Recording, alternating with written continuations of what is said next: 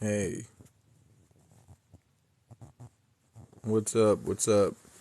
We were having a pretty good conversation in Miss Deborah's live, so this is a continuation of that. Um, and we just gonna have some good convo and shit, and just kind of hang out and be cool and be friends instead of arguing and debating. Just try to understand one another and shit. Okay, so hold on, melanin perspective. You want to come up? You got enough people? Yeah, you got enough people. Mississippi raised. You look like a Mississippi girl. Are you coming up? I just shot you an invite. Let me shoot Miss Martinez. I'm gonna shoot you one in perspective. Morpheus. Hey, what up? How you Hey, doing, Black though? Jesus. Hey, what's up? Not Yeah. much. I'm So chilling. she said she'll come up in a sec. My man Morpheus. Yo, Morpheus, man. Me How and you you doing? been me and you been rocking since the beginning, bro.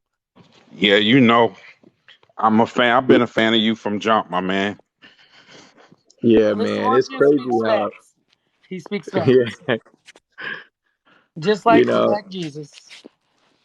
I, I, yeah, I Black like Jesus. Morpheus, I Black like Jesus. having Do you people who give remember? me something to think about, and I like following people who have a different who are kind of on the same pathway I'm on.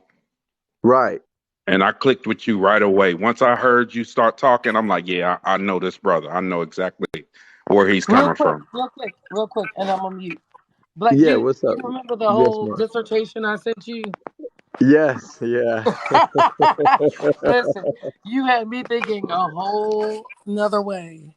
And I appreciate yeah, it because let me tell you something. I promise you, from listening to you, co-parenting has been much easier because I'm yeah, a yes woman for this ex-husband of mine. And because I knew he wants combat and I understood exactly what you were saying and I don't give it to him anymore.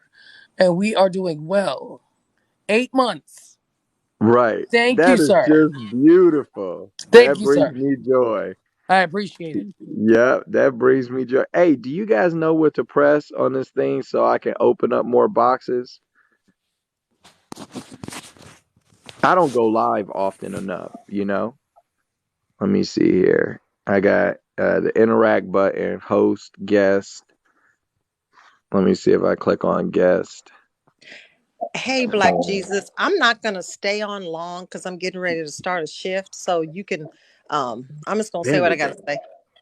You Okay. there? All right. What's up? How you doing, Tandra? I'm good. How are What's you? I up, don't get to little talk. mama? Look, I need another private session with you. Look, I can't get you, Mr. Celebrity at all. I'm like, I thought I was hard to get, man. You hard to get. But Hey, Yeah. Miss Tandriff. hi, how are you? I'm doing well. Happy Good. holidays. Happy holidays. Listen, I'm getting ready to start my night shift in about 20 minutes. But I really Yeah. did enjoy the live. Black Jesus, every time I hear you talk, I learn something new. I really do because I really did like your description of the different type of men that are birthed from single women, single parent homes like all the descriptions you said, which was Yeah. Did that awesome. make sense the way that I Yeah, explained it? Those three different yes, guys? it Yeah. did. I'm like, oh my God. I'm like, and I of course I was laying down and I was listening. I'm like, oh, you need to get up and write this down. Because it was so Hey, we good. can I'm like, go, yeah, we can go over it together. Like these are things that I have worked out, right? So like when I'm talking to people, I'm not freestyling some information. You know what I'm saying? Like this is stuff that I've written down. I have it saved in notes because I started writing this book for my kids I called think I am. Everything You Need to Know About Everything You Need to Know. And what the purpose of the book was is just for my kids so that they know what I know, they have access to it. Because my grandfather or my great grandfather lived and died, and I never met the man. You know, I mean, he went through all these different struggles in life to accomplish and do things. And now, what does that matter for me? What benefit do I get from the knowledge that he gave, except through the information I got from my grandfather about what's going on in this world and how you need to move? And so I had a great, an incredible grandfather that taught me a lot, right? But then I had to go out and find some really great male mentors to help to teach me how to see what was happening in the world that I was looking at. And then you just start applying those principles to other things that you see, and you're like, oh man, I can see exactly what this is. Yeah, I know exactly how this has happened. Of course, this is what's going on. Look at these elements here. How could we get anything else? And so you just begin to put things together. And so I started writing this stuff out, and I'm putting it into a book for my boys so that when I'm dead and gone, they can read what I think, and maybe they'll think I'm nuts. Maybe they'll read it and be like, man, this guy don't, why the hell did he think that? That's stupid. Maybe they'll think that. Maybe my grandkids will think that about me. I don't know, but at least I'll be present. Because I think it's a waste that most people will go a whole day without writing down any of their thoughts.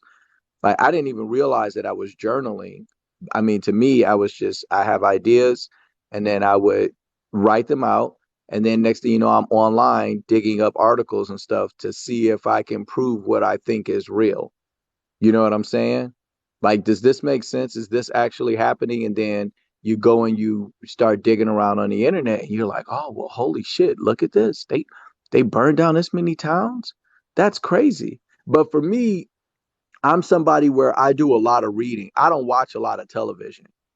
Like when I'm riding around in my car, I listen to audiobooks. Like Hmm. I'm listening to audiobooks. Like I don't listen to music. I think I do listen to music. Like I enjoy music like with my son or like at a party or at a bar. But in my personal life, I'm not listening to music or even when I'm driving, I'm not listening to music. That's almost weird to me for some reason that you're going to listen to the same songs over and over and over again. Like you've heard this song 316 times at this point. And if instead of listening to this song, you or learning sports stats, if instead you were to get an audiobook on something you wanted to just learn a little bit about, you could listen to the smartest people in the world talk about the ideas they know the best.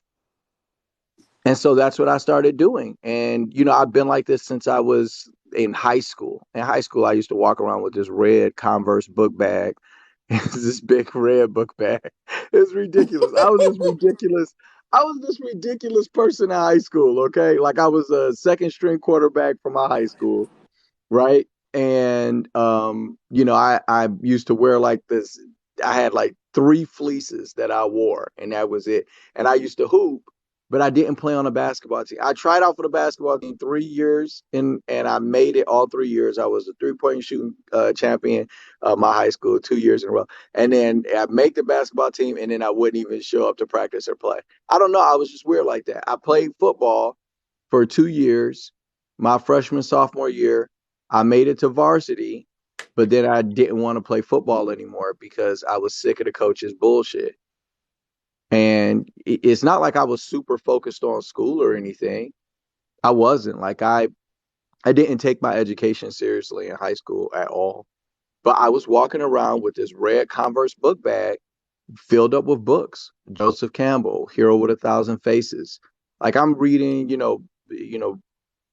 I'm reading anthropological data and shit like that. When I was a kid, I was kind of always like a self-educated type of person, and that's how I was. I graduated high school, and I wanted to. I didn't know if I wanted to go to college really. My mom told me 18 and out, so I didn't want to go to the military, so I went to college. So I went to college for like 2 years. No, I went to college for a year, Siena Heights University in Adrian, Michigan. I made the basketball team. I walked on and made the basketball team. Like, my so and I had no business doing it because there was no point in me playing basketball when I got an academic scholarship there. And I got an academic scholarship because my grades were average. I was a C student, okay? But I did incredibly well on standardized tests. So the MEP test, I scored like the second or third highest score in the history. Like I got like one answer wrong on the whole test, and like only a couple of people have done it. So I did really well on standardized tests. I took my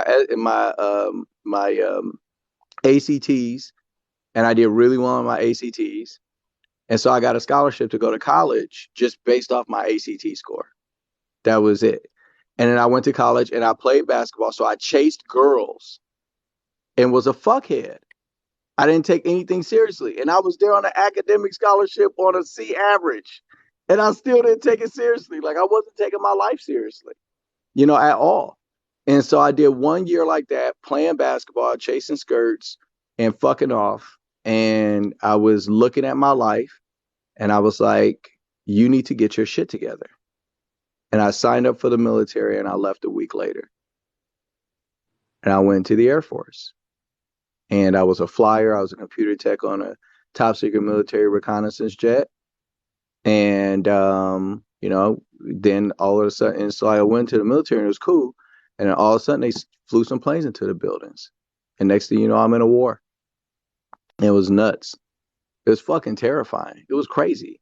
I bet it was. I really do appreciate, you're so open about your life and different things that you have experienced. And I really do appreciate that because it's like every time you come on, you give me another window into the life of Black Jesus. And I'm like, okay, I get it. I get it.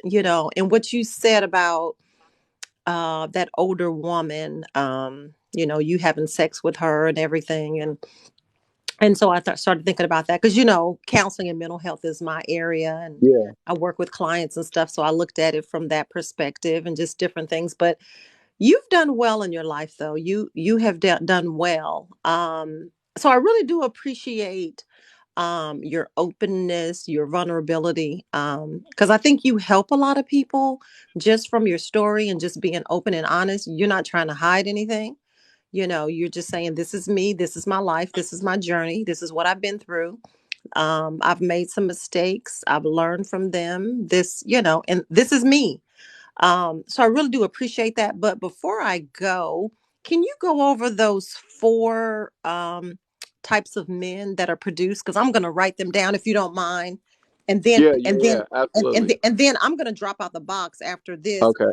and then I will still listen because I have to start helping clients on the phone. So I'll still be listening. I just can't come in the box. Okay, for sure. Yeah, yeah, yeah. Tell me once you're ready. Okay, I'm ready. So of Okay, course so the first one is simps. yeah, simps. And simps are just guys that essentially it's like a hole got put into them by not having a dad.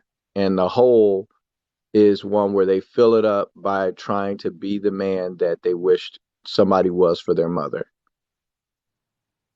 And so this is a form of how they validate themselves. They find a woman and then that this is how they behave.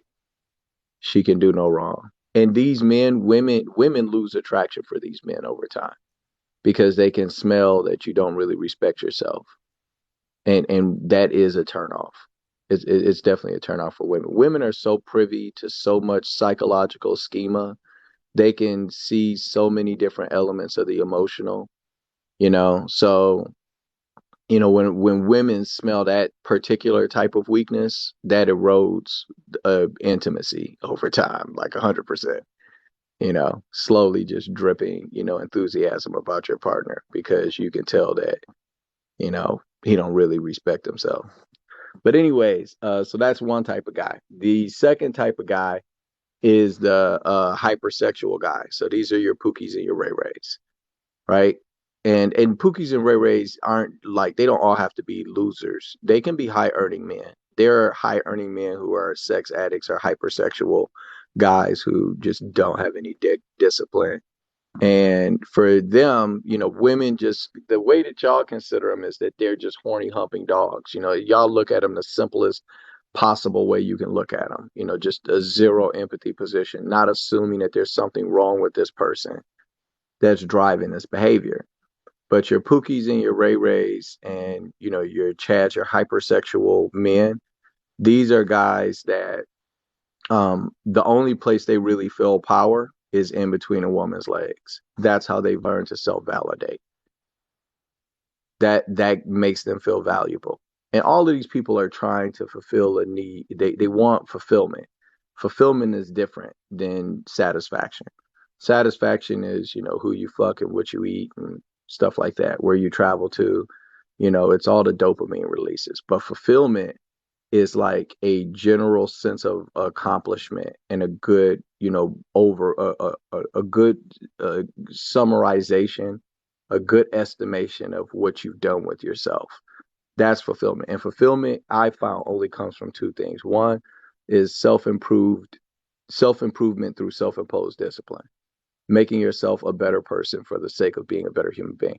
The second thing that fulfillment comes from is helping other people, using the better person that you have become to help somebody else. Those are the only two things that fulfillment come from.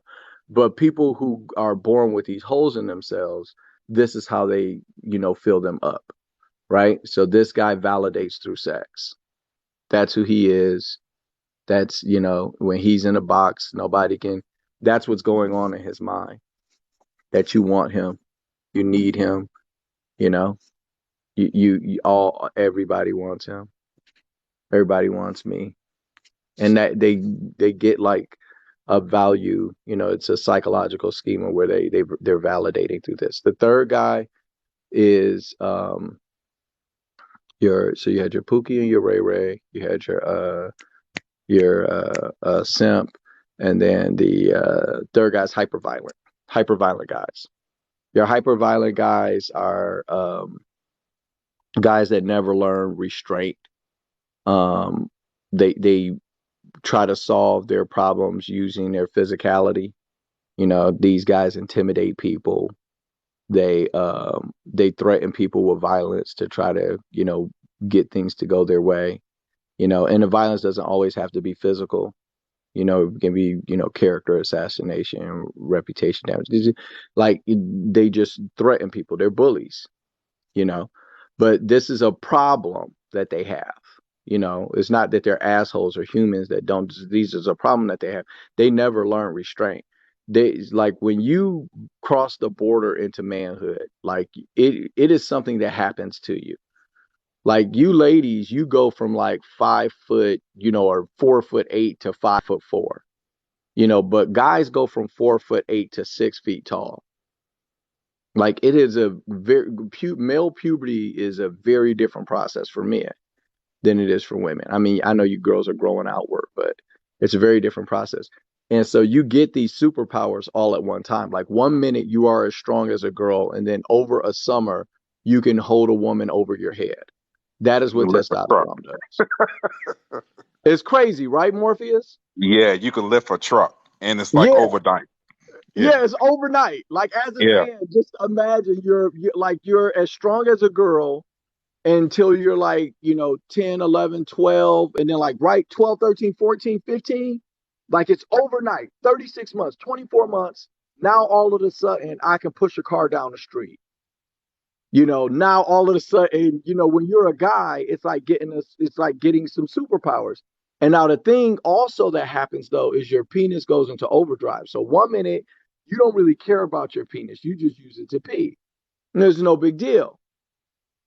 It's just like a function. Maybe you flick on a thing or something like that every now and again, but you're not really beating off. It's just something to play with, like a fucking earlobe. And then next thing you know, and you're intimidated by girls to some degree, right? you know, you're intimidated by girls to some degree. Everybody's scared of girls when they're younger because they can just make you look like shit.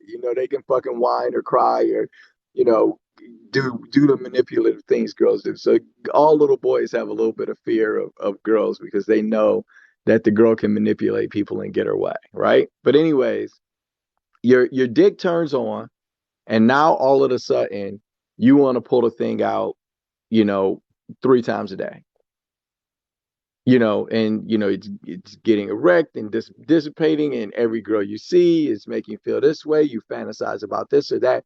Sex didn't occur to you, basically, for the most part. And now in 24 months, it is 90% of the thoughts in your head. Like, this is something that's happening to you. The chemicals in your body are doing this to you. This isn't because guys are bad people. It's because, in the same way your chemicals make you emotional, our chemicals make, like, drive this type of obsession.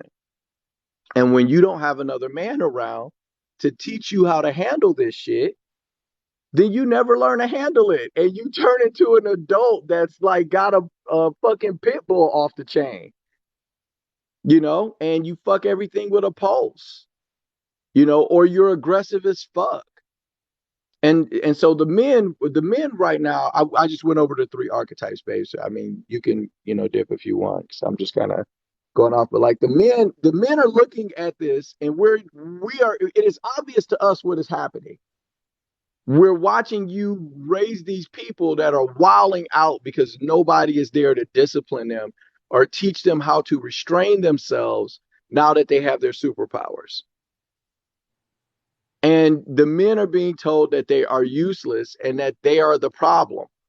And the guys are like, but we can see what's going on with these young men, but you won't let us correct them. And you keep having more of them without getting a husband to help you because you don't need a man, because you're in this ego thing. You're in this ego thing. All of the women, most of the women you talk to as a guy, they're in this ego thing where you just need to make sure you aren't diminishing her, and you need to make sure that you're just in it. And this is how most guys are. This is how guys are experiencing a lot of women nowadays. Not all men, not all women, but this constant thing where you have to make sure that you're not challenging her ego at all, because she's going to let you know. It's a lot of women out here like this nowadays. Especially, and you get more of this when you're dating them. You would get less of this if you work next to them. If you were at their job and y'all worked, you get less of. But if you're dating them, this is what you're getting from them. Wait a minute, did I miss? I thought it was four. Is it only three? No, it was three. Yeah, it was Oh, three. okay. Hypersexual, hyperviolent, and the Okay, simp. okay. I don't know why I was thinking four. I don't Yep. know. Well, let me ask you this. Is there now where would someone who so a male who has experienced a lot of trauma, um, be it viewing domestic violence or being, sexually abused or something, where would he fall in this? Well, so that's still your hyper violent guy. This is a guy who Okay. doesn't Okay. understand the Okay. aggression, how to restrain his aggression. Okay.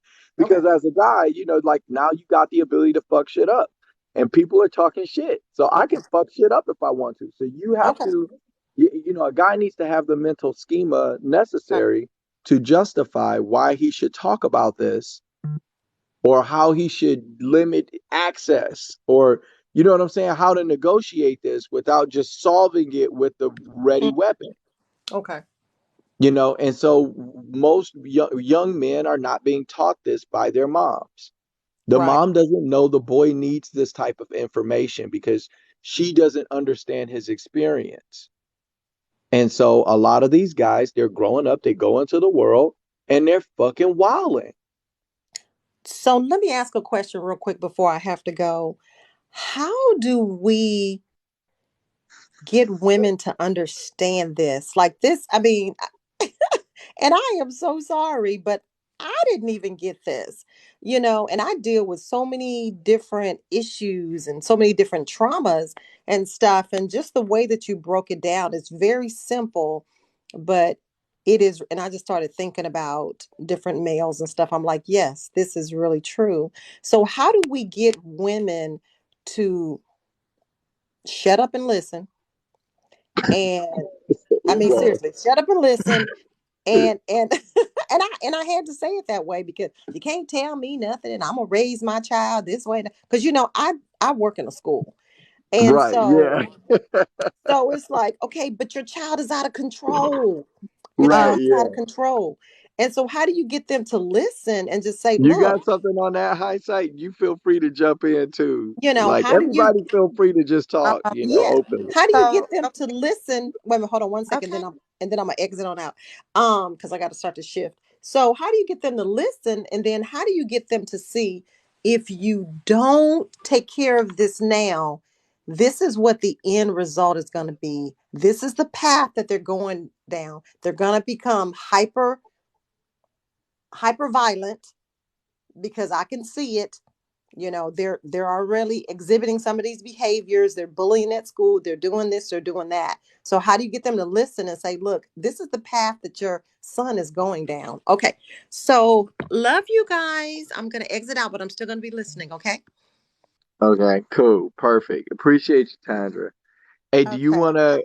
Okay, so I had two concepts that I wanted to cover based off what she just asked, but I wanted to try to make it where y'all just aren't listening to me ramble, So I feel Can I free, to speak can I or ask a comment. question real quick?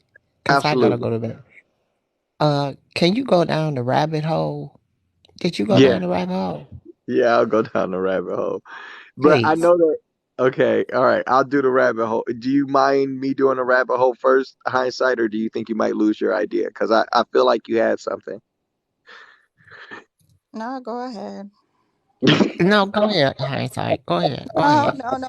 You gotta go to sleep.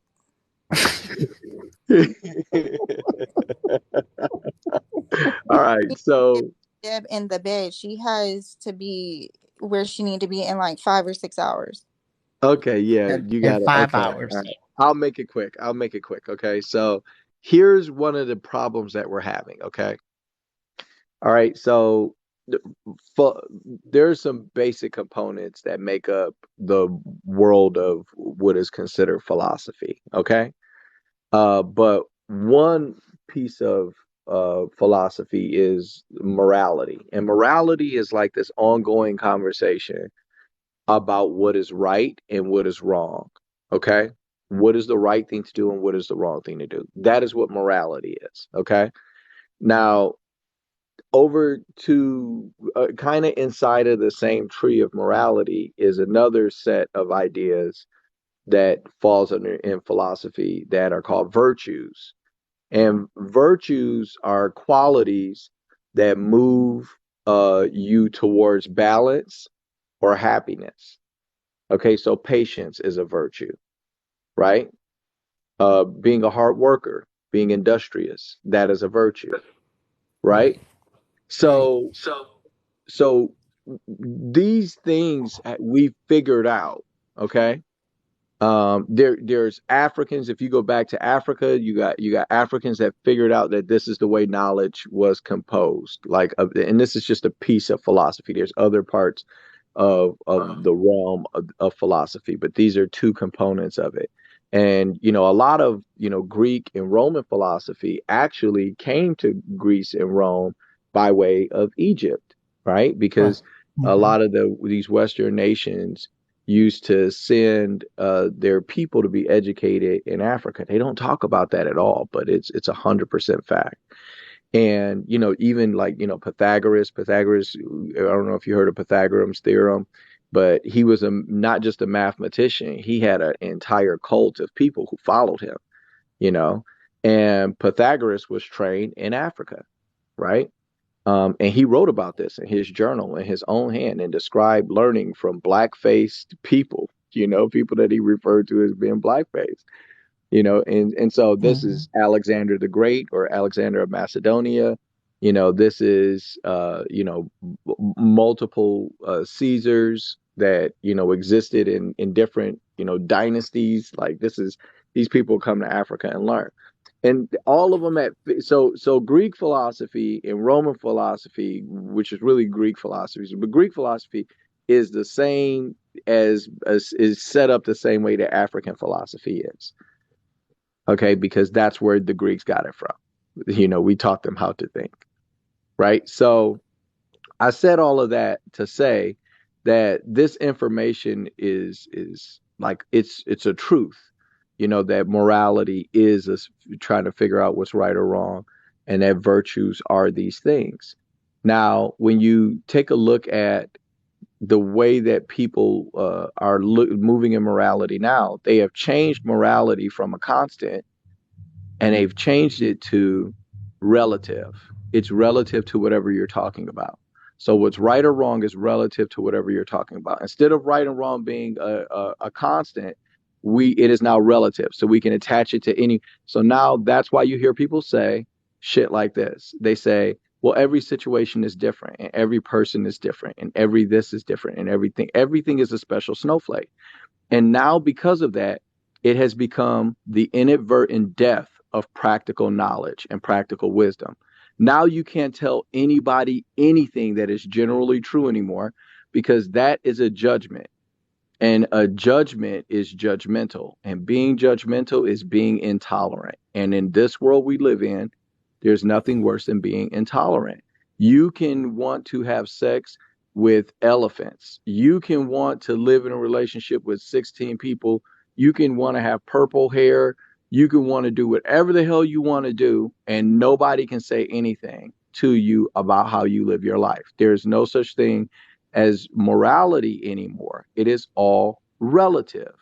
It's relative to that person's experience and that person's this and that person's that. And people think that this is an evolution of like the understanding of morality, but it's not.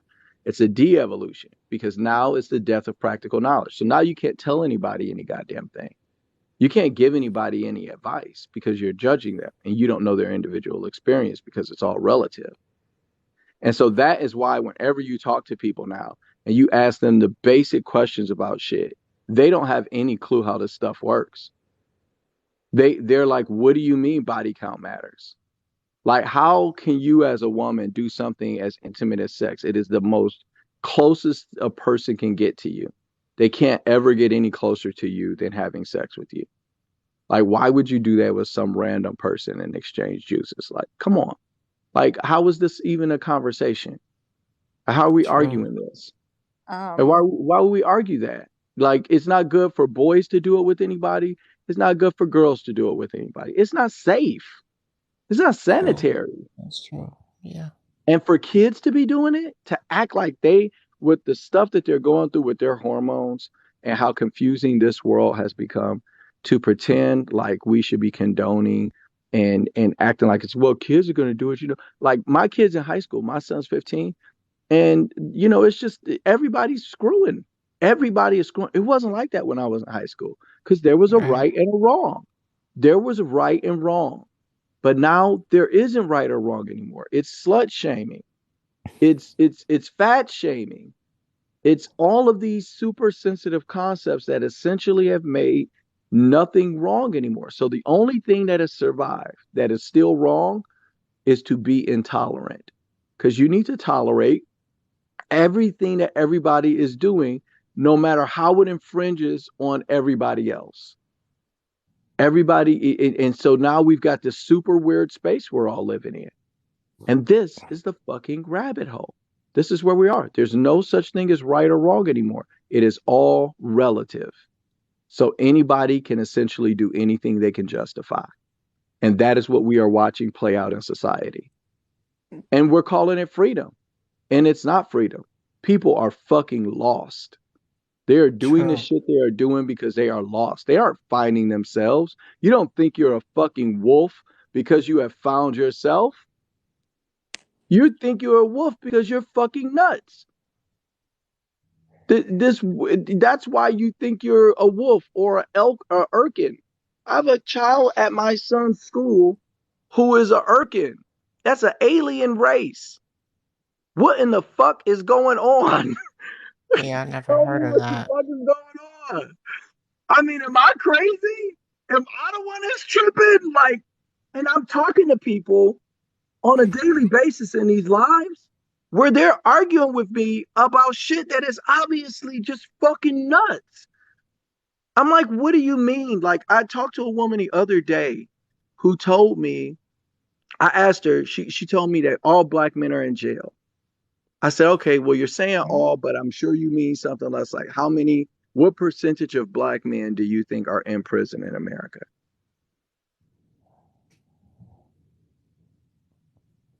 and she told me like 60%. She said 40 to Oh, 60%. Like I'm like I don't know where other people are coming from. I feel like people are so sleep right now that they can't see the reality of the world that is in their face. Like how could you think that 60% of black men are in jail? Like why would you think the majority of black men are SA or DV people? Like don't you know they're human beings? Don't you know that these people have goals and shit too? Like I get that there's some bad apples out here, but it's not all the women and it's not all the men. Everybody is lost in the goddamn sauce. So why okay. are we having these disingenuous conversations constantly where the base assumption needs to be that I want to DVSA control or oppress you? It is ridiculous. It is ridiculous and it's impossible to talk to somebody when that is your starting position. And that's why a lot That's of men are true. just giving up on this conversation. And that's where That's the true. passport bro movement and shit like that is coming from. It is a level of exhaustion from this feminist stuff that says that you are under attack by the average man.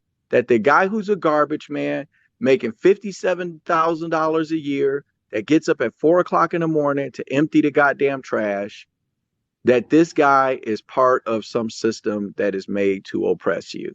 And we got to hear about the patriarchy every fucking day. It's crazy to us. What about the rational people who don't even know what the fuck you're talking about, that are Right. just going to work and trying to, like, I'm why trying to don't we make see it. each other as human beings? I really don't get this. This is something that's so strange to me. And it's not just TikTok. Like it is our community. Our community is in this state of complete delusion. You're exactly right, but I'm gonna drop because I have Yeah, to I get some appreciate it. rest. Okay, love Yeah. y'all. Happy holidays. Yeah. Have a great holiday, love. So I don't know, man. Do you guys have anything on that?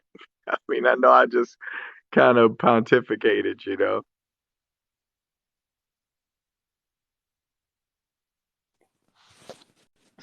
I agree with you, and I feel the same way. Um, I I don't understand. It's like you said, we lost morality, and I was typing down at the bottom just basic common sense. You can't tell anybody. Back in the day when I was younger, the community raised you, right? So if you were, running the streets at night and big, I say all the time, we've lost big mamas. If Big Mama saw you where you wasn't supposed to be and you were doing something wrong, she called your mama, or she told you, hey, you ain't supposed to be playing in such and such's yard, or you ain't supposed to be doing that anymore. Get out from over there. And they had that authority to correct you. And the community shared that knowledge and shared that authority. Nowadays, you can't do any of that because no one allows you to help raise their child or help correct their child.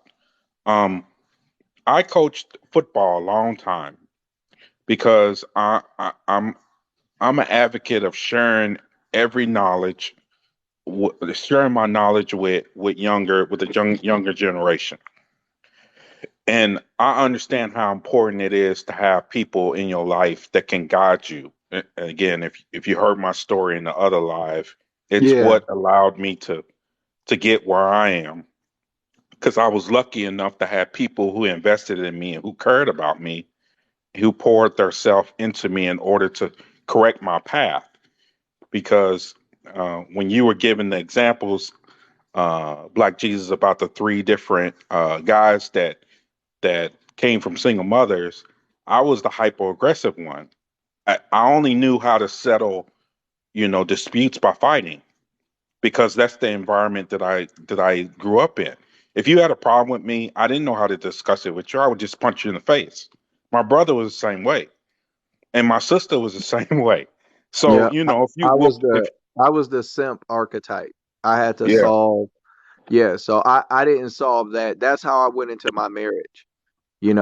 Putting up with a whole bunch of slick mouth bullshit where I should have just disqualified her because she was being, ridiculous and shit. And then, married her. It's not like she was a terrible woman or anything. Like she was stunning, like she's fucking gorgeous. But she was loyal. She's very loyal, right? I didn't have to worry about her fucking with nobody else. I knew she loved me, right? Like I knew that she actually genuinely did love me.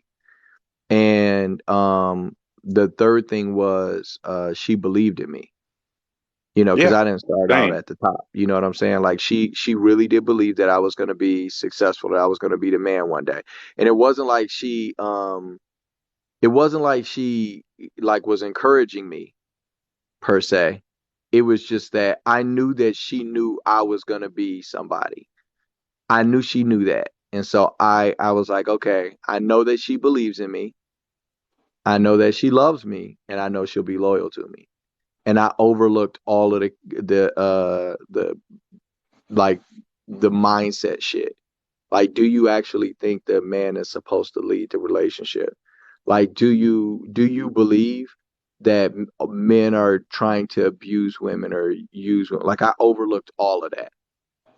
And so I got into a relationship with this woman where I just had to constantly fight my way back from her worst case assumptions.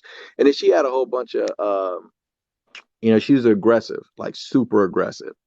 Like I'm a really rational person. Like I'm not gonna yell at you or try to like fucking manipulate you in a conversation. Like I really want to see like who's right, who's wrong, and if I'm wrong, I'll apologize or whatever. Like let's just, we're married, right? But she just wasn't built like that. Like she would get so triggered. She was so emotional, bro. Yell, call you out your name, slick as crazy as talk shit you ever hear in your life. And you'd be like, bro, I can't believe I'm letting this person talk to me like this. Because I was a fighter. I've been doing martial arts since I was like 6, 7 years old. Like I did, I grew up in Detroit. I got kicked out of 4 schools when I lived in Detroit. Like I was a fighter. You can't talk to me crazy like that. But she's 5 foot nothing, and I'm not gonna hit a woman. Yeah, I she's a was woman. raised by a single mother. Like I Yeah, wasn't raised to treat women like that. I wasn't. I had the utmost respect for my mother. My mother never opened a door. Like she had 3 boys. We all orbited her while we walked wherever we were walking, and she carried nothing but her purse. She didn't even reach for a fucking door handle. She never ran her own bath water. We kept the house clean, and she was meticulous in the way that she wanted the house clean. Like we would wake up on Saturdays to these lists, and she would have them written out in her perfect cursive because she was a school teacher. Like my yeah. mom was a fucking G, bro. Like when I went to the military, and It was everybody easy. was like crying and shit about having Yeah, to maintain a PLA. same. What you Yeah, say? same, same. It Yeah, was easy. it was It was a nothing piece to of cake. me, bro. I Yeah, was watching Even though these you white went boys. to the What you say? college kid, I said, even though you went to the Air Force and you were a college kid instead of a grunt, I'm just saying. Never mind. I Huh? digress. Okay, Can I ask but a check this out. question? Go ahead, Vada. Um, so, and you don't have to answer if you don't want, No, you but cool. You cool. um, was your wife like argumentative or aggressive from the start? Like, so check this out. Whenever you're starting a relationship with somebody, like they are, you know, getting more comfortable with you, right? So there's parts of them that they're not showing you, but also as the relationship deepens, there's shit that they're capable of that's part of those deeper levels that you just don't find out until you get to those deeper levels. This was a 10-year marriage, right? So, Mhm. this was a growth of knowing and understanding. And also as the stakes increase, you get different behavior out of a woman as a husband than you do as a girlfriend because the stakes are so much higher, right? And then especially when she starts popping out babies, her level of connection to you is deepened because her anxiety about how fucked she would be, increases as well. So as a guy, you're aware of this to some degree. Now, most men don't have the ability to verbalize the shit I just said to you, but this is what they're experiencing. So it's a tremendous amount of pressure as a man, and but also it changes the texture of how that woman deals with you and the level of emotionality that you can elicit from her. And the higher levels of my ex-wife's emotionality were just like the highest levels you could possibly imagine, and I wasn't used to that because my parents, up until they divorced, like they never argued in front of me even one time. And even after the divorce, my father never yelled at my mother, ever. My mother never yelled at my father. If they had a problem, they went upstairs. They did not yell and scream in front of us. And so when I got married and she was like wilding in front of the kids, I was like, what in the fuck is going on?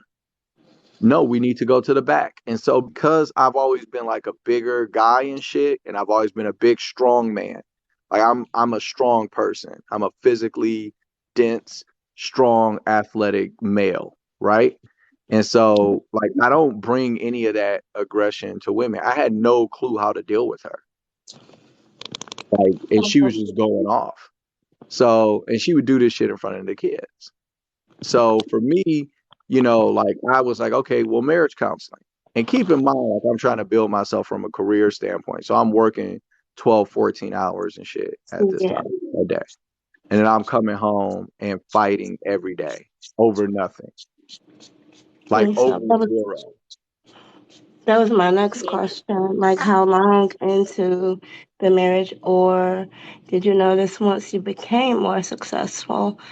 Yeah, Um, especially as I got more successful and started making more money. Cause like my first year, like my first year and I had gotten a job at Quicken Loans, right?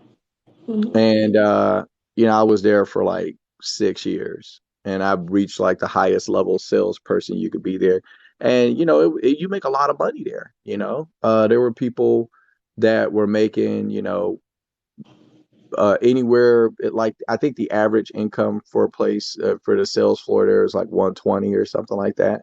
But you would look at on in sales, you would look at an average like in the second year. The first year is just you learning the skill and learning the product and all of that shit. But then once you get into your second, third year, that's when your performance is showing what your income is, right? So, and that's where you'll get a meaningful average. So you had people doing 120 there on average, but you had other folks that were making three, four, five, six, $700,000 a year, right? And you're on the same sales floor Mhm. with them, the same opportunities. You're seeing people, get it and then take off and start doing well. And next thing you know, they're making 200 or 300 grand a year. And so I was there for like 6 years, and then I left from there, and then I went to another company. And I went to like two companies in between because I went to like a large bank. I went to no, first I went to a competitor. I went to this company that was a competitor, and it was short lived. They didn't have the support, like their infrastructure wasn't on point. It was difficult to perform the job that they were asking me to do. So I ended up leaving, and I went to Chase. And I was at Chase, and I did really well at Chase. I was like third in a fucking state in Chase. I had three branches under management. I was kicking ass and taking names. Like the performance level, profit and loss sheets that were attached to each branch that were assigned to me, like went from the lowest tier to the highest tier. So the VPs over each one of the branches got double their salary based off the business I was doing out of their office. So I was doing really well. And then that shit got like snatched from underneath me. I had gotten into a pissing contest with a manager that was above me. He was a white boy. And I didn't even mean to get into a pissing contest with him. There was a level of support that I needed that he wasn't giving me. So I went to another VP in a different, region of the company to get the help that I needed. And You so then the didn't like next it. day, my VP called me and then we fucking had it out because he's like, you backdoor me, you make me look like shit, blah, blah, blah. I was like, man, I was chasing you around for like 2 months. Like, what do you want me to do? So anyways, that resulted in me we developing such an accurate relationship that ended up leaving the company. But I left the company and went to this really like this lender that was like a medium sized lender. They weren't like a humongous company or anything like that. But I had a buddy there that was from Quicken, and his name is Danny. And Danny was doing like 300 grand a year there. And he's like, bro, I'm doing this in a 40-hour work week. He's like, if you come here, I promise you, you'll do well. I was like, all right, cool. So I went there and I ended up staying there for like 9 years. And that little hole in the wall company became the largest company of its type in the entire world. They're doing, uh, you know, $30 billion. When I came there, we were trying to hit $250 million in business a month.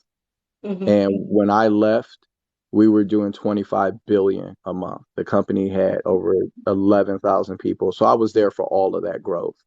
So I just got to be part of that company. I came in, I stayed on the sales floor, and I was account executive. I had companies under management that I worked. I was the primary investor for like 25 different companies spread all over the country.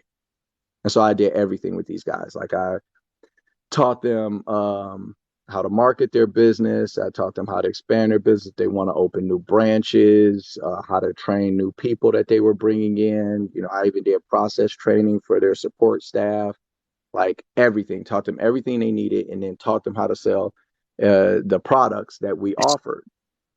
And so that's what I did. I had these companies under management. I worked with them, and I'd lend millions and millions of dollars to these brokerage firms all over the nation. So that's what I did. I was there for like 8 years, and I left to open my own business. But my point in saying all of this is that for me, um, I just I worked my ass off, and I wasn't running the streets. I didn't even start drinking until I was 36. I could count on one hand how many times liquor passed my lips before the age of 36. My older brother's wedding, I drank a sip of champagne. My best friend's 21st birthday, I got drunk with him. My younger brother's 21st birthday, I had a drink with him. And my and I'd had a mixed drink once at a party in high school. Those were the four instances in my entire life where I'd ever consumed alcohol before the age of 36.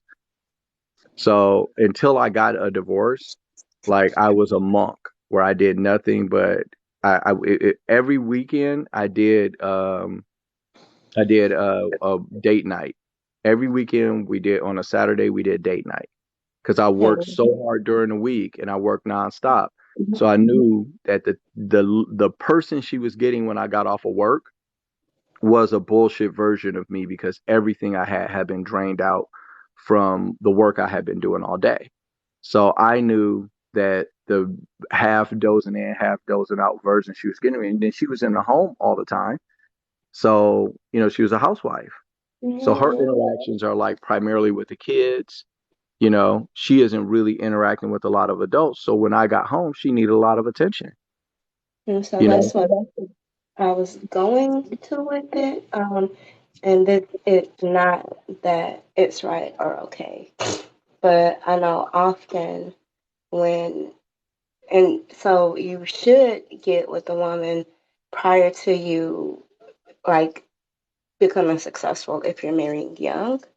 But what that does is in the beginning you have all this time and then it changes and they weren't ready for it, or the fact that they sometimes they don't feel like they have a purpose, and being home with the kids all the time, it becomes frustrating. And then she takes that out on you because like they don't have proper communication tools. Well, like, so with the way that this normally works, okay? And you're all the things you pointed out were insightful, Vada, right? From having the ability to communicate what their needs are, and then the deficit that they're kind of running. But the deficit is like was an unnatural deficit for my relationship because my ex-wife's family left the state. So it would have been Mm. different for her if she wasn't so isolated. And in a normal marriage, you do get access to, you have your family and then you have an extended family. So you've got other women and people that you're interacting with besides your husband. But for my particular situation, my ex-wife was like by herself a lot more than she should have been. And what I wanted to do then was I was like, okay, well, I'm going to make it where she could leave. So I got us a nanny that would come, twice a week so that she could just have time off and go and do whatever the hell she wanted to do, right? And then and she wasn't good at cleaning. She wasn't a girl that cleans up a lot. If she cleaned something, she cleaned the shit out of it, but she just, she that just wasn't her thing. There's certain people where there's just not the way they're built, where they just clean up every day.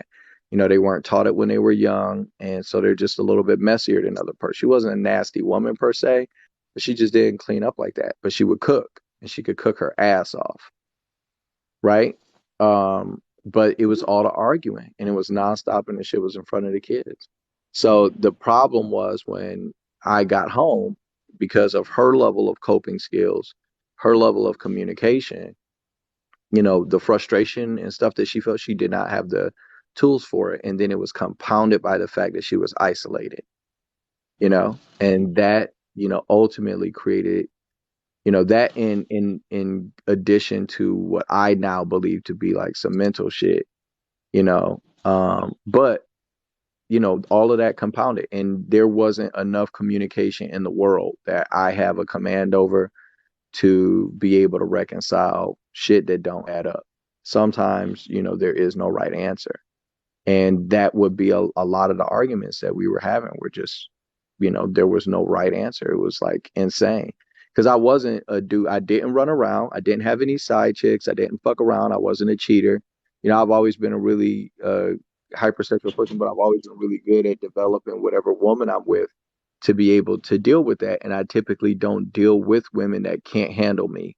So even though I've always had like this big libido or whatever, I can consolidate it on a single woman, by making sure that I select a woman that likes sex enough.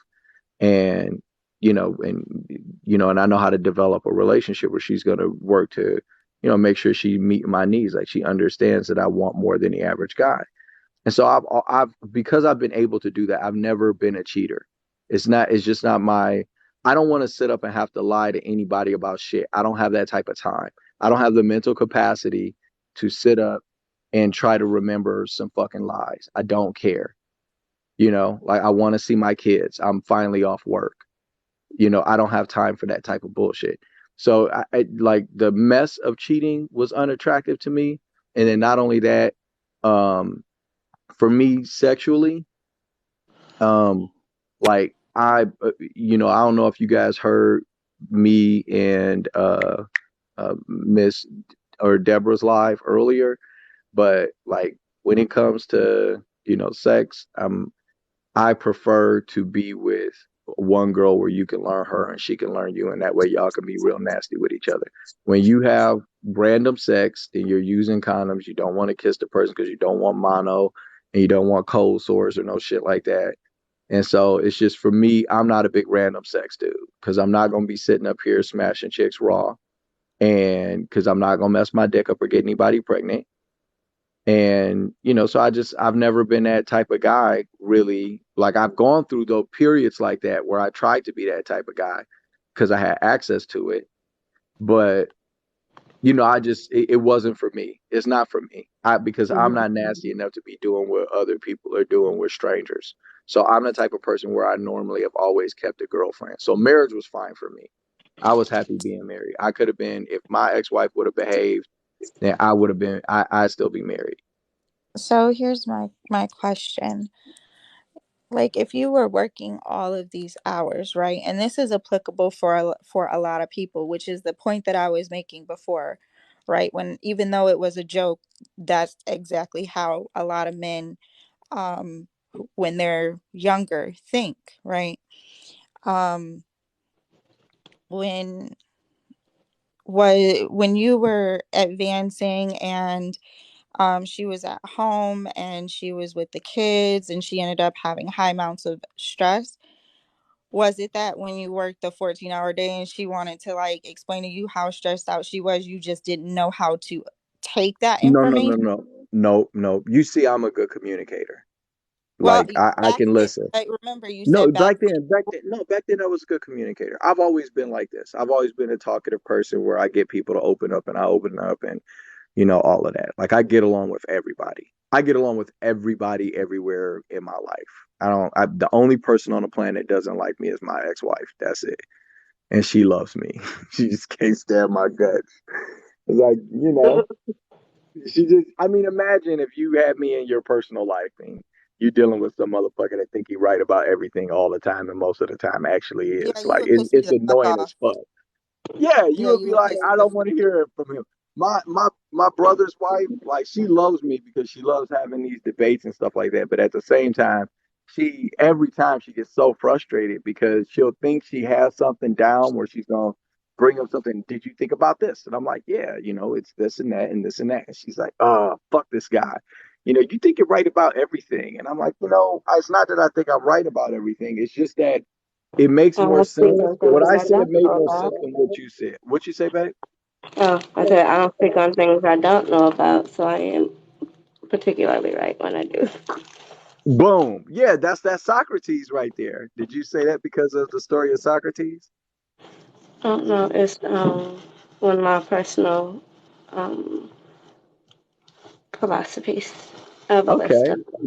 Oh, All right. I've always Well, been a person who's like, I know a lot about a lot, but I don't know everything. right, But I've always been that type of person, but I'm always right, a person that seeks to learn. So I right. spend a lot more time listening, obviously because of my profession, right? The why I went Yeah, into what I than I actually do talking. right. Yeah. Like for me, I'm somebody that wants to talk and talk and talk. So even when I first got into sales and I was working on the sales floor, I would talk and then I'd literally take my hand and cover my mouth so that I could stop myself at the right point so I could get the client to engage back. And then, you know what I'm saying? But I would have to stop myself, ask the question, and then literally cover my mouth with my hand because I want to talk past my close, you know? But that was, that was, that was the nature of the game, you know? But I know that I'm somebody where I struggle with that. So I have to do I'm constantly trying to work on being a good listener. And when I'm talking to people, that's why I'll try to say back to them what they said to me. Because I would rather have a genuine conversation with you than try to, make you look like shit by manipulating, what's being said. And oftentimes I'm having conversations with people online where I feel like they want to win an argument. They're trying to manipulate what you say because they know you're not really saying that. Like, what do you mean all rabbits should die? Like, why do you think I'm saying that? Oh, so do you think all women are this? Like, what the fuck are you talking about? Like, who do you think I am? Do you think I'm the Adolf Hitler of dudes and shit? Like, why? Like, like, what do you think I am? Like, what the fuck is going on? So, I get these incredibly disingenuous conversations where and it's gaslighting. That's what it is. Gaslighting is when you try to make somebody else seem crazy. So you come up with some silly shit. You build a straw man argument by saying, hey, this is what you're really saying. You must be crazy. Oh, submission? Oh, so you just want somebody you can oppress and slap around and sleep with your knees in their back and shit, So, while they pregnant. When but you pregnant, put your knees in their back when you sleep. I think that when men do that though, that's disingenuous of understanding where women are coming from when that word is used. Like submission for women is what I don't need a man is to men. And I don't think men are really understanding that. And it's crazy how many times that women can say that that is the comparison, and men still won't compute. Like, if you think that I don't need a man is hurtful for you to hear, then submission is hurtful for a lot of women to hear as well. So But we why is so submission a?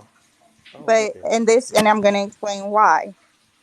For one, for one, submission is often used, um they want to reference biblical terms but then neglect to reference the entire Ephesians 5:21 through 33. They neglect to even look at the first line of that text, Now, where it says, who is neglecting to do that? Is this a man I, you have met? nope, it's a lot of men. They will say, oh well, it says women are supposed to submit to their husbands, but the Okay, first but line, hold on. the Why? first line actually says men and women submit to each other and submit to Christ. Exactly. But they forget that part. They don't ever reference that part. But I know, every They but time hold I So on. have that's a why Hindsight, it go ahead. rubs the wrong hindsight. way. I know, but hindsight. As an individual person, right? How does that affect you? Because the guy that you have, if he's a good guy and you choose to follow his leadership, then you're good. So, like the fact that there are guys that don't read the rest of Ephesians, what does that have to do with like you? Because you're married. So, like, if Right. you've got a guy, Like, do you I trust don't your guy? subscribe to that at all. Do you Like, do I you don't trust your subscribe to guy? it. Do you Huh? trust your guy? Do you trust your guy? I trust him. I do trust him, but I also verify for myself as well. I know, I get it, but why is that? Is it because you don't trust him because he's broken your trust, or is it because you just don't give people that level of good faith? It's because I like to cross reference. It's just how I've Okay, always been. so it's because you don't give You don't people give that them that level of good level. faith. Exactly. So, Yeah, I mean, I guess if you want to call it that, but I just don't. I I know, just but you just I have to don't think that understand. that's a bad thing. I don't No, you're necessarily think you're that's taking a a bad negative. thing. I know, but you're taking a negative assumption about somebody that, as your husband, probably has already proven himself 100 times over, unless he's done something that's none of our business. Let So me at tell what point? So I'm my just husband, saying, at what I point? do things At and then they what? slip down the wrong path, and I'd be like, okay, I told maybe we need to do it this way, which is what I suggested the first time. So that's the reason why, because I know what my partner is like. Like, I'll let Right, him But try it out, but I'll be like, I but already know that's not gonna work, but but you could go ahead and try it. that's not trust though. Right. When yeah, you that's not That when the. you get that is. when, I'm letting it's him do not. it, Be- knowing that that's not the right way to go because Okay. I see how this is gonna play out. Oh, But okay. okay, that that makes sense.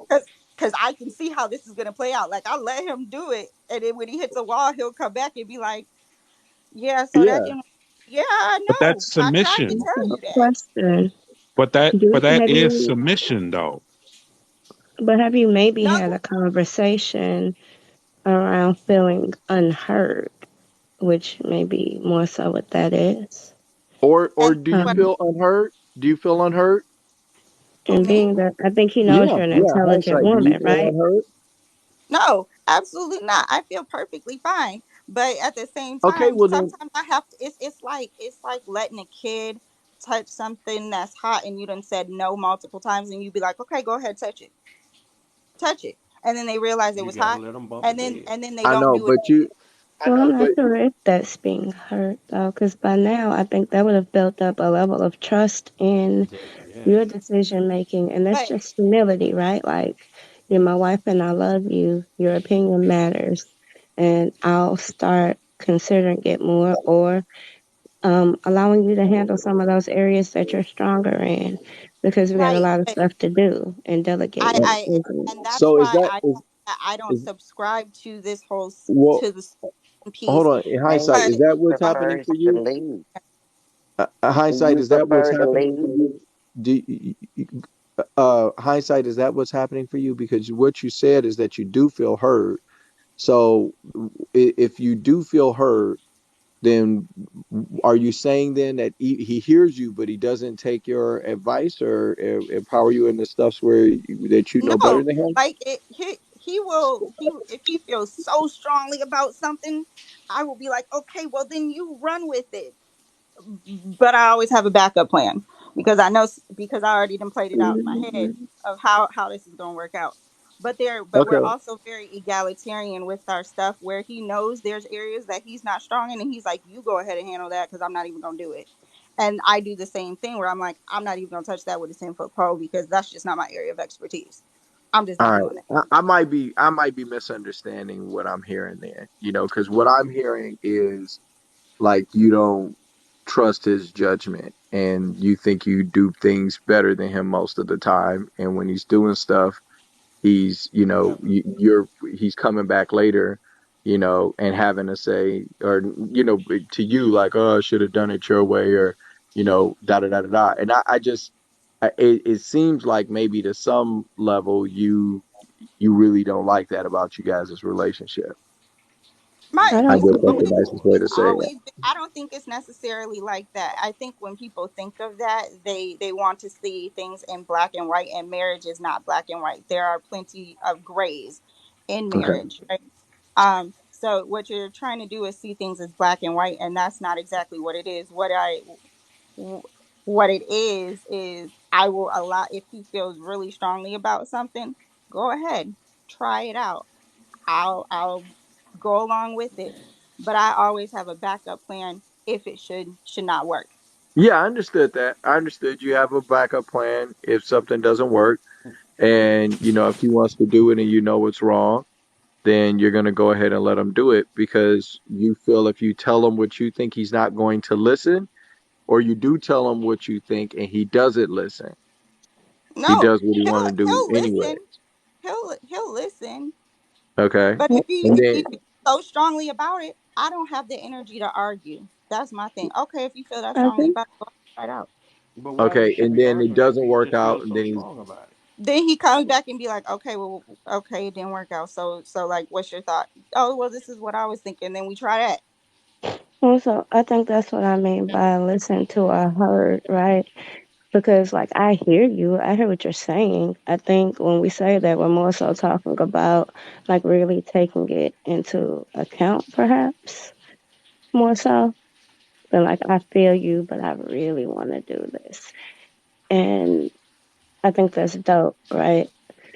But I guess when with my yeah, because men are not kids, but I allow them That's what it to sounds like. experience the natural consequences of their decision. And Yes. if you got that catch all down there, you know what I mean? Give them all of it. See, Do but my you thing, prefer to lead? as his partner, my You know, job is to keep make going. sure that he doesn't fail and give him every opportunity to Yeah, succeed. yeah, So yeah, if but she I, ain't going so nowhere. that's the reason why I have to give him that opportunity to succeed the way that he thinks is going to work out. And then when it doesn't, then I'll be like, but I have plan B just because I want us to be successful. So let's go ahead and do it this way that I had suggested we do it. But because I want you to be successful, I'm gonna let you try it out. And that's me giving him the opportunity to try it his way without me consistently saying it's the final say. I'm not doing that. Okay, we'll try it out your way. would And it would you works. be would you be happier if he was able to come up with better plans that work more often? I mean, Oh, do you you feel don't like have it diminishes? plans that work more often. It's just some of them logically don't make sense. It's like, some of them just don't compute in my head. Logically, it doesn't compute in my head, right? But men and women process stuff differently. So, Okay, that might be the case, but you're saying it's a computation. That doesn't sound like mathematical. I mean, maybe it's a different value system, and that could, be the reason you guys are coming out with different ways to approach the same problem. But for me, like I look at this like, organizationally, like, I would want to know, what the issue is, what are the resources to solve it, what's the best way to approach it, or what's going to be easiest, what's going to cause us the most pain, which exposes us to the most risk. And then I'd be willing to have a conversation with you about that before I came up with whatever the plan is. because I need the benefit of what you think as well, right? For me to come up with a good plan. And then I'm going to tell you the plan and then we're going to do it, Yeah, right? yeah, but like Jesus, this is what I was saying before. I didn't know how to do any of that until I joined the military and I got Right. trained on how to do that. Right. Exactly. Yeah. That's the And problem that we're having. Right. none of the men who grow Right. up in environments without fathers who Know how know to how do to that do shit. that Women are not know how to teaching you do how to it. do that. Correct. Right. And that's the Right. leadership. That the ladies, when you guys are talking about leadership and leading a relationship, how does that actually manifest? Leadership is about how do we solve the obstacles, the problems that come up in running our lives together, and then how do we deal with, address, and overcome the obstacles of trying to get along while we do it, right? Like, is it a rational conversation? Is there space for both of us to be understood? Can we come to the table in good faith to have the conversation instead of me having to fight my way back from your worst assumptions about, everything? And so that's why you have guys who are like, okay, I won't be able to work with this woman, because we're going to have all this work to do, right? Life is going to be happening. And this woman is argumentative and combative because Well, I have I to don't deal with want to all of lead this anything. trauma stuff that she's talking about. And so what guys do is they hear those women and they say, nope, no good, not gonna do it. And I don't think women know that this is a mental process that men are having as a reaction to the single independent patriarchy stuff that they're talking. I don't think that they realize that when you're dealing with guys, there are men who once they hear that stuff, they're like, oh, okay, yep, no problem. And it's not because the things you're saying aren't important. It's because some women have internalized this shit into their personal lives and So they are living this empowerment fight in their personal lives to the extent that it affects their relationships, how they treat people, how they see people, how they talk to folks, how they deal with men. It's I not just and so guys who see women who have that on them, they don't they a lot of men who have their shit to go on their own way to have their shit, they're practical men, like they're like, I'm not dealing with this. I'm not gonna deal and with this.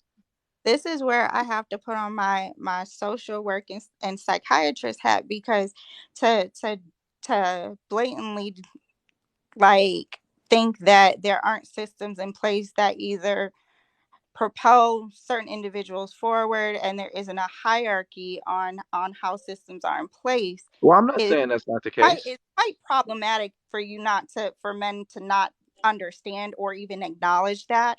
And that's problematic from a systems perspective, right? From a systems perspective, there is a hierarchy for how men and women are structured as well as race, right? um, and what tends to happen, I mean, you even see this in the workplace where black men and black women, make less money per dollar I know, with but we're white not women, worried about right? that. We Like, as we but can't be. this is the reason why I say that there are systems such as um misogyny and patriarchy that you guys don't like hearing, that those things do exist. It's just that the men that are saying, okay, well, we're not concerned about that because we don't internalize them, but still there are I'm just. some I get what behaviors you're. and I'm. mannerisms that are I, still being perpetuated by those same men, all if right. that makes So sense. I get what you're saying, and all of those things, are probably true to some level, right? But when you're trying to have an interpersonal relationship with a woman, and that's the type of stuff that she thinks is affecting a relationship, and not the fact that she's combative, like she's tough to get along with, or she's easily triggered, or she has unrealistic expectations of people, right? That she's like, that's crazy to most men. That the woman who says all the stuff that you just said, all that stuff may be true, but she thinks that the problem with the relationship is all the shit you just said. And the guy thinks that the problem with the relationship is that she cuts him off, she's disrespectful, she calls me out my name, she doesn't respect me, And so that's what guys are experiencing. And I think women are so busy having this conversation about patriarchy and toxic masculinity and all of this shit that they're not really having a conversation with the man in front of them. Like that's what's happening most of the time when I'm communicating, at least. And I see other men try to communicate with women. And the And women just kind of seem to be oblivious to this. and Could it plus be a we get It mixture actually of the sounds two? validating to me. Like, could both of them be an issue? And by that, I mean that there are certain things that we as people are just predisposed to operating on, and we don't even question them often. And I'm not complaining, but this is an example. And I'm sure a lot of women in here probably go through this. We could be in alive in a box, and we're having this lively conversation, and you start to speak, and then a guy will go, "I'm sorry, just let me say this real quick," right? And they think like, okay, she gonna be forever, and I just want to say this real quick. But actually, what it's saying is like, what I need to say is more important than what you're saying. And often they don't even listen. Like you'll get room to speak, and by Jesus, you are great with hearing and repeating back what's being said. So I'm not speaking about you in general on that matter, right? So like that's Right. something that does happen. And there are also women that are combative or argumentative that still feel that way and don't have proper communication or problem solving skills. Okay. And so hold on, check this out. And they don't, but they're talking to the men about emotional intelligence. And so, do you see how crazy that is to a man to have some woman say that he's emotionally unintelligent or that he's a narcissist? And really, what she's doing is she's having this trauma response in front of you every time you try to talk to her about patriarchy and misandry. And she isn't even looking at how she's talking to you or how she's dealing with you or if she's being respectful or if she's being like trying to have a genuine conversation with you. Like that's what the men are experiencing. I, I understand and I can agree on a large level. I think in some cases, though, somebody has to make a decision like, do you want to be right or do you want to be happy? You want to be right or you want to get along? And so it doesn't mean that she gets to do whatever or that you get to do whatever, but sometimes someone just has to yield first and then the other follows. I spoke to a Okay. man that had a Yeah. 17-year marriage, and what he said was that in the first 3 years, it was full of like fighting and all of this. And then he started focusing on himself. And by that, he meant he focused on what he did wrong and he started to change that. And pretty soon, it was like him and his wife were in a race to who could love who more and All right. better. And it was All right. surpassing. So I think that was probably good advice for his situation since he had already found himself in that situation. But what I'm saying to guys is that if you are a practical person and you're a normal dude, okay, and you want a family and you want a wife, then you can't deal with women who think this way. You don't need to solve the problem of white supremacy. You don't have to fix patriarchy, bro. Like like you just need to find a woman who is not tripping on this shit. And not all women are. Some women are just like trying to get along if they can too, and they aren't carrying around all of this trauma. Look for those girls. Don't date, marry, have kids with women who are so focused on this stuff that you can't have a conversation with them about anything without them trying to turn it into a feminist rally. Like, stop dealing with these women because a lot of them, they aren't fair with you because they see you through this lens. So they'll take you to court and try to run the shit out of you. They try to run you down. They will fucking leave over some bullshit. They'll justify like these like when somebody already hates you, like they don't have to justify hurting you. And so when you deal with these women who hate men, you're putting yourself at a tremendous disadvantage, a tremendous risk. I because don't. they don't have to justify it. And the thing is, when you talk to these women, they don't think they hate men. If you talk to them, they say, "Well, I don't hate men." Some of them openly say, "I hate men." Others say everything in the world to show that they hate a man, and then be I like, think "No, I love black men," and you be like, "Girl, you don't love black men. Like the shit you just said was crazy. the You just difference said between 60% of us was gay, the rest of us was in jail, and all of us DV and SA women. Like, how do the you say both things out the same mouth? I the love difference. black men, but they all DV, SA, in jail, or gay. The Talking about difference between that isn't that they hate men, it's they hate the behaviors exhibited by men. And that's that's not most and that men. and And it's that is, definitely not the man you're talking to.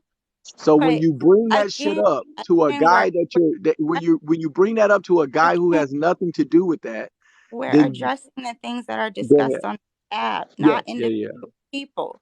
And what you're Yes, ma'am. doing is trying to individualize it, and we can't do that when we're trying to Right. make sure that people on this app can communicate. So we can't be Okay. one-sided on saying black men feel this and black women feel this, and then not really care about what each other are thinking. Well, That's you not hold on. productive. All right, so check I this out. If let me you're looking I'll for jump in if for a you're minute, looking if yeah, just for yeah, a yeah, second. yeah. Uh, um, uh, that's fine when you're talking to a group, but if that percentage of the group is not that topic or that narrative, then you're still painting that whole group with that narrative, right? So if you say that I'm talking to a group of 100 men, and out of the 100 men, only 2% of that men are homosexual or SA or whatever, you make that statement. You don't. It doesn't apply to 98% of the rest of the men. So the 98% rest of the men take that as it's us because we take it. Even though it doesn't apply to us. That's why it's so damaging when you as black women say that, because it holds more weight when you guys say that, even Can though I it say doesn't apply. something?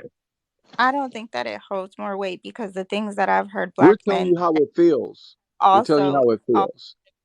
Can also I heard say us something? say how we feel men invalidate All right. Well, all right. invalidate But we just us. told you how we felt. Hold on one second. So we just told you how we felt, and then you said, but you don't care about how we feel and validate. Now you're a therapist, all right? No, what I'm So saying that is we just how told women you will we respond, right? hold on. We just That's told how you. women respond. I get it. I get it. But I'm just telling you. We just told you how we feel, right? And what we're getting back is, well, we feel this way too. Instead of you saying anything about what he just shared with you. He's telling you that the average dude, the average black dude, okay, you're talking of I had all three of my kids inside of wedlock. I don't have anything to do with any of the shit that you're complaining about. I didn't do any of that. So when you put it on me, it's harmful, period. And it's even worse coming from you. And that's what he just said to you. I heard what he said. Okay, What well, I'm you just jumped right past it. no, and then what I said the same thing that is the same thing that women are saying to men, right? So either and it depends on which population has been saying it first, right? Women have been always very expressive and men haven't been able to process what the woman is saying.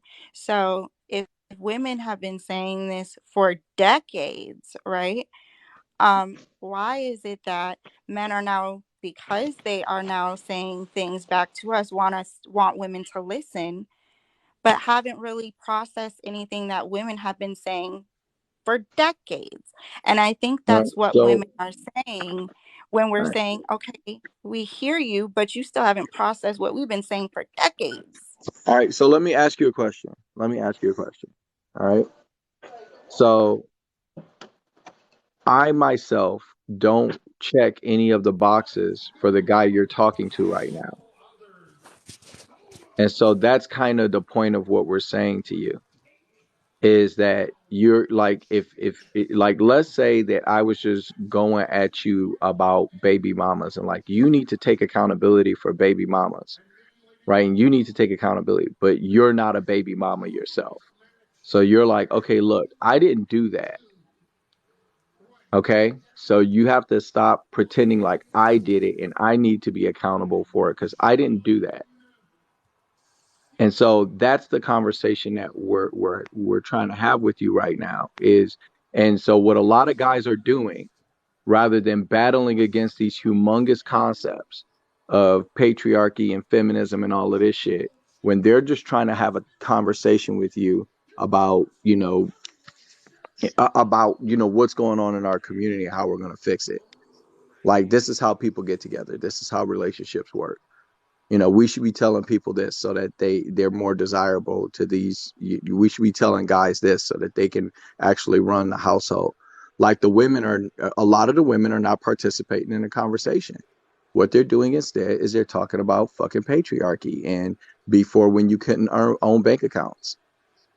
And we're talking about relationships right now and how to get along right now. And the women are projecting all the trauma from all the women throughout all history into like this conversation right now. And it's so you can work with a woman like that for marriage, for kids, for a relationship, or you cannot. There are women who don't think like that at all. They aren't on this type of time. They don't think guys are villains. They don't think all men cheat, right? They don't.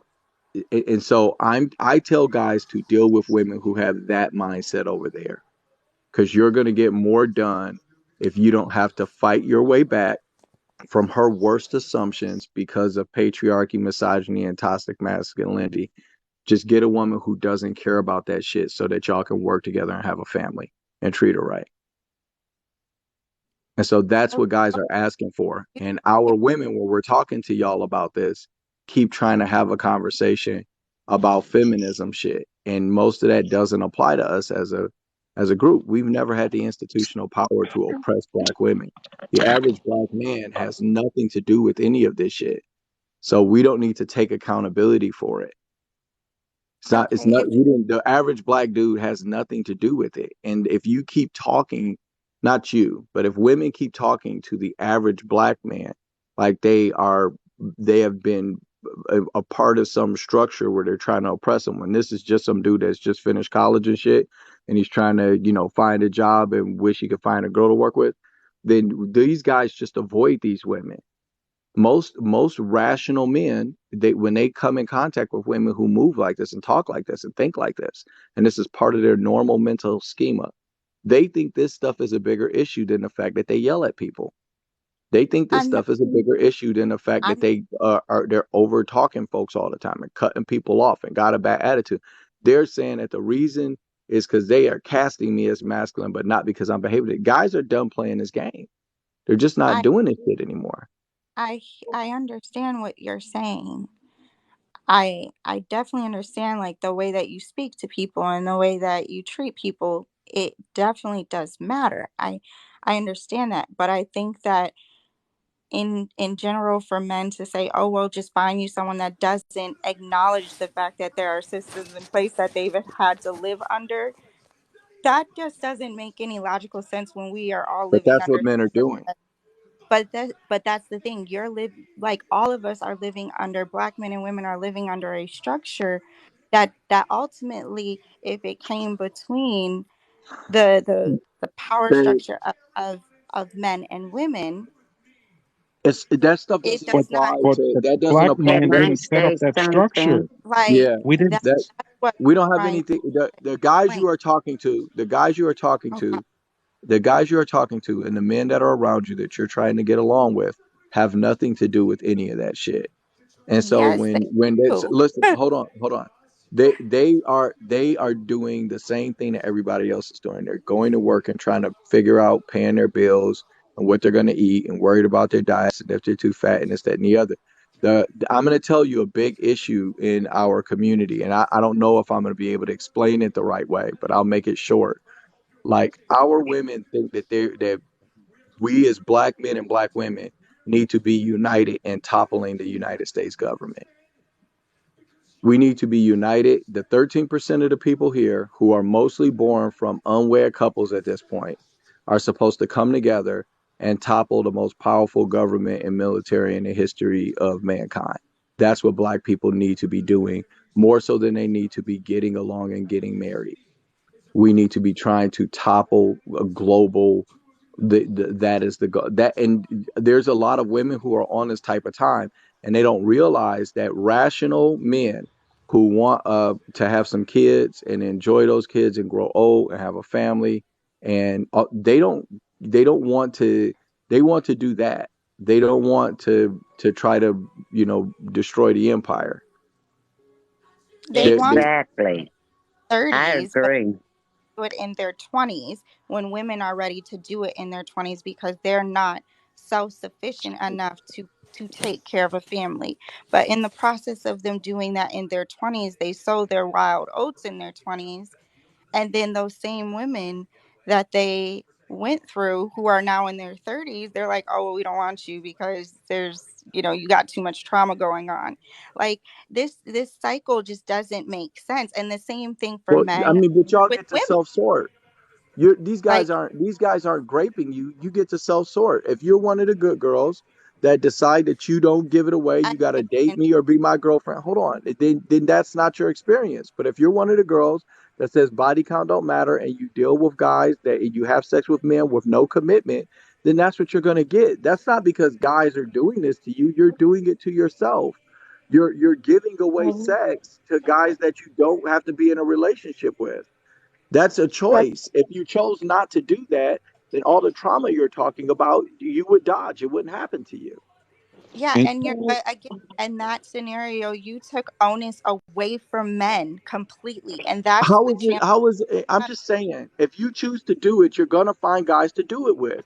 If you're a woman that's giving it away and you're doing your thing because body count don't matter, then you're going to find whatever men are there to have sex with you. You're going to find those men. You're going to attract them. You're a woman who wants to have sex. That's not like men's fault that they shouldn't want to have sex with girls who want to have sex. And then you can't go through that and then look back at that time and experiencing those men that they used you up or got the best of you. Like you were doing that. That was your choice. may I Like say you know something? that you're not supposed to be giving yourself to everybody. People tell you that your whole life.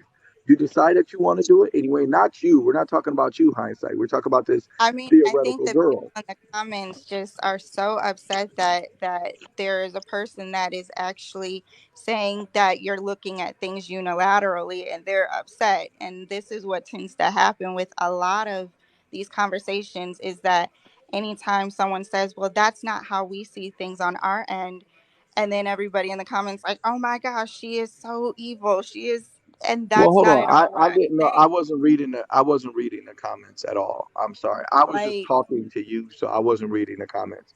Like, hey, like and comment section, i'm comment and like section. I'm a person that wants things to be better and to communicate better, but I also don't believe in taking onus away from one population at all. Like, I just don't do that. So I if get what that's you. if I'm not that's taking the onus route away from. that we're going to keep pushing, then we're not going to ever get anywhere. Hold on. I'm not taking onus away from dudes. Like maybe the guy did something that pissed you off or whatever. But I'm just saying that, that stuff, those are mistakes between human beings. And that's not, patriarchy or toxic masculinity. Like when guys are trying to have conversations about mating and dating and relationships and how to get along, and then we start having these conversations about these very grandiose concepts. Like racism is like a very vaporous, concept. How do you cure racism, right? I mean, you look at it from an institutional level, right? You look at it from, in how it's represented in the media. You look at it on an interpersonal level. I mean, when are we going to have defeated enough racism for us to kind of just be focused on working on our relationships as black men and black women in our community? Like, at what point do we need to get free enough? Like, what level are we looking for at this point? I do get that it is a problem. I'm not saying that it's not a problem. Okay. I know institutional racism exists. right? But when black men and black women are trying to talk with each other about, having families and shit like that, like why are we talking about racism?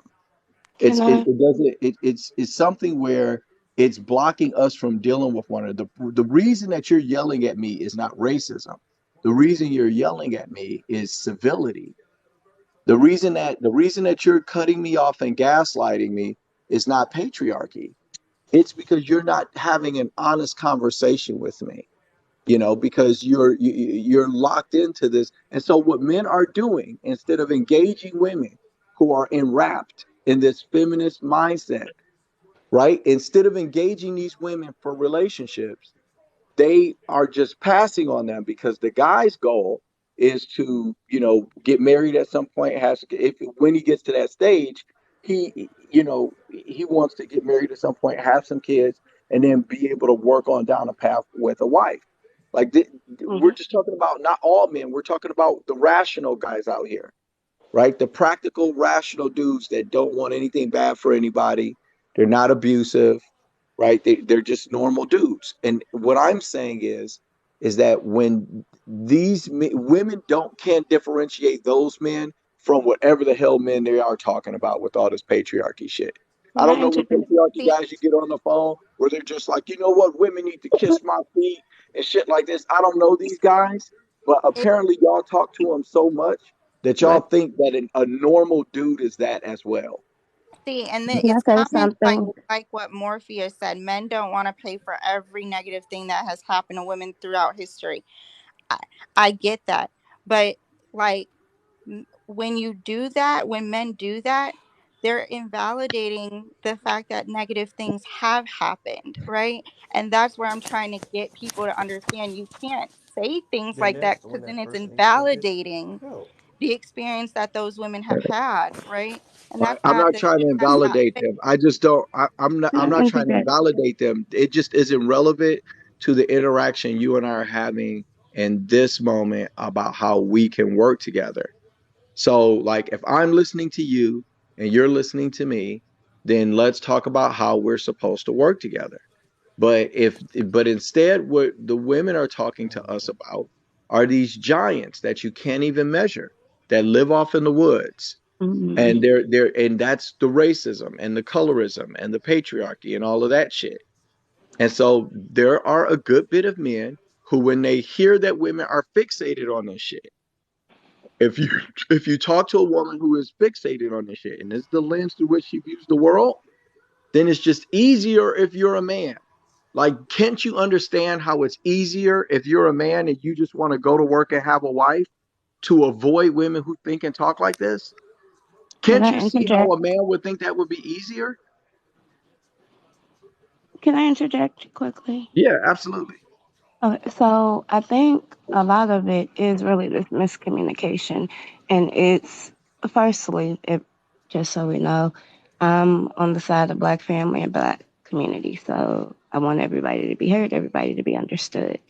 What I think happens often, and I do it right, like I find really big words to say really little things, and so they're really often not talking about these grand giants. They're talking about these very small things, but they're using those same grand words. They're applicable, but when you have a conversation with someone, you have to speak in the language that they hear. And for men, that means that you need to impart information quickly and concisely. But for women, that means that they need to hear the emotional component. It's kind of why yin and yang depicts women very well, right? So there's a black side with a small amount of white and a white side with a small amount of black. And we both have to tap into that, but also, I think if someone is so hurt that you have to work through what hurt you before you can heal. So you got to fix the underlying condition.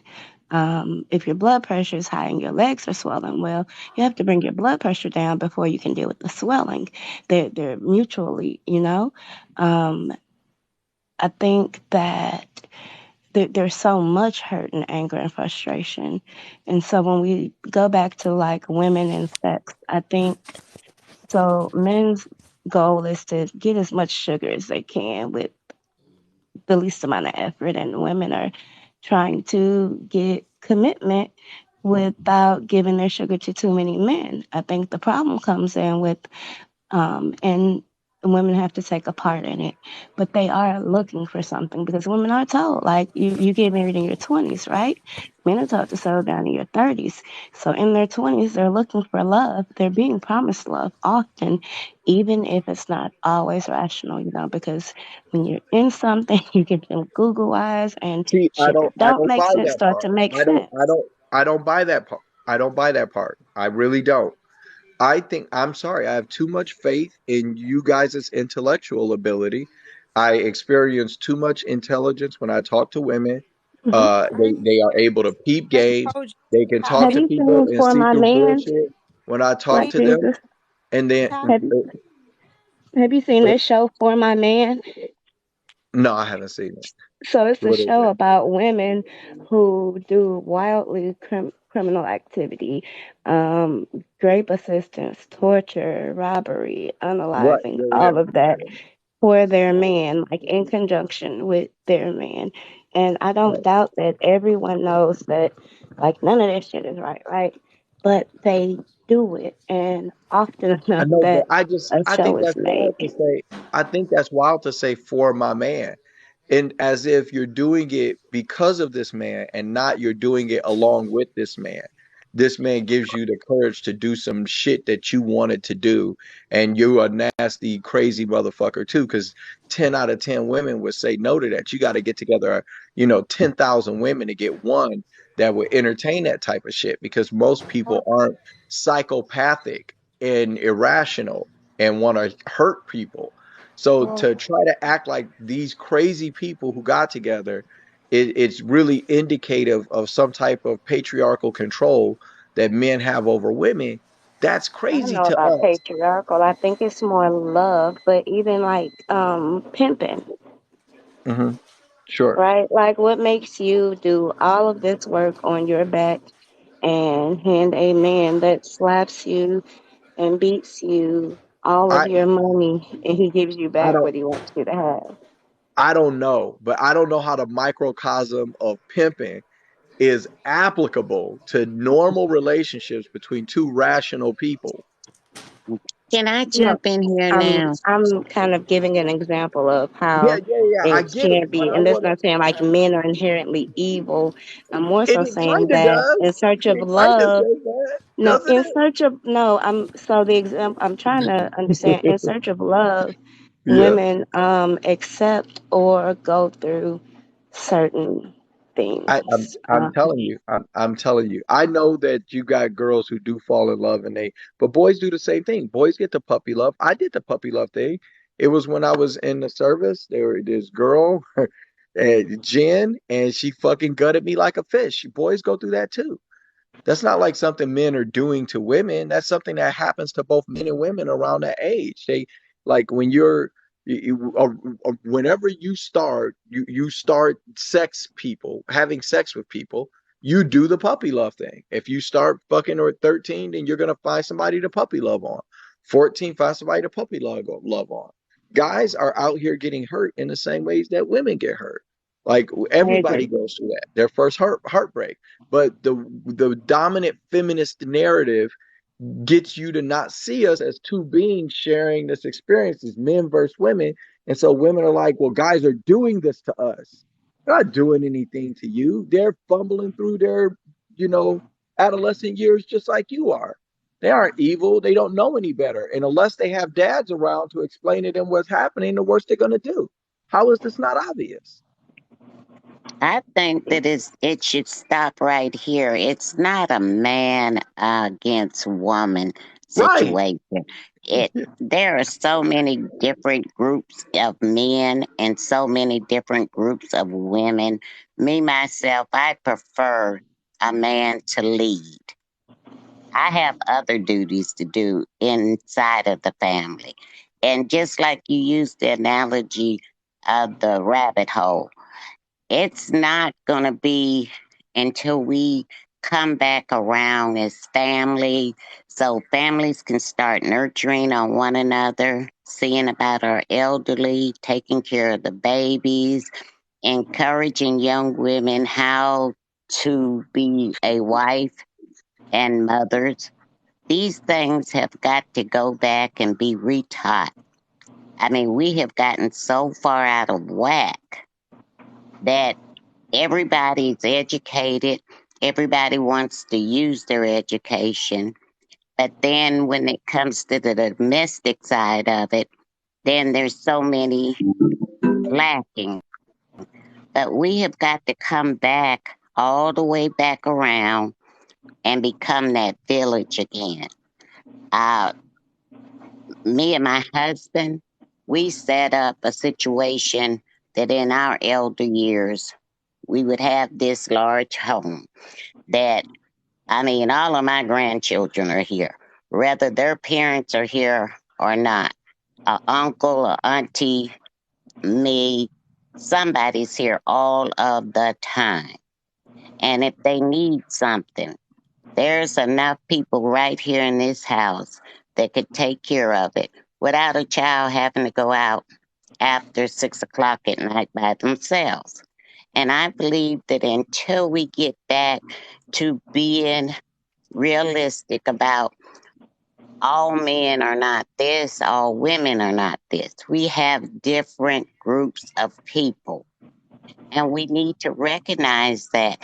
And as long as we keep saying men against women, women against men, we're going to continue to have these discussions that's not going to take us anywhere. We're trying to find a solution. And Can I? I agree with what you just said. And so the way that the men and the women thing gets brought into the conversation, how that manifests in the conversation is when we have to talk about patriarchy and toxic masculinity and misogyny instead of whatever the hell it is we need to be doing with one another, or how we're going to work together. We're talking about these concepts that pit men against women by taking the vast majority of men and putting them into this box of oppressors. And then you make an average guy who is a garbage man or some shit argue his way back from that. And it's a ridiculous, divisive conversation. And I'm telling you, ladies, like I'm telling you, you got a But lot he of shouldn't have to. The garbage man shouldn't have to argue with no one. That's just his occupation. It does not speak to who the person is. Can I add one thing and then I'll drop? So, yeah, sure. firstly, my examples were not saying that black men were anything, firstly, because there's many more white men than black men on there. It was just an example of the emotions and the way that it goes. So, in those Yeah, extreme cases, that I didn't feel like you were trying to diminish black men with what you said, Vada. I yeah, felt like you were just giving an assessment, about, these concepts and stuff. So I didn't take it that okay, way. But keep going. because the the comments didn't understand that. Oh, Also, okay. someone said that the women on here want to destroy you, and nothing in me wants to destroy a black man. I birthed two of them, and I love them on a level that most couldn't comprehend. All of them, not some of them. That's I why know, I but do communal work. So please so don't. check this out. Here's the point though. The chat is showing you what black men hear when they hear women go this That was a patriarchy route. woman. What you say? That was a woman. Okay, cool. All right, that's But crazy. But I'm just saying that what most men are hearing when they hear women talk the patriarchy, misogyny stuff mhm. is that they hate men because they are assuming these negative things about every man that they're talking to. So that man, and then you'll ask that same woman, how she feels about men. Do you hate men? And she's like, no, I love black men. But then when you talk to this black woman, then she is going to say, deal with you and talk to you like you are part of this group of oppressors and misogynists. And then she Yeah, says, I that's what love I black do women. too. Do you get how wild that is to the average I black dude do. to experience that? It's I wild. do. And it's a very common experience that most black men are having when they're on this app talking to black women. Does that make sense? It does. It's the same thing with our black sons, hearing their mom say men ain't shit, but they got to grow up to be one. Yeah, And it's so I don't do that. I'm more focused on emotions and finding logical ways to interact. Hopefully, yeah. I feel like that. I feel like, I definitely feel like the conversation between you and I has improved tremendously.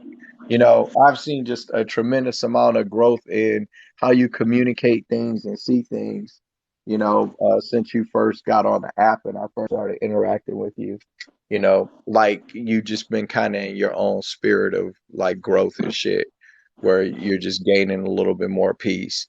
So I can see that whatever it is that you've been going through, you're getting through it, and or you're just turning a corner and doing some natural evolution. Like it's been a beautiful thing to witness online. I You know, appreciate that. It's been a bit of both. yeah, that's good. That's really good. All of us are working on ourselves. Like all the time. See, I'm and always go ahead. like these comments are so telling where it's like this oppression Olympics, and I'm so exhausted. Um, it's exhausting. We're both saying the same thing. We're both saying we don't feel heard in what our experiences are. So one of us has to just listen first, take some time to process it, and then the other one does the same. I get It's it, but so I, simple. I get So it, but let simple. me ask you a question. What should the average black man be doing then, in addition to what he needs to do to cover the expense of his own life and deal with his family, whatever personal commitments he has?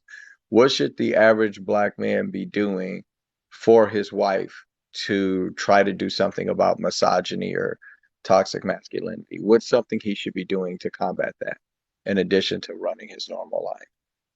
In addition to running his normal life, Yeah. maybe if some of his friends are actually saying some things that sound misogynistic or um, come from a lens of patriarchy, checking their friends.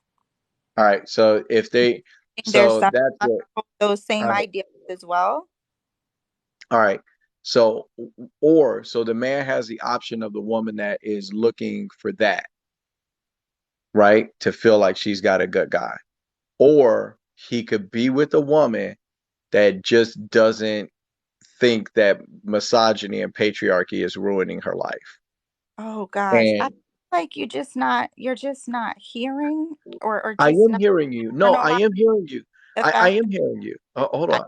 like you Go want to ahead. just eliminate the systems that are here, and that's what I have an issue with, is because they do exist, and men want to say, oh, we'll just find someone who doesn't believe in systems. You're not going to find someone who doesn't believe that there are Well, systems in they place. are. There are. The traditional women, that's the thing. No, Hold on, listen to they me. Listen believe to me. that a system No, is in no, place.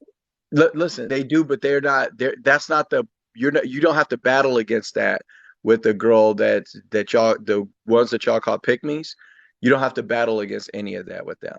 That's not where they're coming at you from when you talk to them. And so those are the ones that are called pick me's that seem to agree with men. It's not that they agree with men, it's just that they don't believe in patriarchy, toxic masculinity, and misogyny. They don't think that every man that they meet is participating in that. And every man that they meet needs to be fighting against that. That's what a pick me is. And then plus, But a I, pick me is y'all positive. change that definition so Negative. much. It's even Maybe hard to follow what's misogynistic, what's patriarchy, because it's Yeah. so fluent. It's Y'all not not even even fluent. It's not even fluent. Most of them don't know what it means, and they're using the terms incorrectly. Not Miss Hindsight. Miss Hindsight is a highly educated woman. I'm sure that any way that she's using the term, she's using it appropriately. So I'm not saying that about you, but I'm telling you 100% when you're talking to women online, them calling you a narcissist has nothing to do with anything. It is like them calling you a fucking Yeah, pigeon. It doesn't that's mean the anything because thing. they're just saying it. They're just saying Yeah, it as an insult. Toxic masculinity, they're just saying it as an insult. Patriarchy, they're just saying it as an insult. It's just an insult because what you're saying has nothing to do with it, but they'll find some way to try to connect it. Oh, well, you feel that this, that, and blah, blah, blah, blah, blah. And it's a whole bunch of bullshit. You're like, no, I just said it because I said it. Like, so but where I'm just telling you that that I don't think our women realize that they are competing in interpersonal dating and marriage in that realm, that this is affecting their focus on this affects their options for dating tremendously. They don't realize this. They're this activism that the black women are so focused on, and it needs to be. It is manifesting in their own personal relationships to the extent that there are men who are like, if she's on this type of time, I'm not doing it because I can deal with a woman who doesn't think any of this shit, is not fighting it, and doesn't want me to fight it, and I can just work and we'll get along and have our kids, and we don't have to deal with any of this stuff. But when you deal with these women who are focused on this shit to the extent that it is manifesting in their interpersonal dating relationships, that is something that is a non-preference for husbands. like It's a I it's this is I guess this is where my thing is I'm focused on fixing the overarching problem, right? Right. Yep. I'm And focused that's why, on and men aren't. Husbands don't want that from wives. They don't want that from wives. So I get it. That's where you're focused. But we've got so many women in our community that are talking all this activist stuff, and most of them don't even share the same values as most of the guys who want to get married because they don't think body count matters. They don't think that they need to that they want to be with the man that they need. They don't believe all of this stuff. Instead, they're having everything that you talk to them about pertaining to a relationship. They are having this patriarchy, toxic masculinity, misogyny fight. And so you just don't deal with these women because you're not doing that. That's not I'm not being a misogynist right now. But there are people, if there's an entire group of women that if they were in this room, they would be calling me a misogynist just, because I'm speaking and we're not agreeing and you're a woman and I'm a man. He's a narcissist. Like this is what it's like talking to most women now, and this is a problem in our community. It's a lot of our women that are on this type of time, and I'm just telling you, you don't have to agree that it's a problem or like whatever, but you should just understand that this is how your rational, practical thinking black men are like. I don't know what to do with this. You so want me to go out and march? What is it that you want me to do? Because I just need to get along with you and make sure we have enough money saved for retirement. okay, this will I guess again this is because probably of like the work that I do, right? Is I think that plays into a large picture of why I think the way that I do. I don't think that um trying to find a needle in a haystack, right, is as effective as cleaning, as just as um as just not putting the needle in the haystack at all, if that makes Okay, sense. find a different way to say that for me so I So can. I think I'm I missing it. I Can don't you? necessarily think that men just saying, "Oh, well, we're not going to deal with those women," without acknowledging that they need to also have a growth and change and what their ideologies are about what relationships should That's or not what men are doing. Yeah, right. that's not what men are doing. You But might think they again, should, but that's not again, what they're doing. with with the ideas that, oh, well, we're not going to listen. We don't want to deal with women who No, we're not saying that. uphold Hold on. who We're uphold those types of values that have been It's very not a that value. have been It's very not. Hold on. Hold on. This in is this our is the thing, community and within our babe. It's not a our value. This it just isn't a. logically doesn't make sense. Hold on. It's not like a virtue. It's not like something that's a good thing about a woman for How her is to be. It's not, if you're a man, hold on. If you're a man who wants a wife, it's not a good thing about a woman to be in a relationship with a woman that is going to argue with you based off of patriarchy and shit. Because you yourself don't have anything to do with that. You're just working every day and trying to have a marriage. I, And I so oftentimes, what guys are saying is, if I'm meeting girls and this is the type of time they're on, I don't want to deal with this shit in a marriage because I'm trying to live a life. But the women have been sucked into this media thing that has their attention so Wait, focused what do you mean on, by that? Wait, what do you mean by that? I don't they're understand not because living in reality. They're living on social media and I'm through sorry. television with these humongous battles and fights Wait, that are I'm happening wait, all over ba- the world. They're I'm fighting sorry, for wait, the but ideology. Ukraine. I'm sorry, They're but wait, Black ideology Jesus. Okay, so wait, kind of so Black stems Jesus. So they're from you're fighting saying for that the the Ukraine. They're fighting for, like, and in your personal life, when you're trying to deal with this woman as an individual, you're having to wait, battle against these larger concepts that are wait, Black ridiculous. Jesus. So Black Jesus. So you think that you think patriarchy is a social media thing, or is it like I think that the way that it imposes itself on people is not nearly as pervasive I'm not? and oppressive as they have been. Like, everybody is so oppressed now, and we have the wokest version of society we have ever had. Like, 50 years ago, women weren't That's not even obsessed with close to true. The this. Black Panthers existed in the 1960s. What are you talking about? I The know, Black but that Panthers wasn't existed about in. patriarchy, bro. That's racism. Yes, it was. Have you No, read actually anything it about the Black was. Panthers? no. Actually it was. The Have you read And anything the about the Black Malcolm Panthers? himself even said that a nation cannot So rise yeah, I higher know a than little its bit about the woman. Black Panthers. Oh, go ahead. I'm sorry, I overtalked you. What did you say, Like hindsight? Malcolm X even said, a nation cannot rise higher than its woman. Yet we still are having this issue You're around. misinterpreting that. No, no, No, you know not what at it said? all. No, hold on, babe. Not at Hold all. on. Hindsight, No, hindsight, no. hindsight. Being able Mama, to understand and support the women that are birthing children hold and on.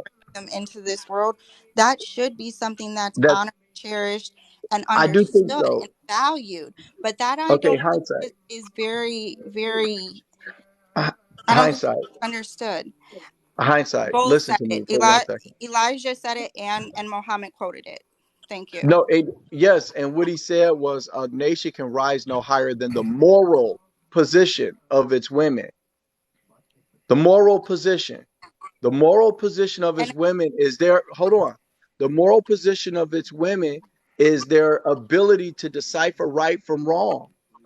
And right now, our women don't think it matters who they give their body away to. They're twerking butt naked on the internet. And if men they're don't not either. doing it, hold on 1 second. Hold on.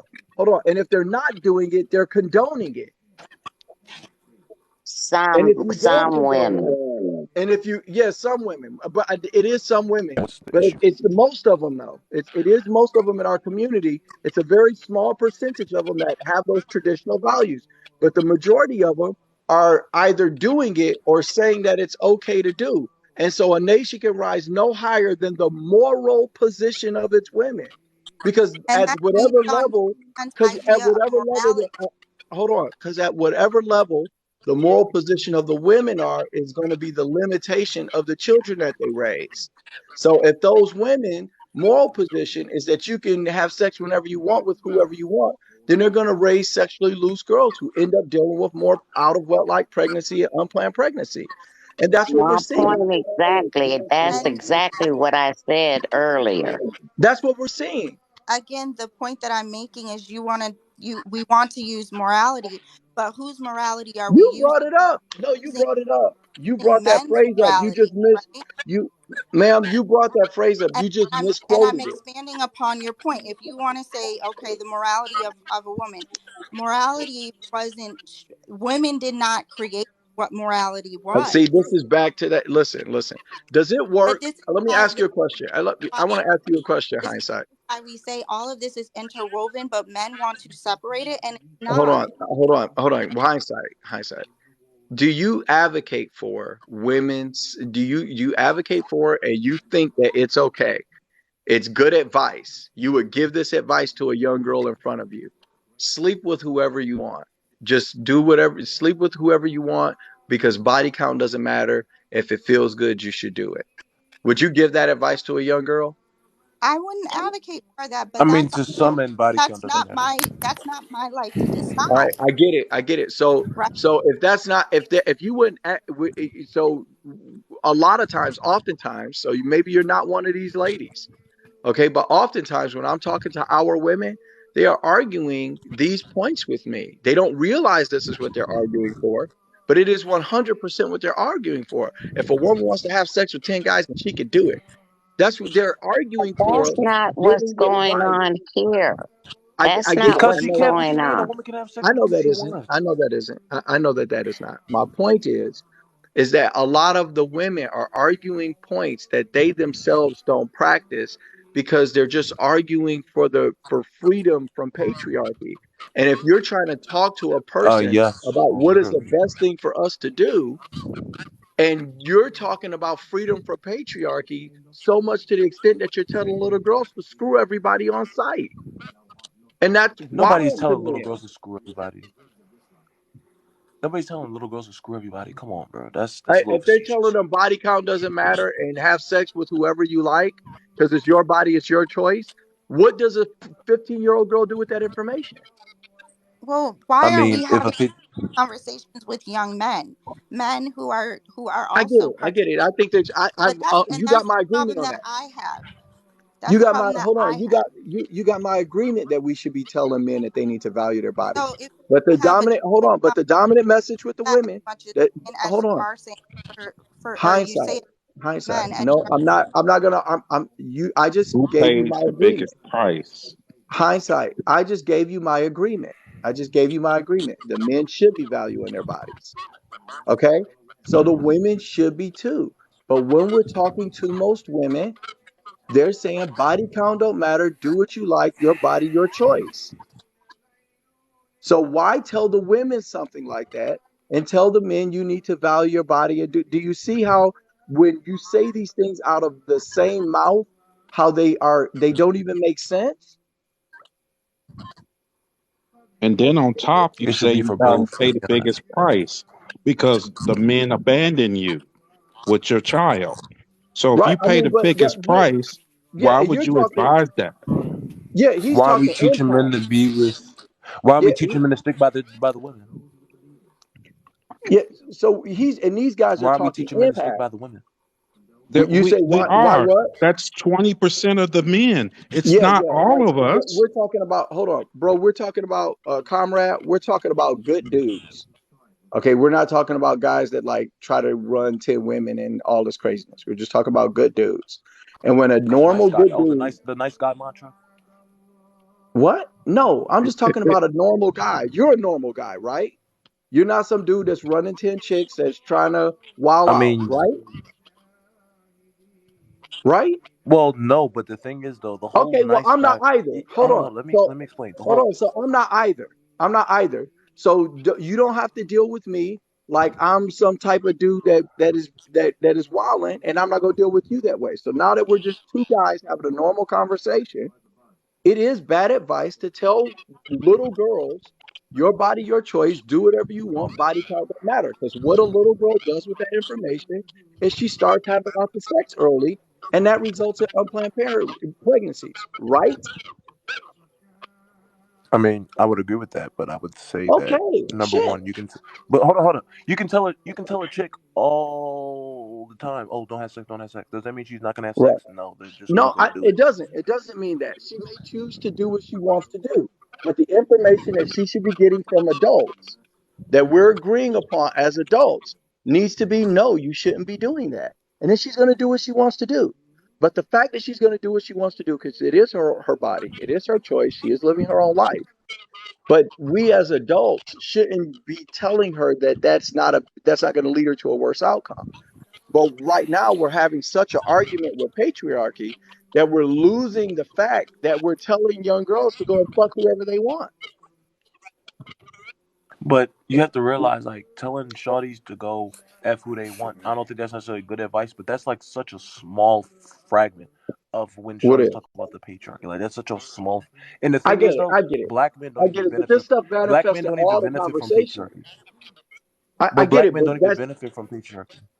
All right, well that's Chad, fine. I'm not trying to Chad. argue patriarchy with you. Like, if what advice do you have for young Shit, man. people about what they should be doing? That's what I'm I talking to mean, folks about. I'm not talking to them trying to solve patriarchy. Patriarchy is a problem. Somebody else can solve it. I'm not the one that's going to make that the focus of my life. There needs to be people to focus on patriarchy and racism and colorism and all of that. I don't fall into the boxes of the people who are trying to solve that. I fall into the box of somebody who is saying, hey, how do we get along better? And what I keep hearing is we need to solve patriarchy before black men and black women can get married. Or we need to cure racism before black men and black women can get married and have relationships with one another in good faith Wait, and build so a community. And I I will. don't think they're connected. And I think our women keep bringing this shit up. It's a feminist argument that the whole world is being oppressed all the time by heterosexual white men, and that if you aren't That, fighting against that, then you are asleep. But you still got bills to pay. You still want to have kids. but You black still got to black have a Jesus, relationship. patriarch. So But focus black on Jesus, that. That's what but I black have Jesus, you been do realize that like saying. the patriarchy that we live in. Do you understand, black Jesus? Do you understand that the patriarchy that we live in harms black men as well? That's fine, man. I still got to work in the morning. And let me tell Okay, you, yeah, the way you, this yeah. gets Nobody's fixed. saying Let me tell you, nobody. No, but the thing is, nobody is saying that you can't. Yes, you. Everybody still got to do what they got to do. I'm a college student. I'm I getting know, ready but to go that to has law school. nothing I to know I do still have why to do I stuff. can't get along. That's got nothing to do why I can't get along with another human being next to me that isn't part of the patriarchy, and I'm not trying to patriarchy her. So when I'm talking to another normal human being online who isn't part of the misandry, and I'm not part of the patriarchy, why when I'm trying to have a dialogue with you, do you keep talking to me about the patriarchy like I'm doing something? I'm not in that. I'm So not saying you're this no, but it's all men. It's not just individual men. It's It's all not men. all men. This is something It's that I'm not. telling you, bro. Let me tell you something, okay? This is something that has been downloaded into you young folks. They've got this into y'all somehow. They've got you all hooked into these social warrior battles, and you're not living a normal life and treating the normal people around I you live a normal normal. life. I know you do, I but live a I'm saying normal you're life. seeing normal people through this lens, and the vast majority of human beings are not racist or oppressive men or women who want to milk you for your money. Most people are just normal people trying to fucking make it to the next day.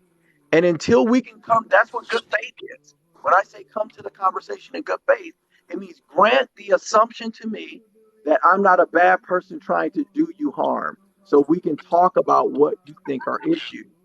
But what I'm getting, and what most men are getting who aren't fixated on this patriarchy, feminism, womanism, all of this shit, is that when we are trying to have a conversation with anybody who thinks this stuff, they're projecting all this bullshit on us in a normal conversation. You get it?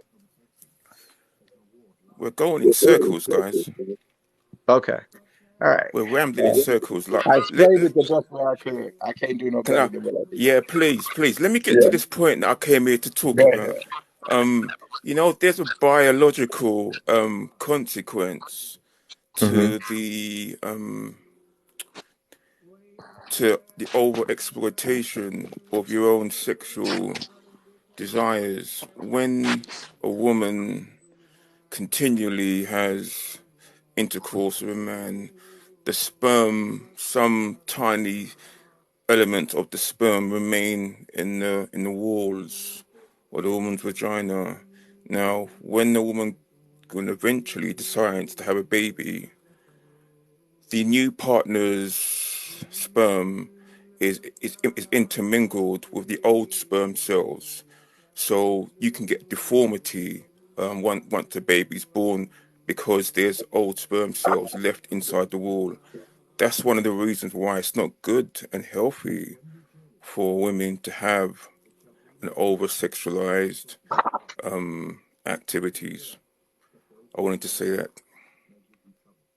Yeah, I feel you where you're coming from. Like obviously, like women pass venereal disease or get venereal diseases easier than men do because they have so much more a sensitive system. than a man does. Like, I mean, guys, we're just dicks, like it's just like a blunt object. But a woman is like all of her stuff is on the inside. Like it's fucking gestating shit in there all the time, you know? Like it's a No, oh, sensitive yeah, ecosystem. And so you exactly. can't just let anybody fucking run their mud boots through your ecosystem. Like you're not made to be sitting out here getting piped down by a whole bunch of dudes. This is bad for you on so many levels, and I just don't know why there's an argument to be this way. Like, as if it makes a woman feel good, like psychologically, to just get taken a pound town by somebody who don't give a shit about you. Like, if it does make you feel good and you have separated sex to that extent from emotion, then do you think men who want wives want women who have accomplished that psychologically?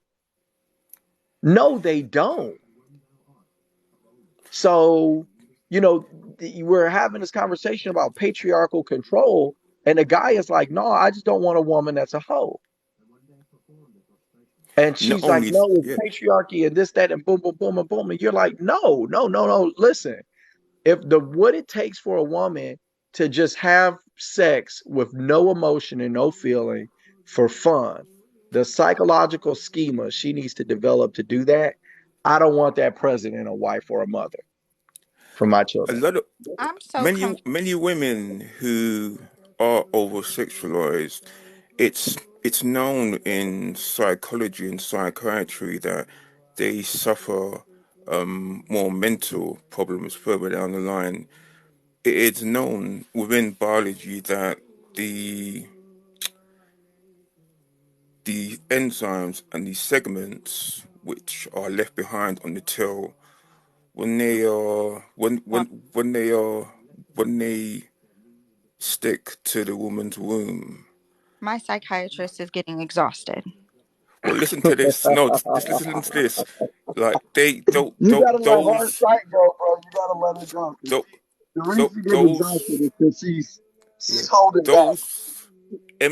those enzymes, they actually change the nature of the woman's thought process. They Yeah, I start to heard about change the this. way. I heard about Those this, but I things but I drop didn't. out I haven't with read about it, monthly so I haven't. cycles. Yeah, I won't repeat anything. I myself wouldn't repeat anything like this because I haven't studied it well enough. But I've Yeah, heard about this process that you're talking about, but I haven't studied it where I could argue it. And for me, when I go to talk about stuff, because I'm always using data, statistics, and facts and shit like that, like I have to know what I'm talking about because people constantly test the things that I say, and if I don't know the answers to them, then it yeah, invalidates the statistic that I gave. Right. yeah, So I have to know what I'm talking about. And so when I know it's something I don't know, yeah. then I'll look that shit up first. You I know? totally understand that, but the reason I wanted to bring it up because I think if we don't bring it up, no one's going to know about it, and especially in the black community, they need to know about these things so they can go and further research it and then be wiser to it.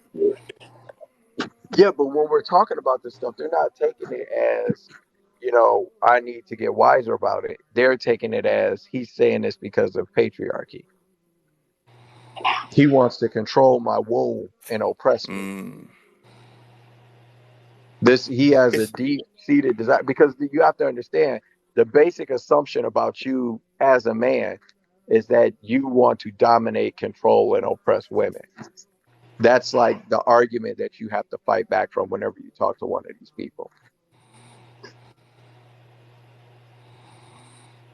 So you're introducing it as if you're having a conversation in good faith with another person like men do between one another.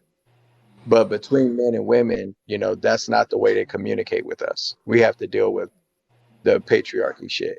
That's why you say things the And, bad and way it's you not yeah, say that so you know, and it's not that we're saying it doesn't exist. We know it does, and we it. know Yeah, you we know it ladies does. get oppressed, but we just want to be taken as face value. Look Yeah. at me as the person that's standing in front of you as that man and judge me for how I treat you at in that relationship. Now, if I treat you like a narcissist, then fine, label me as a narcissist. If I treat you like an abuser, then label me as an abuser. But don't put that label on me for all the men that happened before me, right? Because I didn't do that. I'm not responsible for that. And I don't think most men do women that way either. We I don't. would like we were saying before, I've been done dirty by women. I had a whole woman put a baby on me for 2 years before I found out it wasn't mine. I don't put that on other women. That was specifically what she did to me. That has nothing to do with any other woman that I come in contact with. So I don't put that cross on someone else. So all we ask, and I think all we're wanting to do, is just start at a neutral, mutual respect level with women. We're not invalidating your experience. We're not trying to say that that you haven't been oppressed or you haven't been abused or there's not systems against us. That's not what we're saying. Take the person that is in front of you and judge me accordingly, and let's build a life together. That's all we want. Yeah, like here's what I think has happened. Okay, so I think that our women are have been so fixated on this feminism stuff that they just see it everywhere. They just see it everywhere all the time. And it's this fight against patriarchal control, like even in your personal life, with like a guy who's like, buying a coffee in the same place as you. And so a lot of men they are just dealing with women who don't think like this. And most of those women, the other women are calling them pick me. And really, it's not that these women are pick me's. They have their problems too. They aren't, it's not like they don't have their issues or say shit that we don't like. It's just that these women aren't fighting patriarchy and misogyny and toxic masculinity. So they're capable of having a rational conversation with you without bringing up all of this crazy shit. My point Because exactly. I mean, this isn't what was said on the panel tonight. what you mean? Nobody brought up all of that. Oh yeah, no. Well, I was going with hindsight. Hindsight was up here, and that's what she was saying. I was responding to that, and she's a great gal, and we go back and forth and all of that. But the conversation I was having with her was where she just kept bringing up patriarchy when I was trying to just have a normal conversation with her, and I just told her like, hey, there's a lot of guys where they won't date or marry these women. And it's a big contingent of our women that are fighting against the patriarchy right now. They're in this holy war to topple the country. Chores. Yes, but they're going to lose because that is not the way that the system is set up to begin with. They'll never be able to overthrow anything. Yeah, and it's just like our community right now is composed primarily of women, unattached women, and fatherless children, and then black dudes are kind of just floating off into space somewhere. But we aren't connected as a group the way that we should be. Things are not in order. And the reason that they're not in order is there is a responsible group of black men, but the intelligent, educated black women are not dealing with those men because when they are interacting, when those two groups are interacting, what the women are talking about is patriarchy, toxic masculinity, misogyny, and feminism, womanism, back to Africa, matriarchal, this, that, and the other. And the guy's like just trying to get to know you. Or Ultimately you know what I'm fear. saying, trying to figure out what you're like, what do you get what I'm saying? And this stuff is affecting the relationships to the extent where the women are like, I'll submit to a man, that conditional submission, conditional femininity, like it's wild. And like the women, you still want to be with the woman because she's smart or beautiful, or you're attracted to her, this type of girl you would have always wanted to be with her, but they just, you can't deal with a woman like this. And I agree because even when my husband was alive, I mean, he was smart and he led. Followed his lead. And that's the way that you have a successful family. And when a man cannot sit you down and talk to you about your family and his feelings and what's going on in your home, that's why the divorce rate is so high.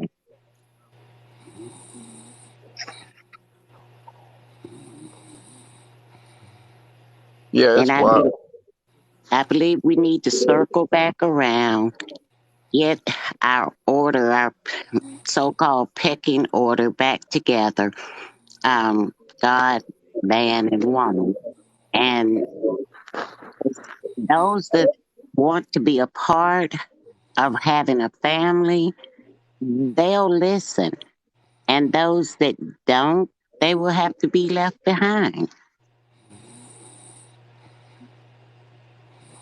What do you think? What do you think, Resource Queen? What's up, mama? Is that her snoring? Don't embarrass her like that. Just drop her. Don't I didn't know embarrass her she. like I didn't that. know. My bad. I wasn't trying to. I love this woman. She making some good ass content. Sh And that it wasn't even snoring like that. Y'all should hear me snore. I sound like a goddamn fire truck exploding. You know, she sound like a little angel. I'm trying to embarrass her. She muted her mic. Yeah, we was talking too long, but yeah, I had muted Enlightened one, thinking that it was him snoring, but her snoring wasn't bad. I sleep right through that. That ain't nothing. Mhm. Yeah. So, I think that we got to deal with each other in good faith if we're going to have meaningful dialogue about, how to work through things. And so if patriarchy is a problem, cool, I accept it, but I don't want to be a feminist and I don't want to spend my life fighting against it. I want to be able to have kids. I want to leave them something. I want to have a good relationship with a good woman. Those are the things I'm looking for. So if you've got to battle the patriarchy, I accept that. Go find another social justice warrior, marry them. You and them can battle the patriarchy together. Not everybody is meant to do that with their lives. And there are a lot of black men that are just ready to start building together instead of this, 50-year battle that the new generation of women are in league with white women, by the way. Like black men aren't even part. Like the movement of the social justice movement is black women, gay black men, and white women. That's what it is. It's gay women, It's So women. I'm quite confused as to why you would be laughing at that shocking what it is. because Yeah, I mean, it's absolutely shocking. you're 100% right. Whenever you try to talk to anybody about anything in our community, it's a gay dude that comes in and talks about patriarchy, talks about, or it's a black woman, or it's a white woman that comes in and talks about patriarchy and toxic masculinity. Those people are like the three gates, like the virtue gates, like they virtue signal on everything. Like you can't say anything without them connecting it to misogyny or toxic. You can't have a conversation with them. They just go right to it. Narcissist, emotional intelligent, toxic masculinity. It has nothing to do with anything you're saying. You'll be talking to them about something else. It doesn't even matter. And they will just, that's what it is to them. You're just a narcissist. And you're like, oh, okay, well, I guess we can't speak. I don't know what to say, if every man that isn't a feminist is a it narcissist sounds and is very, a misogynist. it just sounds very invalidating. I know it's not invalidating. It's just not. It's It like it's like if you cared about trying to save the whales, and I don't want to join the Save the Whales club. That's not because I don't think the whales need saving. is because that's not what I want to devote my time, especially my time in my interpersonal romantic relationship, to arguing or battling. So And what I got a homeboy that's a super handsome white boy, right? He was like one of my little brother's best friends when we were kids. Like if I could put a picture up, you ladies would be swooning. And he married this gal, and she's on this tip, and I don't know how he does it. Now she's a beautiful black woman. They got two beautiful kids together, and this guy's like a little brother to me. Like I love this man, right? So I don't give a shit about the race stuff. Like I'm from Detroit. The vast majority of people I'm around and everybody I'm related to is black. But like I'm a businessman. Like I get along with everybody. Chinese, Arab, Asian, Indian, Jewish. Like I've sat at all their tables and broke bread and talked business and talked soup. Okay. So like when you do, for him to have to deal with this in his home, and it's nonstop. It's the patriarchy. This is da da da. Da. I don't know how he does it. I have no clue how he does it. And he'll talk to me and he'll be like, "She's driving me crazy." Like this is like a mental. Like guys are experiencing this almost like a mental illness or something. I It's like swear, you got their mind where they can't have a normal, rational conversation with you without bringing up patriarchy, toxic masculinity, and misogyny. but this is where I'm trying to get people to understand is that the values and beliefs that we uphold ultimately were created by something, right? Right? Okay. All of those fall underneath something, right? And since we live in a system that values some like certain ideals, how you should be, how you should behave, those things fall underneath that system. And with this country being made on a specific system, specifically with it being patriarchy, any idea that we have, regardless of race, is going to stem from that. So when I speak with people, I say, okay, I need you to look at things from, is this a value that you are following based on what you were taught or based on what you experienced, right? And a lot of people can't do that. They can't distinguish where they actually got that value, where they actually got that belief. But um, What do when you want them to when replace it with? when we end up looking at it, it does stem from having an idea of how men and how women should behave or how Okay, but they should act, what right? do you want to So replace that with? what I want men to do is, instead of just saying, oh well, that's just what I think.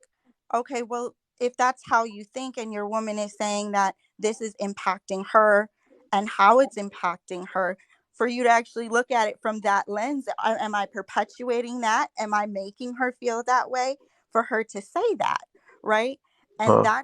I think that's the real issue that we have when women want to bring up, oh well, that's very patriarchal. That ideology is patriarchal. Like, the thoughts and ideas and beliefs that we hold, um, that dictate how men and women should behave, are Right. based on those ideals, and men don't want to really dissect that. They Right. just So, are like, well, I Well, don't want to think about that at all. so, I just want so, somebody because who's going it may to just not fall in line with it right. may not No, it's what not is even. It's working. not.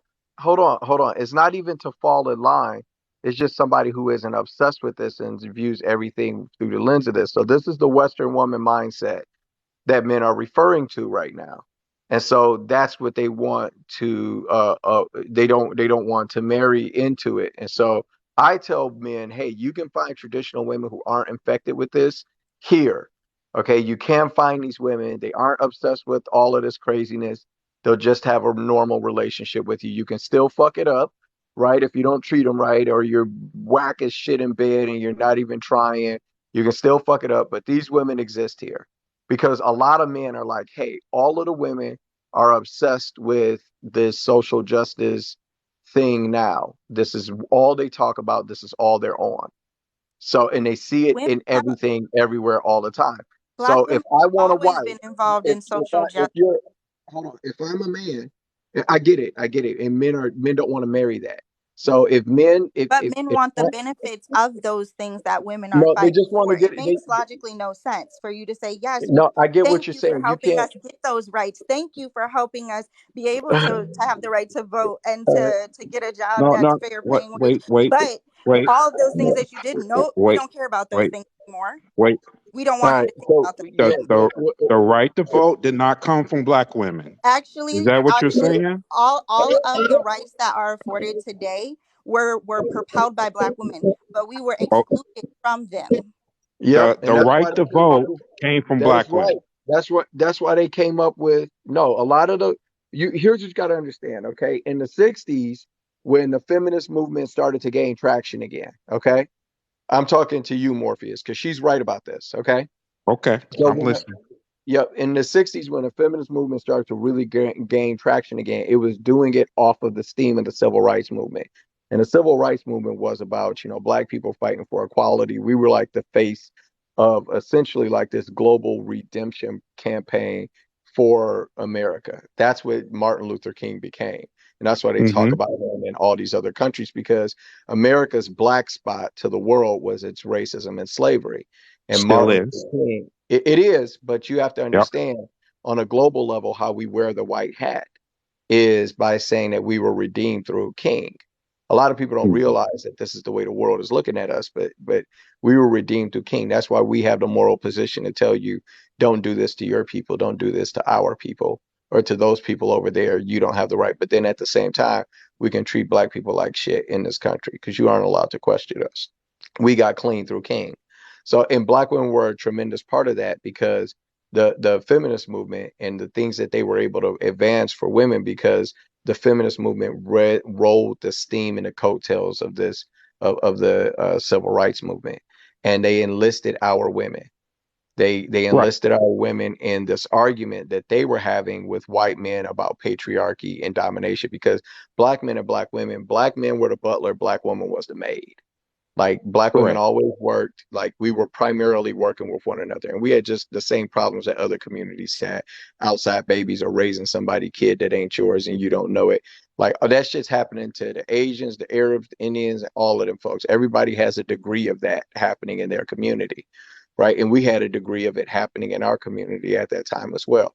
Our women painted like that was the whole history of the community, right? That's what they've been taught by feminism. So the scar that got left on the black community from hoisting women's rights to where it was what it has done to the black woman. Like she is hooked into this power struggle now, and they've been using her as the tip of the feminist spear for every issue they have, and that's why now all the black women are talking about LGBTQIA, because that's what they pointed them at now, and they just keep Correct. pointing our women at one thing after another, and they're fighting so many things. They're fighting for the war in Ukraine. They're fighting for everything. And now, when you talk to the average black woman, she can't see you outside the lens of this fight that's been taught to her in the universities and is being marketed to her and is a source of power. But what white women did was they did not respect what black women did for their movement. And so black women ended up developing a second movement called the womanist movement, and womanists actually see feminism as an umbrella of womanism, even though womanism came into existence after the feminist movement. Because the feminist movement initially started in the 1800s. They were like Nice. a terrorist group, and then they had a resurgence in the 60s. So black women did so much for the feminist movement, but they gave them no equity. They wouldn't treat them like equals in that movement. They punked them. So black women ended up leaving and starting their own group, and it was called the Womanist. And they're still out there. You can look up women, Womanist and what their ideologies are. It's like based around, you Fair know, environment, community. That is what it's based on. it's matri. I get it. That's what they say. But for guys, we experience all of this stuff as matriarchal BS. And so men as a group that aren't feminists, none of them buy into this stuff at all. We don't like it. We don't want it because it's all hooked into this conversation, this constant conversation about racism and patriarchy and misogyny, toxic masculinity. So these women what they're doing is a lot of them. A lot of them have a difficult time getting married because But guys that's who the want wives problem. don't want to marry these women. But that's the problem. That acknowledgement and that validation. Yes, we know this exists, and some of our ideals are based around this and how we think and how we actually think that you should behave and how we should behave.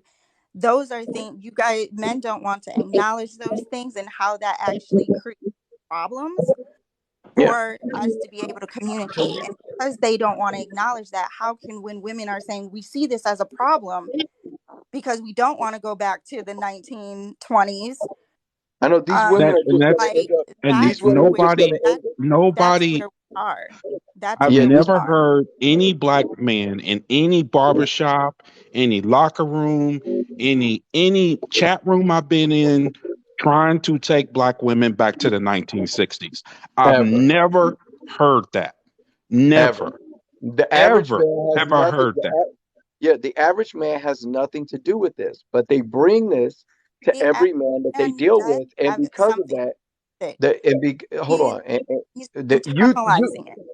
okay, that's fine, that's fine. It's So not if fine. that's it, no, if that's your assessment of me, then I would have the option of dealing with a woman who doesn't see me that way, so we can just have kids and work together, and that's what a lot of men are doing. We That's re- we had that's really we sad had because then men are saying then your whole thing of saying, oh yeah, men should get therapy, but when they go to therapy and they realize that exactly what I just said needs to be worked on, that's going to be a problem. Yeah, I that's I've the been thing. to That's therapy. I did 2 years of therapy, Like and my therapist never told me my problems was centered around my misogyny. yeah, He it's it I not. didn't never say It's it not. never misogyny. came up, I never Yeah, said anything about misogyny. no, I know, or any of or this stuff toxic you said, masculinity, or any of it. Yeah, that's the point. I went through any of therapy. it. Yeah, I went through therapy twice, and that's not what we talked about. We didn't talk about patriarchy, misogyny, toxic masculinity, or any of that. This is stuff that women are projecting onto men. When we go into therapy, that we're not talking about this type of stuff because It's it has nothing to do with why I'm feeling unmotivated or why I am filled with more anxiety and it drives anger in me, or I'm having problems letting go of my ex. Like, none of this has to do with toxic masculinity, misogyny, or anything like that. And so when women are having this conversation where they're acting like they're all therapists when they're talking to you, and they're using these leftist crazy ass points, you don't know what it doesn't make any sense for the conversation we're having. I'm not like, let's say I did yell at you. I'm not yelling at you because I'm a misogynist. I might be yelling at you because, I never learned good coping skills when I was a kid. That's not misogyny. That's just bad upbringing. And then And sometimes people are just jerks. yeah, It's not a conspiracy or a cabal or some kind of system. Some people are just jerks, and yeah, and and, conspiracy and that's how men see things. out If here. I'm talking to another man, I don't see that. Okay, he's under this system of government that's trying to oppress me or trying to stop me from getting where I'm going. He's just a jerk, yeah. or Did he's you just an now? a hole. Oh Hindsight. gosh. Now, you may not agree No, with no, this. no, I'm You, good. you may. I'm No, good. I have lost complete faith in men and women where I at this point want to tell wow, my son to join a fucking convent because I am exhausted. wow. I am so exhausted. Okay, I am well, my bad. so I thought we were having an interesting convo. Go ahead and have a good night, Mama. I'm not trying to boot you out of here, but ain't nobody trying to frustrate you or come at you. I thought that this would be interesting for you to hear how men are experiencing this shit. And instead, you're more offended by the fact that, you know, you aren't turning us into feminists right now. I'm But not turning feminist. I'm having you actually look at things internally and how systems actually it's play a not role in your internal to me. thinking. And men don't want to do that. And if No, men don't want to do that, they're going to consistently have this issue of being able to connect with the women that they also claim they want to be able to connect with. no, we don't. That's the thing. That is So, what I'm trying to hindsight, do. hindsight. And So let's say that that's not happening. It's like it's like you want to hindsight. teach When you men found out, exactly. in their thought process, and that's not healthy. Hindsight. When you said, hey, these men needs to go to therapy, and then they would be able to break down their misogyny and toxic masculinity, you're talking to two guys who have been through therapy. And I'm telling you that when you go to therapy as a man, they're not breaking down your misogyny. They're talking to you about what you went through when you were a child that's driving your behavior now. They're talking to you about how you cope with the problems that you have right now, and what are better coping skills you can use. They're talking to you about sharpening your communication skills so that you can have better relationships Oh and helping you work God. through the problems that you're having in your life. They are Black men Are are you really going when going to we're tell me going how to I do my therapy. job? Okay, so you're talking to Black men about misogyny? No, what I am saying is that the ideals that I get down to the reason why they have their certain beliefs and values and where they stem from, which also plays a role in how they actually view the experiences that they've had All right, well, and why they are triggering to them based on their values and beliefs. Like that is how therapy actually works. It's all connected to each other. You don't just talk about one thing and think that you're resolving that one thing because it's multifaceted on things that you're touching everywhere. all right, yeah. So I haven't had it. I've gone to therapy twice. I haven't had a therapy experience like that. I understand what you're saying is important about all of this, but I'm just talking about normal people trying to get together and be happy. And if that's what they want, if they need to break down the walls of the way that the systems that we have lived underneath have affected us on a psychological level, which is now manifesting in how we treat one another. If somebody's got to do all of that to be with you, then that right there, for a lot of guys, when they hear this stuff, even though I'm sure you're not doing this to your husband, right? You're married, and I'm sure you're not, like, that is your misogyny poking through and your toxic masculinity. Y'all are married, so I'm sure you're not doing that to him. But when guys are trying to get to know a woman or meet a woman, or they think a woman's cuter, this, that, and the third, and they want to get to know her better, this is a stopping block for a romantic relationship. So that doesn't mean we can't be friends, but in terms of a romantic relationship, this is a stopping block for most men. See, and it's these types of comments that you have in your section that devalue and degrade women and just let it fly. Did you hear what I said to you? I Like didn't this. read the comment section. I'm not reading the comment section. I was talking to you. So I'm just saying, like, were you listening to me or were you reading the comment section? I wasn't I talking heard for my I health. heard what you I heard what you said. I heard what you said. And you've mentioned that multiple times. I've heard you say it.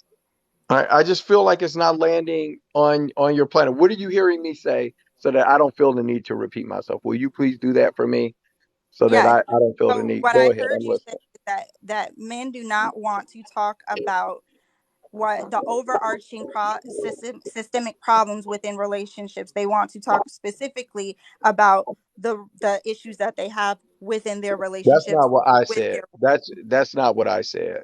That is not what I said. You turned that into you pitching your ideas again. I didn't pitch my ideas. Yes, You you have did. You called them consistently overarching said that problems. men don't want to have conversations No, about I so patriarchy or misogyny. They don't want to have conversations about that. They want to have right conversations to be able to about communicate relationships. with women. But what I'm saying is that in order for you to communicate with women, these are the topics that are No, you guiding. don't. No, hold on. And that's the part that ladies are missing. That isn't what you need to communicate with women. There are women who think like this, and that's what you need if you're going to deal with them. But there's a ton of women who don't, and you just talk to them, and they're normal. And those women are those are the women that you can go and talk to if you want a relationship or you want to get married. Because if you get married to one of these women, if you don't solve the mystery of your misogyny, then maybe they might leave you for it, because you're not getting it and you don't get it and you're not. And so why would you put yourself in a situation where you need to argue or talk about this type of stuff, or for her to be reading this type of shit into your behavior? Why would you pick a lifetime of that and to reproduce and have a child? And then when this woman leave you because you're not getting it enough, then she's taking, no, just deal with a woman who doesn't think that every man has internalized misogyny And you don't think that every woman has internalized misogyny, and y'all just work together and have a life. And there are black women who think like that, and y'all call them pick me.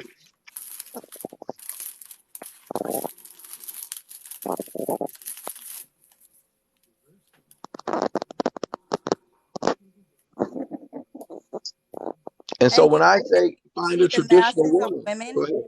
Do you see What you the say? masses of women that are right now though, Mm-hmm. That and are.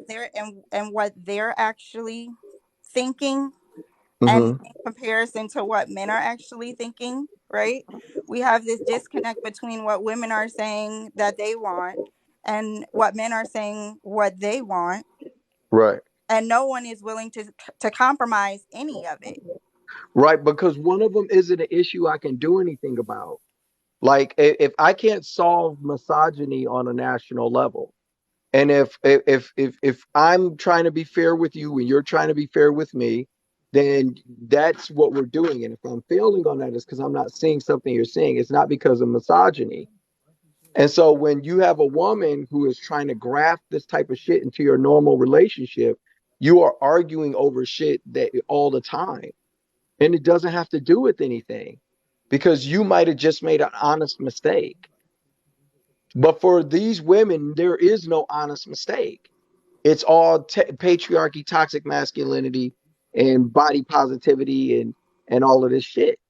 So a lot of men that are competitive, successful men that want families, they are avoiding women who are infected with this thinking because it's all they think about, and it comes out in everything. Good It's a luck with lot of our women.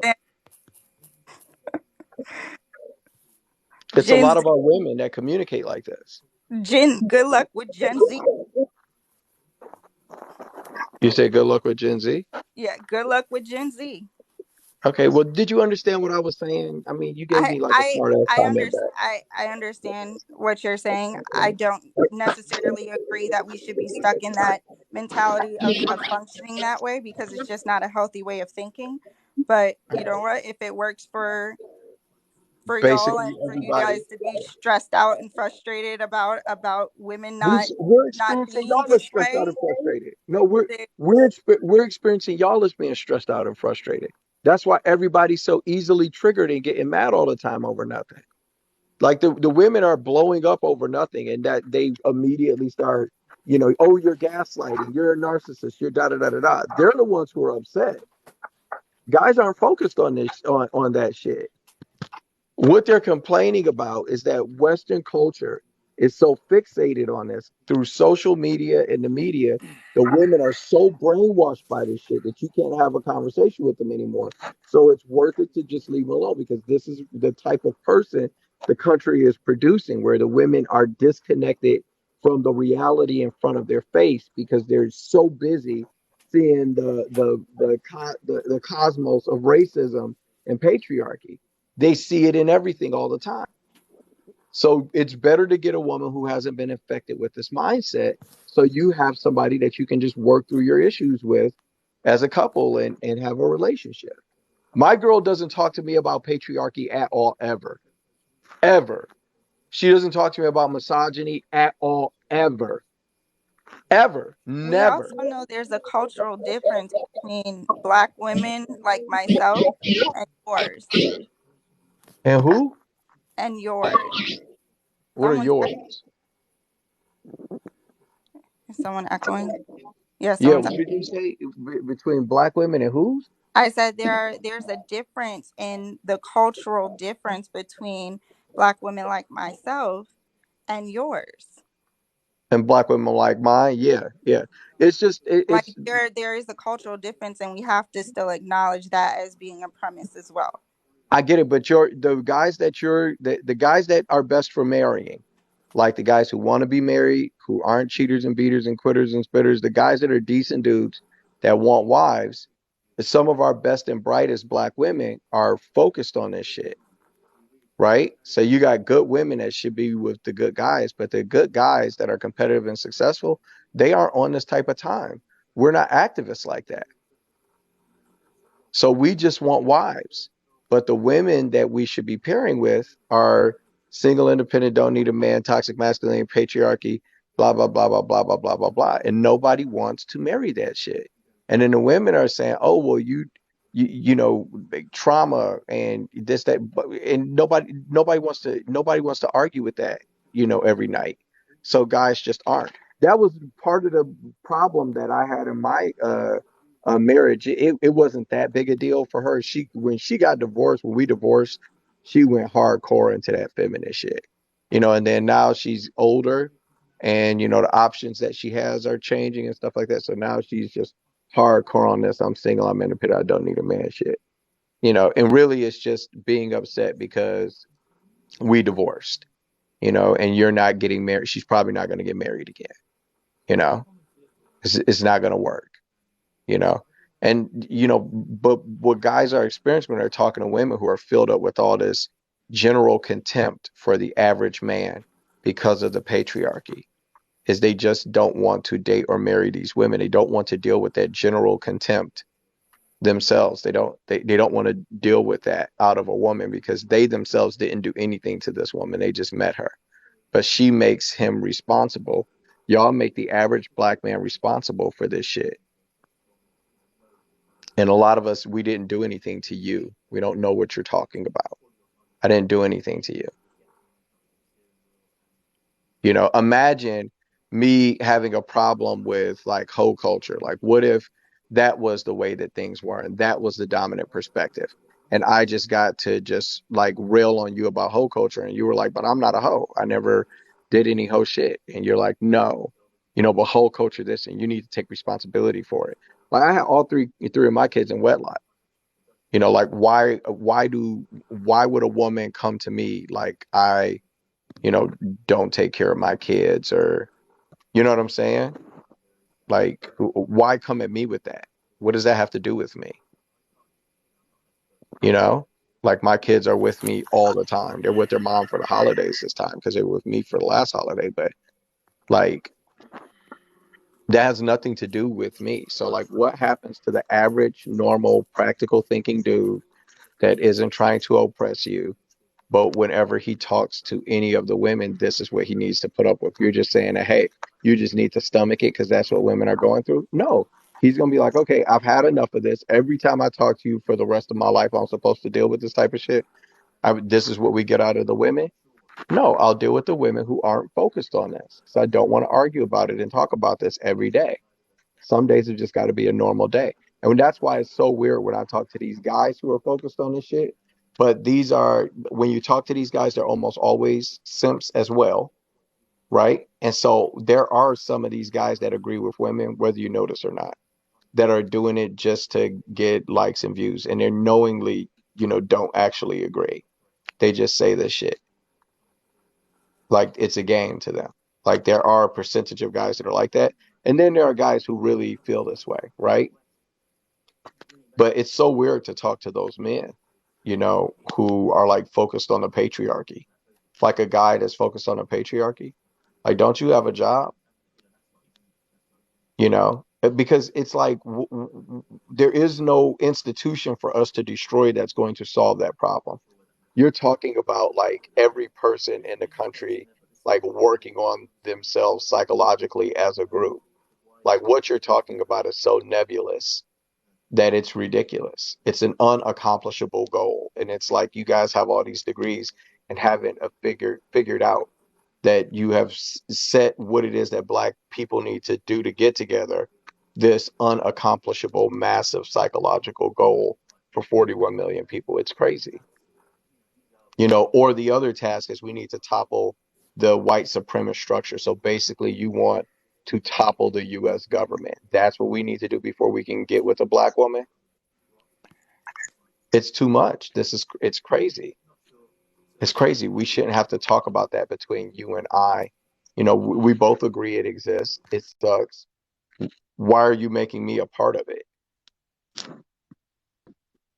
Why And make also, you can't do anything as an individual.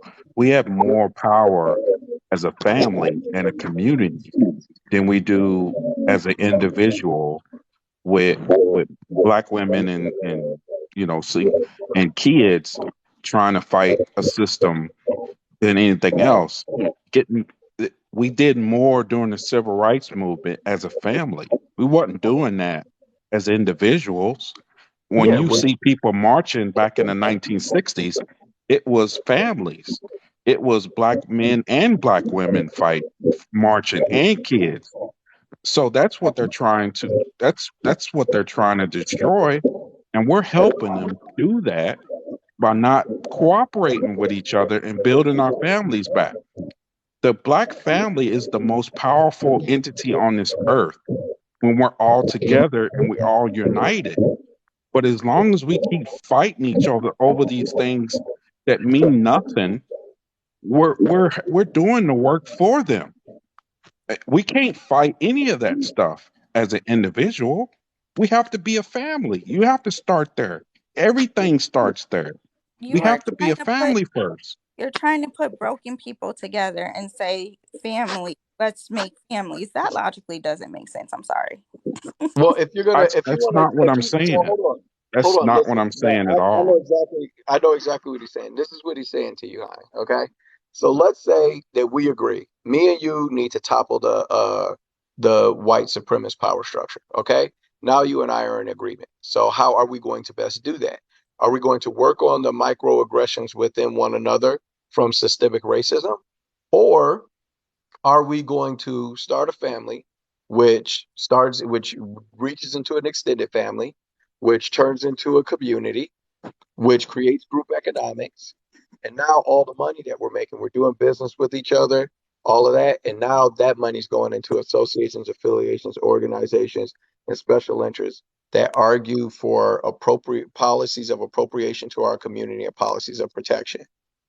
So that's now we've got a political apparatus built through the associations, affiliations, or organizations that Correct. advocate for the interests of Black folks. But we don't have that now. We got the NAACP and ALCU, which don't spend any money on campaign finance, none.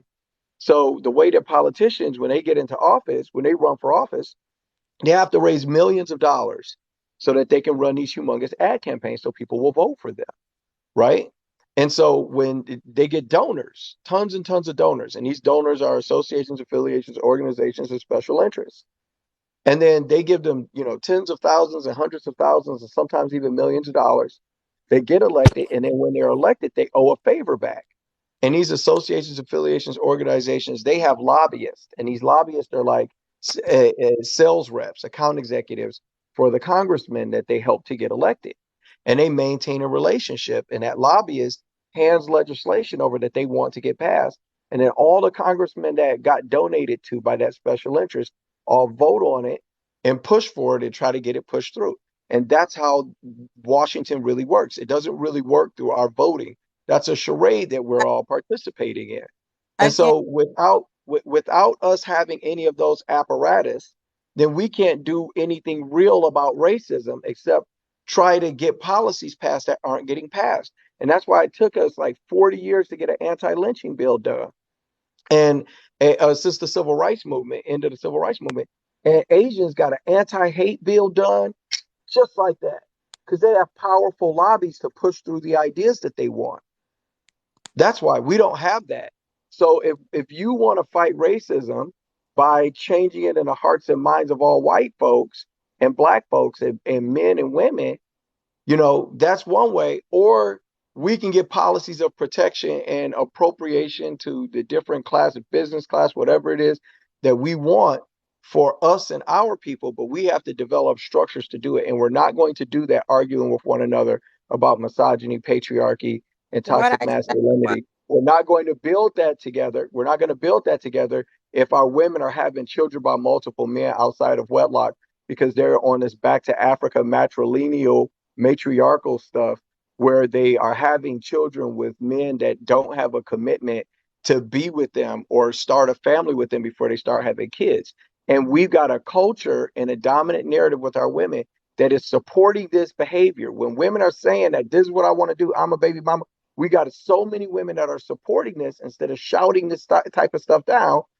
But these same women that are doing this behavior and supporting the behavior are turning around and talking about white supremacy and patriarchy, as if we can deal with racism or any of that stuff without a power base. And we can't. So you got to find somebody to do it. That's what I tell women. I say, you want to fight white supremacy? Marry, start a black family. Start a black What family. That's what I said, tell people. what I said was that people need to evaluate those internal values that are developed out of systems that are in place. You do that as you're working on yourself before you actually get into a relationship, so that you're not taking any harmful things into relationships. Uh-huh. All That right. is the Well, point. I don't think that it's healthy for us to say that families are going to save things, that because then that means that we're pushing families without actually telling people that they need to actually learn who they are, heal themselves, figure out coping strategies for the so triggers, traumas that they've I experienced. think So they're not bring because what people like to do, they like to say, "Oh, I want be my peace." I want peace, but then be a whole ball of chaos, and all you're right, bringing chaos but into hold on. somebody else's When we're life who talking has about, established peace. That makes hold no on. sense. When we're talking about be our peace, we're talking about don't do all of this stuff with the patriarchy and masculinity, blah, blah, blah, blah, blah. Like, here's what you got to understand. Like, look at black people as a team. Okay. So we're the Black Hawks. Okay. And then you got Asians and they're the Bruce Leroys. And then you got Indians and they're this, and you got Arabs and Indians, and we're all in this country. Okay. And you want to play on our team and have the group economic spin on our team. So we got to look at what the other teams are doing and then do that, because the reason that they're outperforming us as a team in terms of the children that they're producing to go out and compete and participate in this country, those children these people are just more evolved than us, and they've already figured out their toxic masculinity, and that's why they can get married and produce children who are focused on academics and going out into the world and becoming things and doing things. Okay, it's not because they've solved the secrets of misogyny. They're just getting along together, and they aren't all oppressed or being oppressed by their husbands. So we just got to get along together. And then if these things are important to us after we're getting along together and having families, because you're having the babies anyways. The women are having the babies anyways. So it's not like you while you're working on yourself and I'm working on myself, I'm not having any kids. Like, life is still happening. When you're hitting these ages, you're supposed to be married at that time. You're still having a baby, you're just not married at that time. Because you've got this concept that has put you at cross purpose with your own nature. You're up when you're supposed to be asleep. You're asleep when you're supposed to be up. You're not in rhythm with the nature of your own life. Women in their 20s reproduce. That's when they have their children. That's the human animal. That's where most women who have kids, that's where they have them. That's the human animal. That's just the human life cycle. You go through adolescence, this, that, boom, they reproduce around this age, boom, boom, boom. Now human beings have the ability to live their own lives the way that they want. And that's one of the beautiful things about us. We have so much variance as an animal on this planet, so much different than all the other animals of the different kingdoms. But make no mistake, there's a rhythm you're supposed to be living your life in. And women are at cross purpose with that rhythm. They're having kids almost at the point that that their eggs are all gone. They're doing this on purpose. They're not living in accordance with the cycle of their natural life as a human being.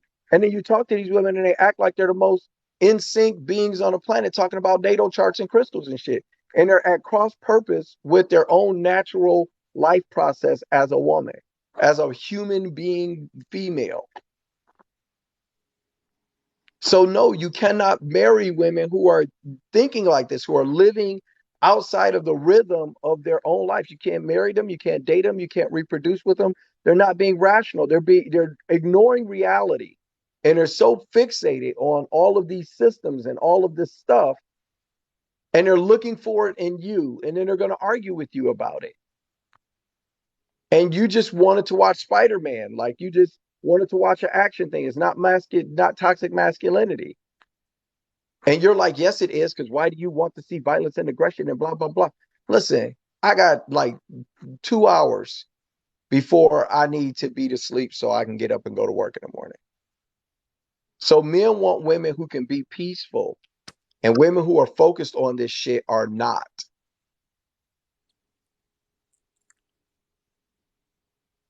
So that's what men are saying when they're saying, I want a woman that's peaceful. They're saying a woman who isn't focused on this nonstop, never ending fight. It's a never ending fight. My whole thing is people need to be whole people before getting into relationships. I I got don't it. I don't think that it's healthy for us to say just okay, create families because families are going to That's what everybody else is doing, and they're are doing better than us. and actually they're not. The thing Asians aren't doing better than us. okay, listen, cultural differences with Asians, This is there the are a lot culture. of cultural differences with Asians. I know these are the culture. The culture are the choices and the traditions, the times, the way that they view relationships and dating and marriage, what they're culturally planned out to do, what they see the responsibility of the man to be, of the woman to be, of the man to the child, and this, that, and the other. That's the culture. We can emulate that. We can emulate the basics of it and not have our kids with no man to raise them. Like we shouldn't have to argue with our women about whether or not it makes sense for them to marry before they have children. Where other I'm not men are not arguing with that. their I do women think about that people this. should be in a stable relationship before they're having children. I do believe that. I don't believe people should be in relationships when they're unstable people individually. That is what I don't believe. I don't Yeah, I believe we get should it. If hold on. Like if you're beating on your person, then that's one thing, right? If but most people are not beating on each other. So when we're talking about most people, most black people are rational people. They're not beating on each other. They don't want to essay each other or DV each other or this, that, and the other. They aren't so fucked up that they need to not have relationships. And guess what? You can say that, but they're still human beings living a human life. So they're having sex with people. So they're having relationships of some sort. And so what you're espousing for, because human beings aren't going to stop having relationships because they need to work on themselves, is you don't know it, but you're espousing for people to not have any serious relationship or to look for marriage while they're working on themselves, which means they're still having relationships, which means they're still having sex. They're just commitmentless sex. You So just are don't you realize that that's what you're about people asking not for. are you more concerned about people not having sex, or are you more concerned about people getting married? Which one is it?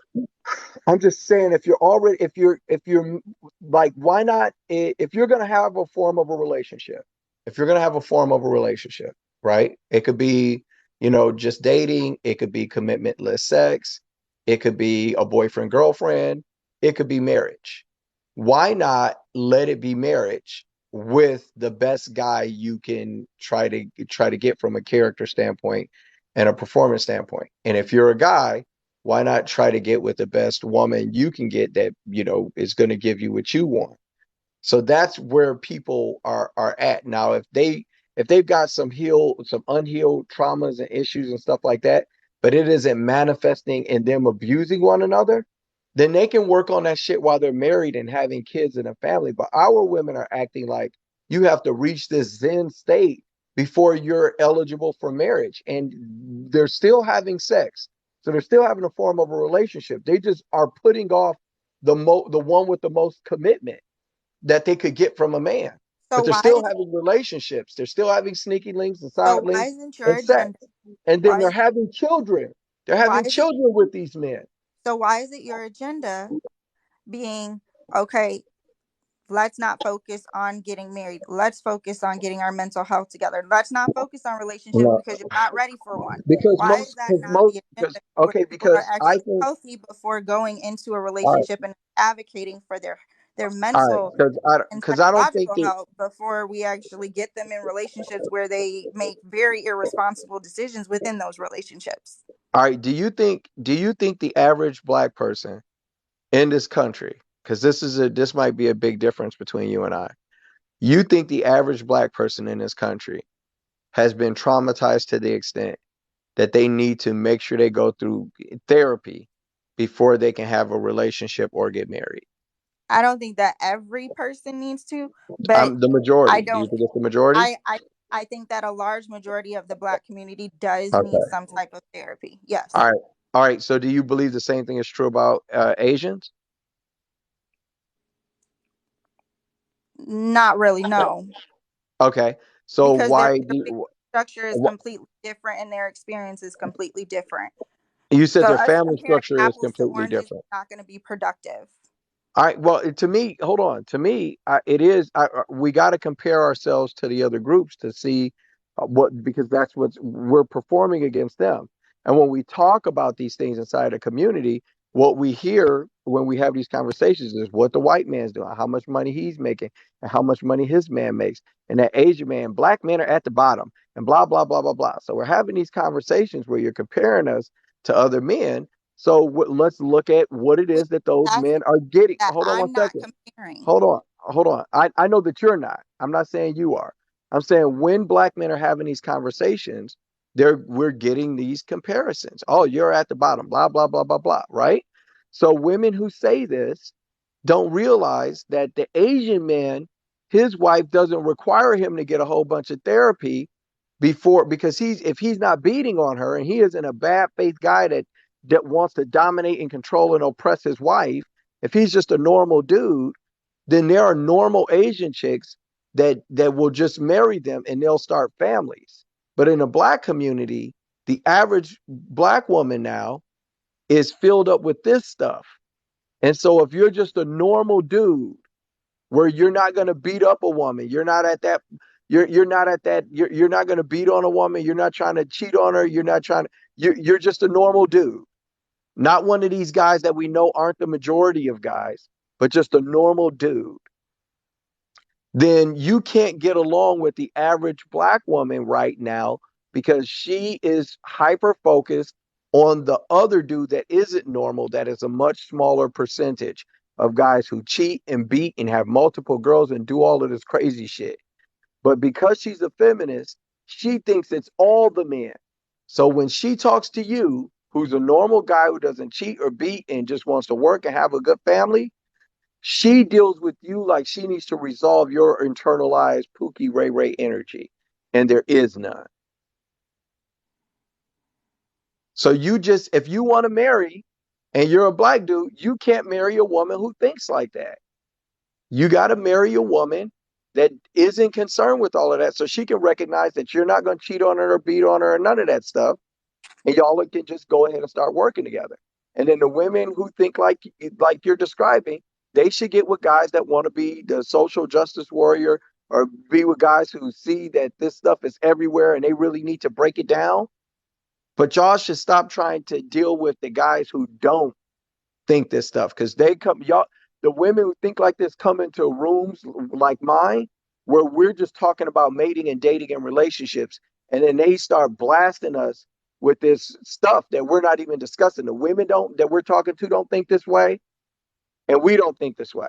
They don't feel like we're oppressing them, we're not trying to oppress them, and we don't feel like they're trying to oppress us. And then these women who are social justice come into the room and they hijack the room with narcissists, this and that, and blah, blah, blah, blah, blah. Or they'll report the whole room. If they see two black people getting along, they will report the whole room. I really wish people would stop using narcissists. I mean, it takes a lot to diagnose one of those.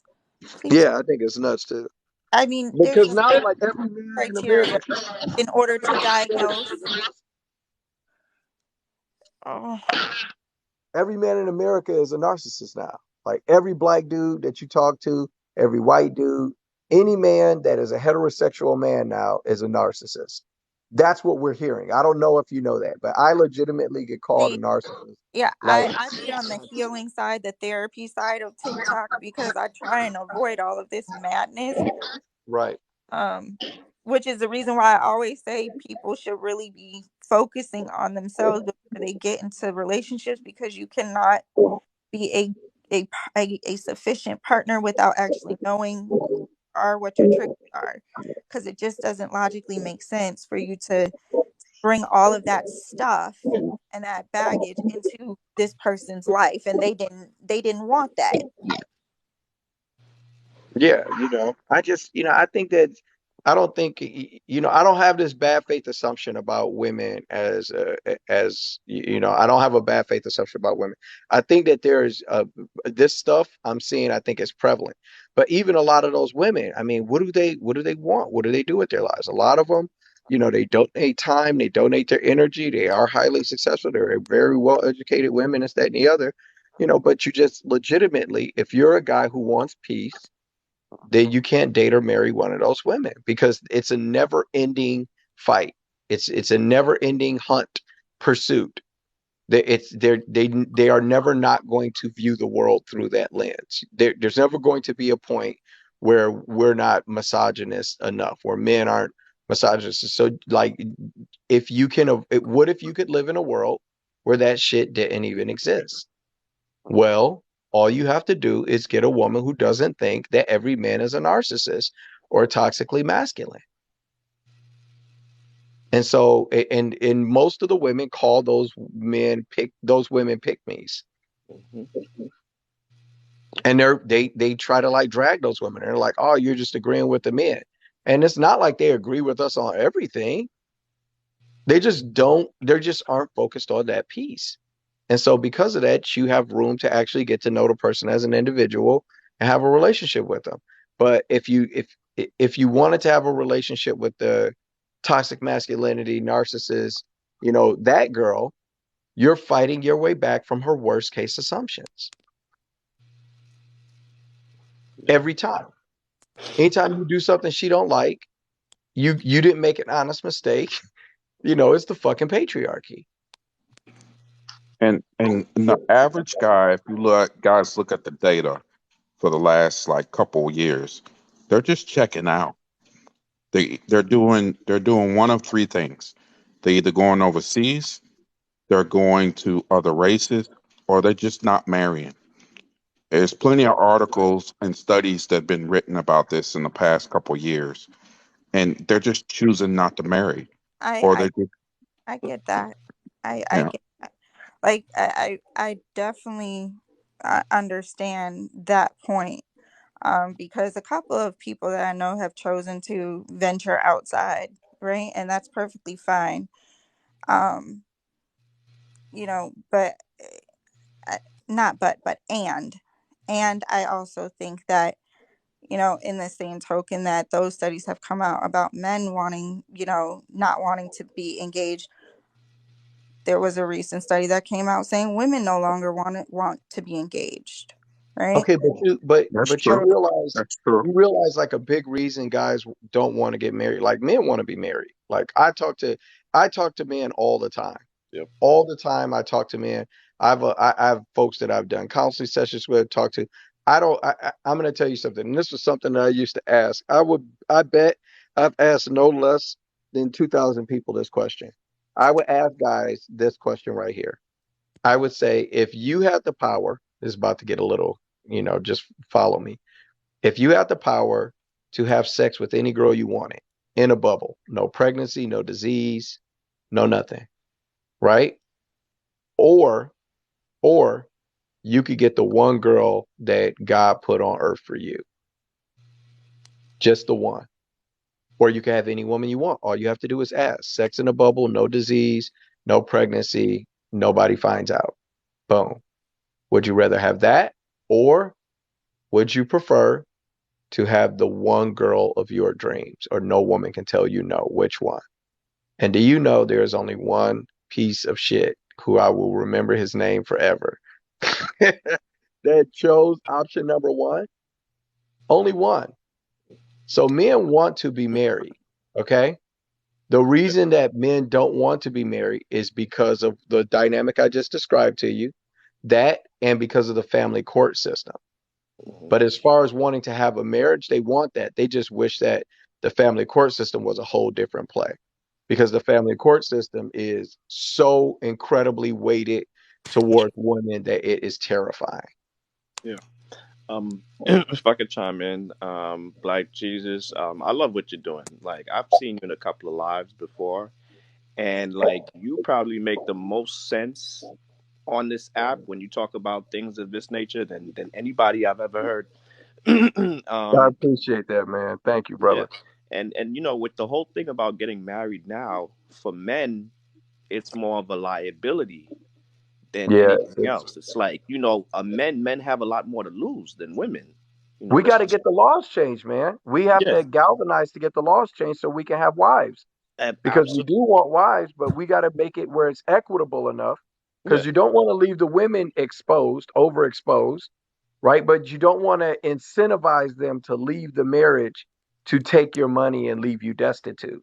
So yeah, it's got to be something that's more equitable than what we got. And I don't know exactly what that is, but I know we can do a whole hell of a lot better than what we yeah, got going on right yeah. now. You And and know?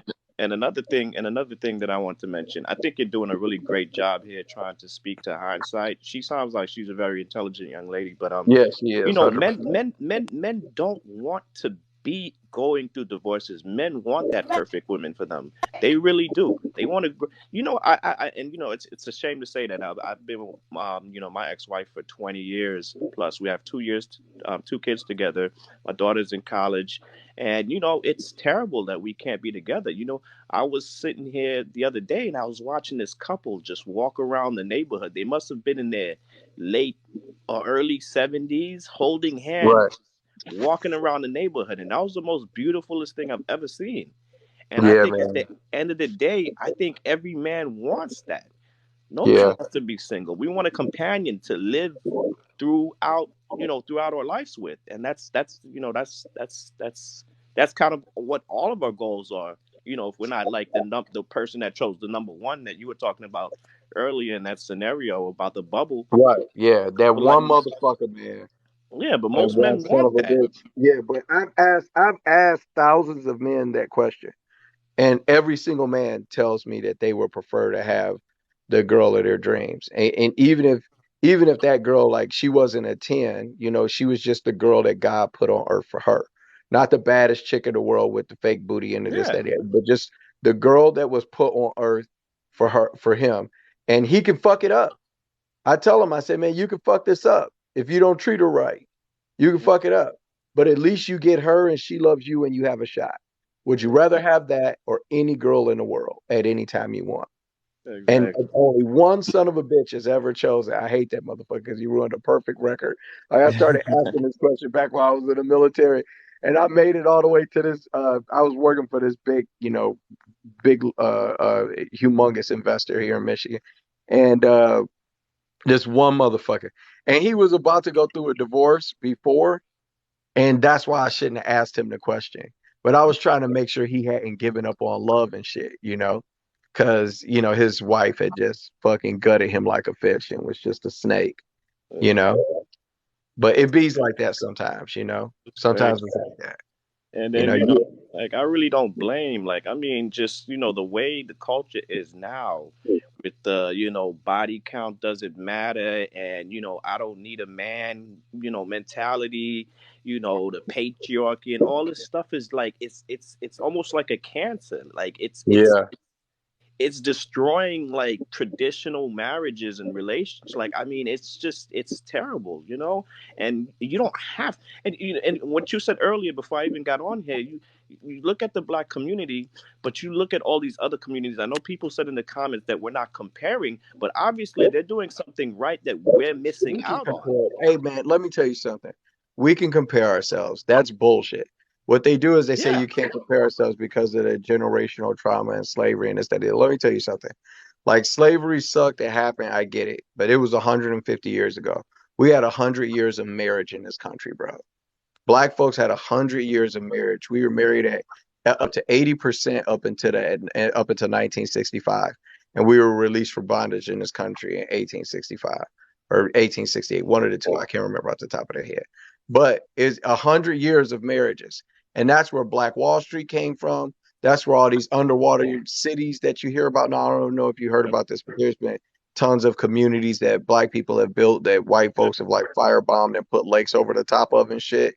Like, they are just the wildest motherfuckers ever, man. Like, the white man is not to be fucking trifled with, bro. Like, this motherfucker is wild, bro. But anyways, Right. we built all of those communities working together. We built all of these communities working together under family. And now we can't build shit. And the kids are destitute.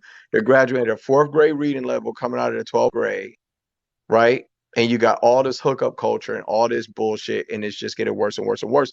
And you can't Right. get the woman to listen to you about shit. For her, Nope. she's single, she independent, she don't need a man. It's toxic masculinity, misogyny, this you want to control me, oppress me, blah, blah, blah. So what am I gonna do? Nobody can control me, nobody can oppress me. I'm gonna give myself to the worst fucking men I can find and have their children. And it's not all of our women who are doing this, but it is too Yeah. many of them. And the women who aren't doing this are not really focused on pointing out the bad behavior because they're so busy yelling about the fucking patriarchy. And so what's wild, they're all united under this flag of patriarchy, toxic masculinity, and this, that, and the other, that they're ignoring the actual behavior that is causing the kids to be born outside of wedlock. Like, how Yep. did patriarchy cause you, Pookie, to have a baby with Pookisha? It didn't. You were having Yeah. raw, unprotected sex, you fucking moron. That's why you're in this situation. And then you dropped out of high school because of it. And then you ended up getting locked up. And now your life is fucked up. That's how you Yep. got there.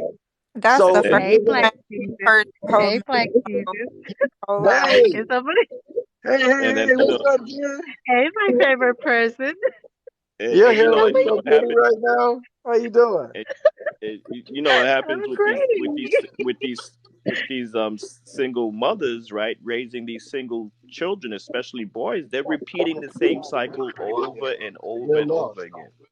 They're lost. The boys are like when you talk to these boys, they're either hypersexual, hyper violent, or they have no backbone whatsoever. Or They're very completely dysfunctions. Or very dysfunctions. Um, yeah. and this is the thing. I think Black Jesus, we were on the live where I went on, and I think it was yesterday or the day before. And the Mhm. lady that was on it private messaged me and said that I have no idea what I was talking about. And I said, Yeah. sister, the only degree that you've got is the one degree. I am a fucking doctor for a reason. And I did research for 7 different countries. That includes 7 different Black men communities. I am a fruit Chat. salad. 10% of my blood is actually African, right? From, and it hurts to actually, see these women thinking that Black community only involved in America or Africa. No, honey, there are Black communities in the entire world. Yeah, there's And more of us these than anything else on problems the planet. Yeah, Exactly. there's And this problem is not only for American Black, for African men. No, it's the entire, the entire world is actually, it's it's having it's this it's argument now. actually so exactly. As Yeah, much as it's you growing. say that, my Black men don't love you. Excuse me. There is a world outside. If you did not travel the world, if you just only one research does not make you a expert in the statistic data system. No, Right. sister, it is not. Now, the only thing that I want to add is like you forgot your existence in this world. You did not exist as only through a woman. Your existence is through your mother and your father. It doesn't see they said, "Oh, I want a relationship back in the 1950s." Honey, there was no freedom back then. Whether you are abused, you've got to stay. You've got to stay there Thank you. because that was the only options that you've got. The fact that you sit here and you say, "Oh, I wanna go back there." Hey, Dr. Ja, you want to go back there? There was no freedom. You've got more freedom now. And guess who did that for you? Men. Men took the lead because they were given the authority to leave the fucking world you're living in. And everything that you're actually living on, or in every pharmaceutical, in every research that you actually read and bring your fucking statistic on, is actually made by men. And I don't know if how many of you, like how many of those statistics and research was done by Black men? Only 5% of them. Most are actually white men, and those researchers actually sold to make money. Now, white men actually make you to sell them research to actually go against your own men, and that's the stupidity. And that is why I always say, sister, you are so oblivious to your own stupidity that leads you to understood your own understanding. Now, how stupid is that for us, right? It's difficult. Is that for a man? It's You yeah, want a dude. family? You want a healthy family? You need a man. You want kids? You need a man. You want to think? You all think that it's like, oh, I can go to the scientists now and they can give you honey. They don't tell you they've got sperm from men in there to actually make you children. Yeah. Don't come with your degree here and say just because you did one research, it does not make you an expert for research. By the way, 95% of those researchers are white men. They go travel the world in the indigenous country. They go or do that. They don't even do it themselves. They've got to pay someone to actually go and actually do that research, and then they come and they put it on the system. Now, who actually came up with the research that they say that 90% of black of men are actually lonely? A white man, a white doctor. Now, what does that mean? Every time you read a research online, you're actually buying them and they make money. And what do? We go in against each other. We go argue whose point is right. No, honey, you're only existing in this world is through your mother and your father. You're not through a monkey and a donkey. No, you are through a mother and a father. Very simple. And the fact that you sit here and you blame like, oh, you're the reason why I'm a single mother, honey. No, they're not. See, Right. you saw the red flags. You saw that he came with issue and you make it your problem. Now that is your problem. You saw the red Yeah. flag and you want to stay because you also came from you were a broken record when you entered that relationship. What does it mean by a broken record? You were mentally, emotionally unstable. And you went in there, you were trying to find a comfort. You were trying to find a shelter because in the midst of the storm, you couldn't find anywhere to sleep. You got a slit in a what? In a man's arm, just to find a place to be. And when you're there, and then they lift you, no, because if your foundation was built on pain and suffering, it's broken. And all you get in a quarter halfway up there, you're no longer in there. You're gone because you were broken from the start. So go heal yourself. Stop pointing finger. Stop putting your black men on his because I look so fair and I don't, honey. I am more black than you think. I used to Be live in the careful. States. My They ex-husband go. is a military and he is still in there. I've got three kids who are literally American citizens. They now live in New Zealand. We live in New Zealand. And I am an advocate to an African community of where I live. Do I complain? Absolutely not. I love black men because I know I came from a man. You came from a man. Your existence in this world is through a woman and a man. You didn't just exist in this world. Whether you made from love or you made from circumstances, honey, you exist in this world. So the fact that you just gonna have to go and heal yourself, find peace within yourself, Be careful. They're but gonna don't call go you point finger. they're gonna call you a pick me. Be careful. Oh, I don't give a shit. Do I give a shit? Absolutely not. Success is not about owning a PhD and becoming a doctor or becoming a lawyer, honey. Successful is when you understand who you are as a human being, not because you're a doctor, not because you're a lawyer, not because you're a millionaire or a billionaire, honey. No, money has no value, and it's the only thing that you guys chase and think, oh, I don't need a man because I'm actually successful, honey. No, you're not. At the end of the day, you will go to bed knowing that you are so lonely. You go to bed crying. That's it. So that's all I want to add. It's Christmas over here. Black Jesus is actually Saturday here. So it's Christmas already because the sun's down. So, Ooh, that's mm-hmm. crazy. That tomorrow for Uh-huh. us. Well, today is Christmas Eve for us now. That's right. So today So is it's Christmas Eve Christmas for us. Eve, and it's actually Sunday tomorrow, and tomorrow is Yeah. our Christmas. So, It's my hmm little brother's birthday tomorrow, and he's got four kids. My ex-wife's got the kids for this Christmas. uh-huh. And so I'm going over to my little brother's house with my girlfriend. And so this is gonna be our first Christmas, together. Oh, And what? yeah, yeah, Oh, it's cool. Her and I get along really, really well, and she gets along with my brother and his wife really well. And my brother's got four kids, right? So he's got one that's really young. and then he's got Nayla, and and Nayla is he's got four of them all together, but I'm not giving all their names just because there's people online following me that hate my guts, so they think I'm like dangerous and shit. But anyways, but he's got Please, so this Black the Jesus, second. Black Jesus. Someone just private message me, Bano, and say, you sound like a slave woman, honey. I left the marriage. He didn't leave the marriage. My ex-husband is actually still in the military. See, that's the difference about knowing and understanding. See, just because you know it does not mean you understand. Knowing is knowledge, understanding is wisdom. Honey, is a two different things. Emotions and feelings are two different things, not the same. Make it make sense. Yeah, so but the thing that I was pointing at was just that um my niece Nene, she's a little fighter. She likes to fight, she likes to wrestle, and so whenever I go over there, she wrestles with me. And the last time that we were wrestling, I was tickling her, and she was getting pissed off because she's like, tickling is cheating. She's like 4, okay? So she's like, tickling is cheating. So, I'm in my brother's room on their big old bed, and I'm, tickling her and eating her up and stuff, biting on her ribs, and I'm getting the sweet meat. And so she was getting pissed off about me biting all over her, and you know how you do that to kids, when they're young and stuff. And she, so she was getting pissed off and saying it was cheating. Do you know what she did? She took off her shirt and licked her hands and wiped it all over her body.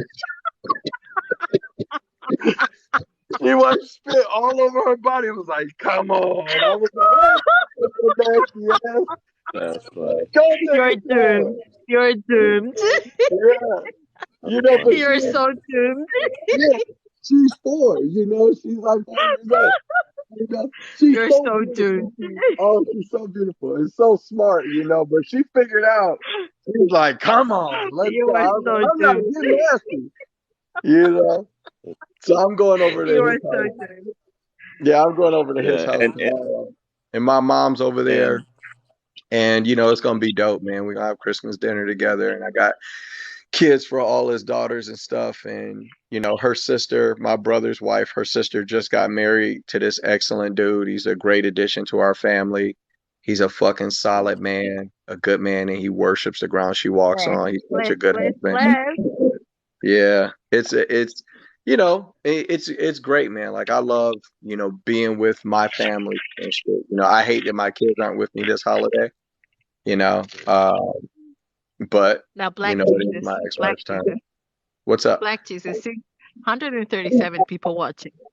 Are there any single men? Are there any single staple men on this? She's shooting that shot. Hey, fellas, she got a PhD. Fellas, she got a hey, PhD. hey, Don't play. right here. No, I'm just Black kidding. Yeah. Jesus, this all these women say this is why I'm single, honey. I am single for a choice. I ain't single because I need to Hey, work on but myself. I am single because but I love that's how much I love myself. but See, you know even what, Jen. I will tell you this. that. I wish a lot of women out there thought the same way you did because I mean that's part of the issue. A lot of women need to have your mentality a lot more. So if anybody calls you a pick me, take it as a compliment because that Yeah. Oh, means Take it honey, as men a want to pick compliment. you honey, and not them. words ain't got through this woman no more. You cannot burn a woman that just walk out of fire no more. So no matter, you can just light your flame. I don't give a shit. You can just go ahead and do I've been single 7 years of my life. So nothing you say or do, it will actually destroy me. You're just gonna have to. I have a PhD. Dr. Cha, shut up. I mean, I've got a best friend who's a doctor in here too. Yeah, Dr. Giles, cool. Hey, Taro, Hey, how you doing? I'm doing good. So check this out. You see this guy in the chat that said, "What's a pick me?" I think that I like perfectly defined it with in this conversation that we were having, right? Did you hear the explanation I had given of a pick me just being a woman who isn't indoctrinated with the feminist mindset, so she's capable of having like a normal relationship with you without patriarchy, toxic masculinity, racism, colorism, hitting you with all that shit?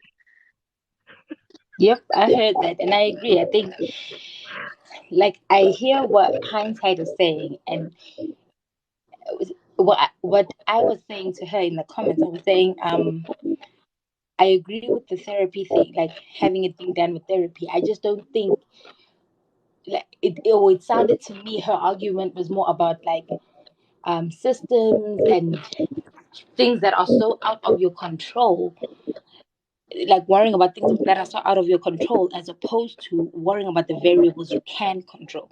It just doesn't make sense to me to make things that are like you can't control that. Patriarchy, misogyny, racism, all those things exist outside of you. So why are we having it in our interpersonal relationships? I just don't understand what Yeah. like. And I asked her what yeah, no problem, hindsight. I asked her what she felt like. So, what should your man be doing to address the patriarchy in y'all interpersonal romantic relationship? She's like, well, just making sure that he's checking it within himself and checking his friends to make sure that. And I'm like, but like, okay, so you could do that. You could get a woman that's going to require that you are looking for your internal misogyny and patriarchy and all of that stuff, and then make sure that you're policing it within your friends.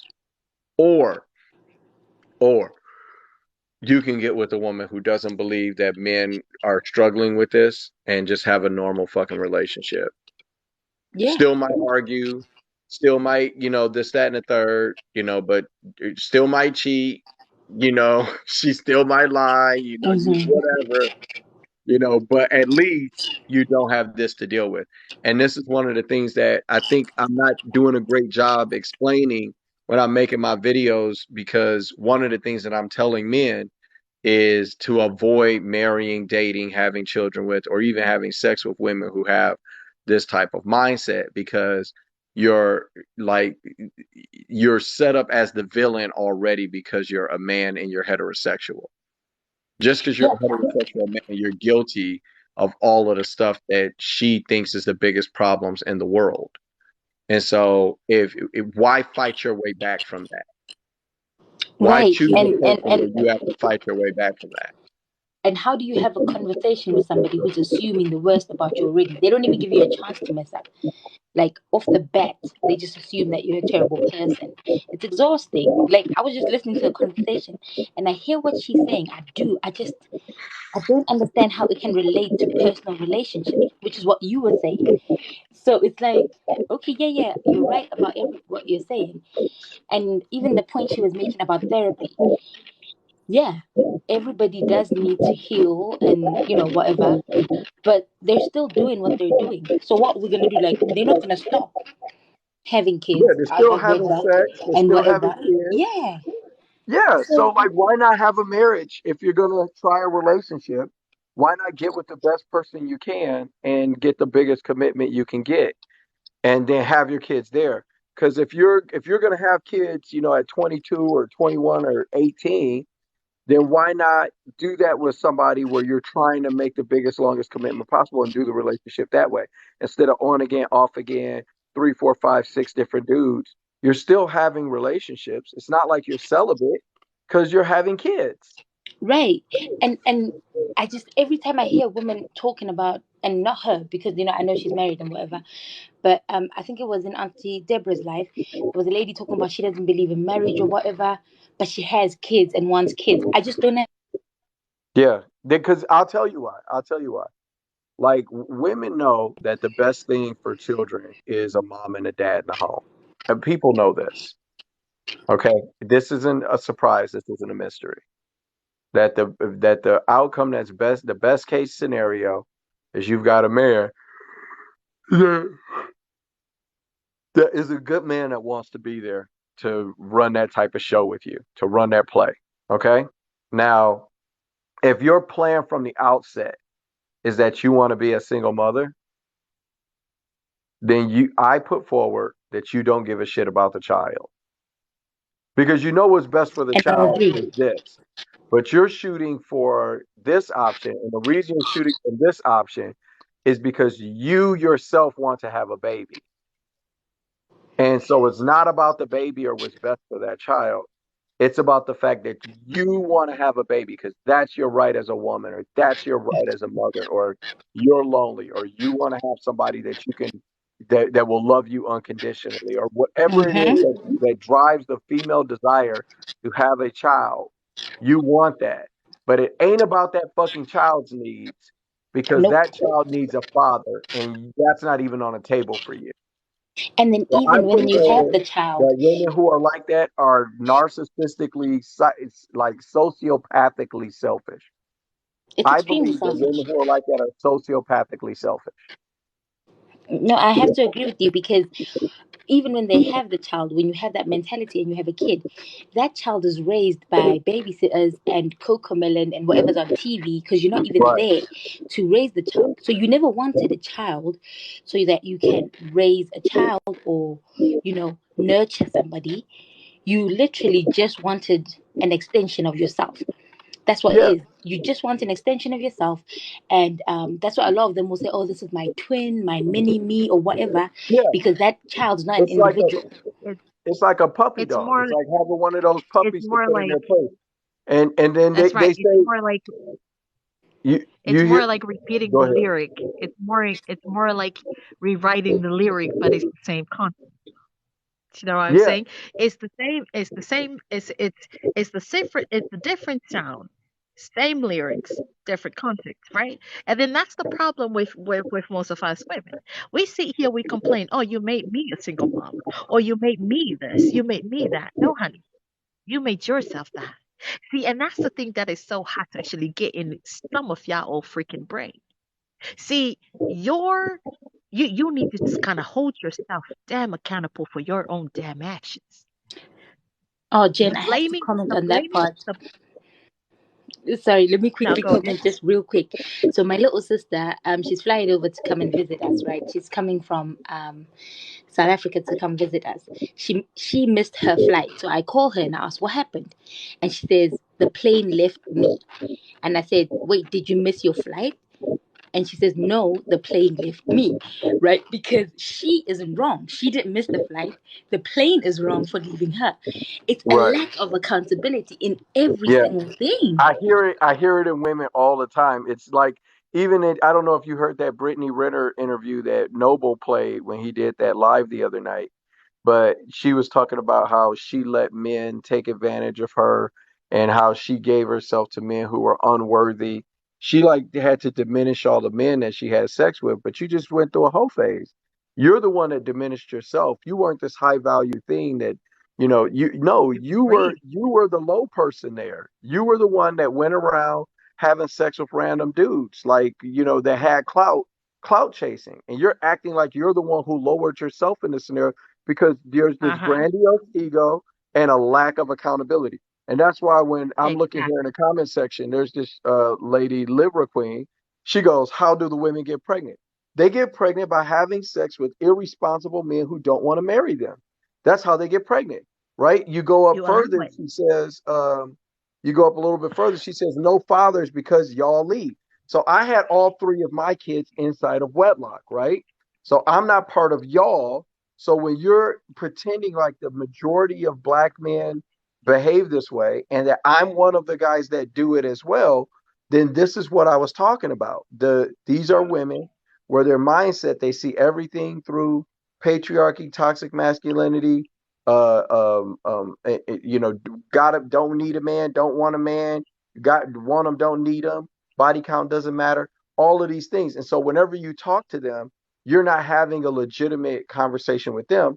They're arguing with you about the patriarchy and what men have done in the past, and men are like this and blah blah blah. You're not able to have a real conversation with her because she's talking to you about some idea that she believes in about men that has nothing to do with you.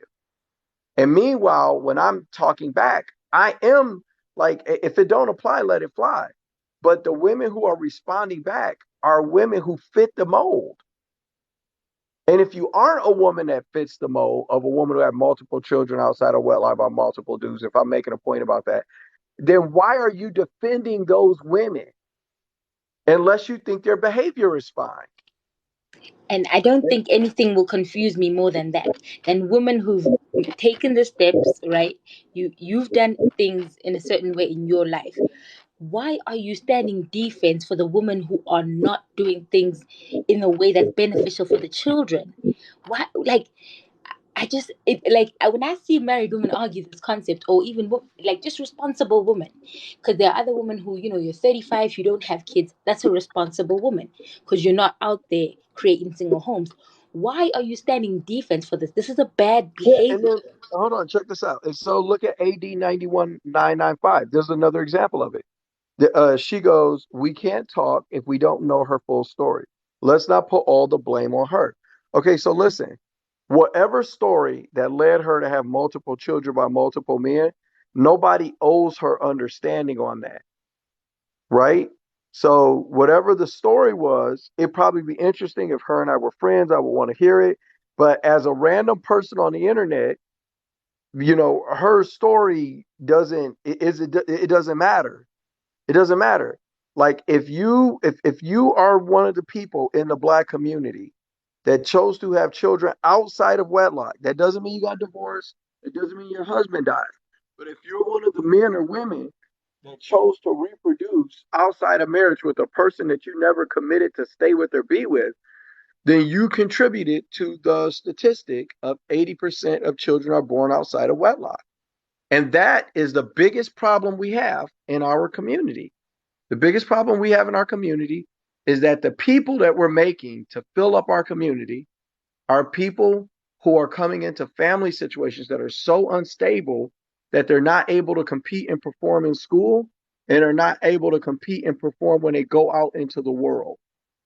They can't participate and compete at a high enough level to get the best jobs and make good money and do this type of stuff because they're being born into situations where there is no stability. And so that's because the man was irresponsible. He's an irresponsible guy. I'm not removing responsibility from him. But you're irresponsible too because you Right, chose to have sex, unprotected sex with an irresponsible man. So both of y'all are irresponsible. And right. then if you chose to bring the child into the world based off of some sex y'all was having where he wasn't trying to get you pregnant 9 times out of 10 because these babies aren't relationship babies. A lot of them are not, right? Let's be real. They're side babies, sneaky links, situationships. They're all of that shit, right? And then even if they are relationship babies, if you're in a relationship and you're gonna give a baby to a man, then just get married. The Oh my the old goodness. the oldest agreement used to be, I give you a ring, then you give me a baby.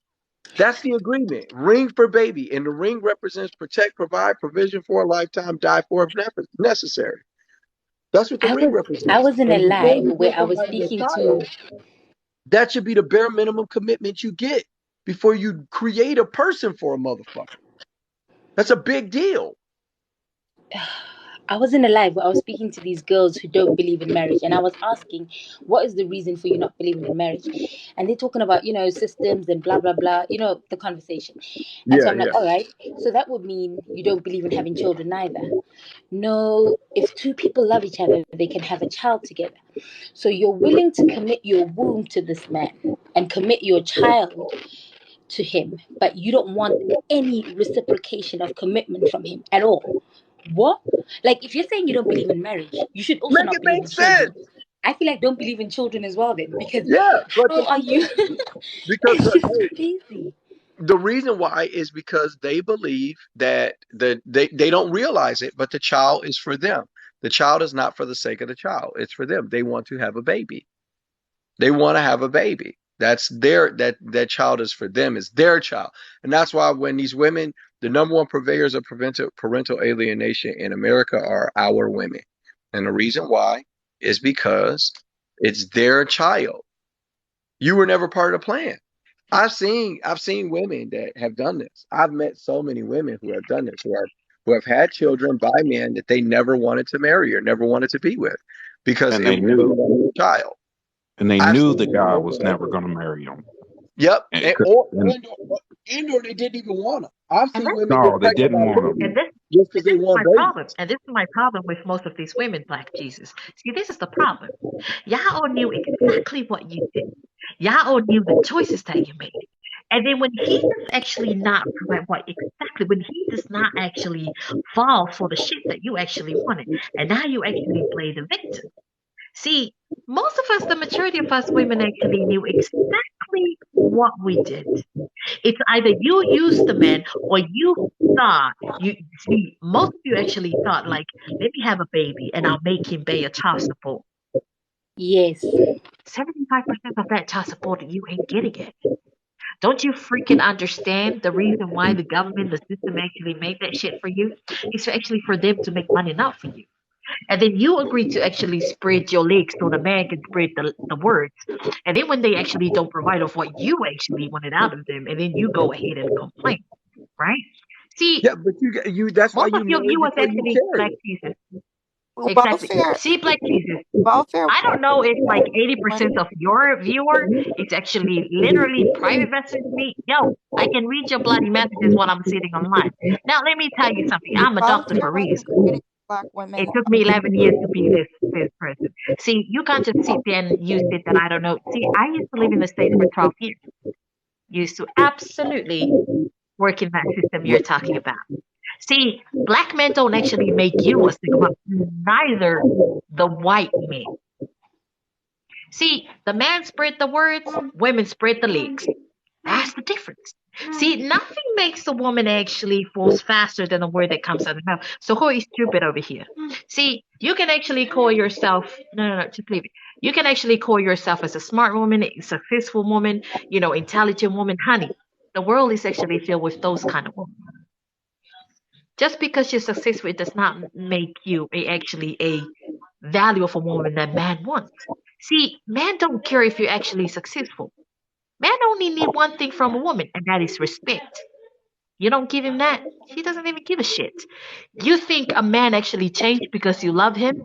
A man don't change because you love him. A man change because he loves you. Man stay. You can give a man the world, children, he will never stay. He don't give a shit. Because how many of you that can actually give a man a child because you just want him to stay? Honey, doesn't go that way. See, you got to understand the characteristic of your emotions. See, through your behavior, a man can see the pattern of your personality. He's not going to tell you how disappointed he is in your behavior, but he will just pick up his bloody suitcase and he will just walk away. Yeah, a And lot then of you're going guys. to run his plate like, Yeah, if you run into see, guys life who is a ghost journey. you, if you run into guys who ghost you, 9 times out of 10, those are guys that what women equate that to is that, oh well, he found somebody else he likes, or he went back to his ex.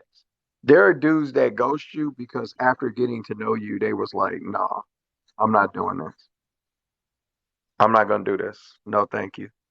Like healthy people protect their peace, and if you're filled up with this stuff, then you're not a peaceful person to be around. It's not pleasant to be around that all the time. Somebody requiring you to constantly try to break down your all this shit inside of your head that you're a misogynist because you want this and that you need to solve that and then change who you are, or else we can't be together. Fine, we can't be together. Fine, no problem. We can't be together. Cause I don't like, and you got women who are so on this shit that they're fucking their way through their 20s, half of their 30s, and they're marrying at 30, 35 with a good job, talking about I want a man on my level. It's madness. It's absolute madness. And meanwhile, they still making it there with somebody else's kids. And now you got the birth rates falling, right? Which the birth rates aren't really falling. It's just that we're aborting children, more children than we're having. That's a big portion of the birth rate's falling right now. And the reason why is because, unfortunately, right now, the average woman in our community is like a raging womanist slash feminist slash anti patriarchal social justice warrior. Like she's teen too much. And men who want wives and family just aren't marrying those women. They don't want to do that. It's not peaceful, you know. To like this narcissism kick thing that women are on nonstop now. It's crazy. Every man's a narcissist. Every one of them. Every guy that things don't work out with, he's a narcissist. Like guys are sick of dealing with this. Like rational, decent men are walking off the chessboard. And what women are doing when they're walking off the chessboard is just gaslighting them more and saying the reason that you're walking off the chessboard is because you want to have sex tourism. Like, no, we're telling you what the problem is. You're not listening. You don't care. And so we're sick of repeating ourselves. So you have some guys who are like, hey, I'm leaving the culture or I'm leaving the country, but I'm not going to argue this. I need to find women who don't think like this. But this is a growing mass inside our community. And it's not like it's creating better relationships between men and women. It's not. It's not like these women are having better lives. They're alone. They can't find men to marry them. The only stuff they're having is random sex. And they're trying to act like that's fulfilling on some level. Like, well, not everybody wants to be married. Okay, well, you want to have random sex then. Or give long-term sex to one guy who doesn't owe you any form of commitment whatsoever. You know, because the reality of the women who think like this and who are putting off marriage and all of this stuff, it's just that they're, some of them are abstaining. I talked to black women who are like, nope, I've been abstaining. I haven't had sex and this and the other. But the vast majority of them are body count doesn't matter, which means my body, my choice. I fuck who I want when I want. And so who wants that? What man who wants a wife would knowingly choose a woman who has separated sex from emotion to that extent? Like we need y'all to be the emotional being. We don't want to fuck other men. If we're heterosexual men and you're a woman, we want a woman, feminine mindset, connection, sex. That's what you want for a wife, right? If you're just having sex with somebody and you don't want anything from them and they don't want anything from you, then it doesn't matter that your body count doesn't matter, chick. But if you want, here the problem is that men don't allow you to move back and forward. They stop desiring you when you are a body count don't matter, single, independent, my body, my choice chick, because that means you run up your numbers. And men believe that what that does to women psychologically and what that does to their relationship to sex makes them bad prospects for wives and for mothers. Because you just build this cynicism for men from having sex with random men like that. You just build like this cynicism towards men because just the act of dealing with the types of guys that do that type of shit is damaging psychologically to a person to deal with, especially a woman. It is damaging to deal with those types of men in sexual situations and the games that they play and the bullshit and the lies and the this and the that and the embarrassment, the talking shit, the back and forth, the da da da da. It causes a whole bunch of trauma in addition to the fact that you are dissociating your love from sex muscle. You don't care. You're just able to fuck a dude and it not matter. And that is a turnoff to men who want wives because we're not getting you for your income, we're getting you for your mindset, your mental schema, your femininity. And you're crushing that shit because you're in some pissing contest with me about some shit you have no business doing. My brain don't work that way. You can't, as a guy, don't get me wrong. If you smash too many women, you can desensitize yourself, you can hypersexualize yourself. Like men, your body does matter. But the point is that we don't experience the same trauma from sex that women do from having random sex partners. And women talk about this utopian concept where they can just go from one guy to the next, and it doesn't have to be this way. But that's the possibility. That's the mythology of how it could be. That's not how women are experiencing this, where they go from partner to partner. It's not. They're experiencing trauma, and then you want to bring all that relationship trauma to a man and have him, you know, give the ultimate commitment to you after you've done all this running around. And you bring the bullshit and the trauma and the bad expectations about men and all of that shit from you doing what you did, and now you want me to work that through with you. That's not, I had nothing to do with that. You know, I did, right? Because maybe I was one of the guys that maybe I'm also under another archetype, one of the guys that has sex with you. But if you're a woman who says body count don't matter, my body, my choice, I'm gonna have sex with who I want, then 99% of men can tell you no, you're gonna end up fucking the 1% because that 1% will find you. You know what I'm saying? So if you're a woman who's out here sleeping with men, you're for any night that you decide you're gonna sleep with a man, you're gonna be like 90% successful with that shit. You know, so to pretend as if that's because there's something wrong with men, like men need to reject women who want sex more. With as hard as women make it to get sex in the first place under normal circumstances. And then the women are giving the sex away to the top 10% of guys, 20% of guys, or guys who win a genetic lottery, right? Which could be a Pookie or a Ray Ray, right? Or a low performing guy could win a genetic lottery and be getting a whole bunch of poon, poon, poon, right? But for the most part, this is who you're doing it with. And then when you come to a rational man and you want to have a relationship, then I'm supposed to deal with that trauma. Well, I'm not. The best thing for me would be to not deal with you. So you got a lot of guys who are like, I'm not dealing with this. And then a woman's like, why? Body count doesn't matter. When did you decide that? And I ask, When did men agree to that? When did like who decided that, and when did men as a group agree to that? Because we can agree that in the past it did matter. So what year did that change where men was like, you know what? I don't really care when it comes to wives about whether or not they've been a town bike. It never changed. Women just started saying it don't matter. That's it. And a lot of this shit that comes out of the feminist movement is just women just saying shit that nobody else agreed with and just being like, if you don't agree with this, then you're a transphobe. I had somebody talk to me yesterday that said that if you don't believe that a person who is trans is a natural woman, then that is transphobic. And if you wouldn't can date we a not go woman there? because if you wouldn't date a woman who is trans because they're trans, then that's transphobic. You don't want to get banned. Right. Okay. Yeah, I feel you. But Don't I'm just saying, go. like it's transphobic. My point is like if I don't agree with you, I'm a bigot. Like if I don't agree with you, I'm a bigot. Yep. Or a That's narcissist, crazy. misogynist, or whatever. That's crazy. How can you have a conversation with somebody where you say, you know, let's have a conversation about it, talk about it, learn about it. You need to learn about it. You need to listen.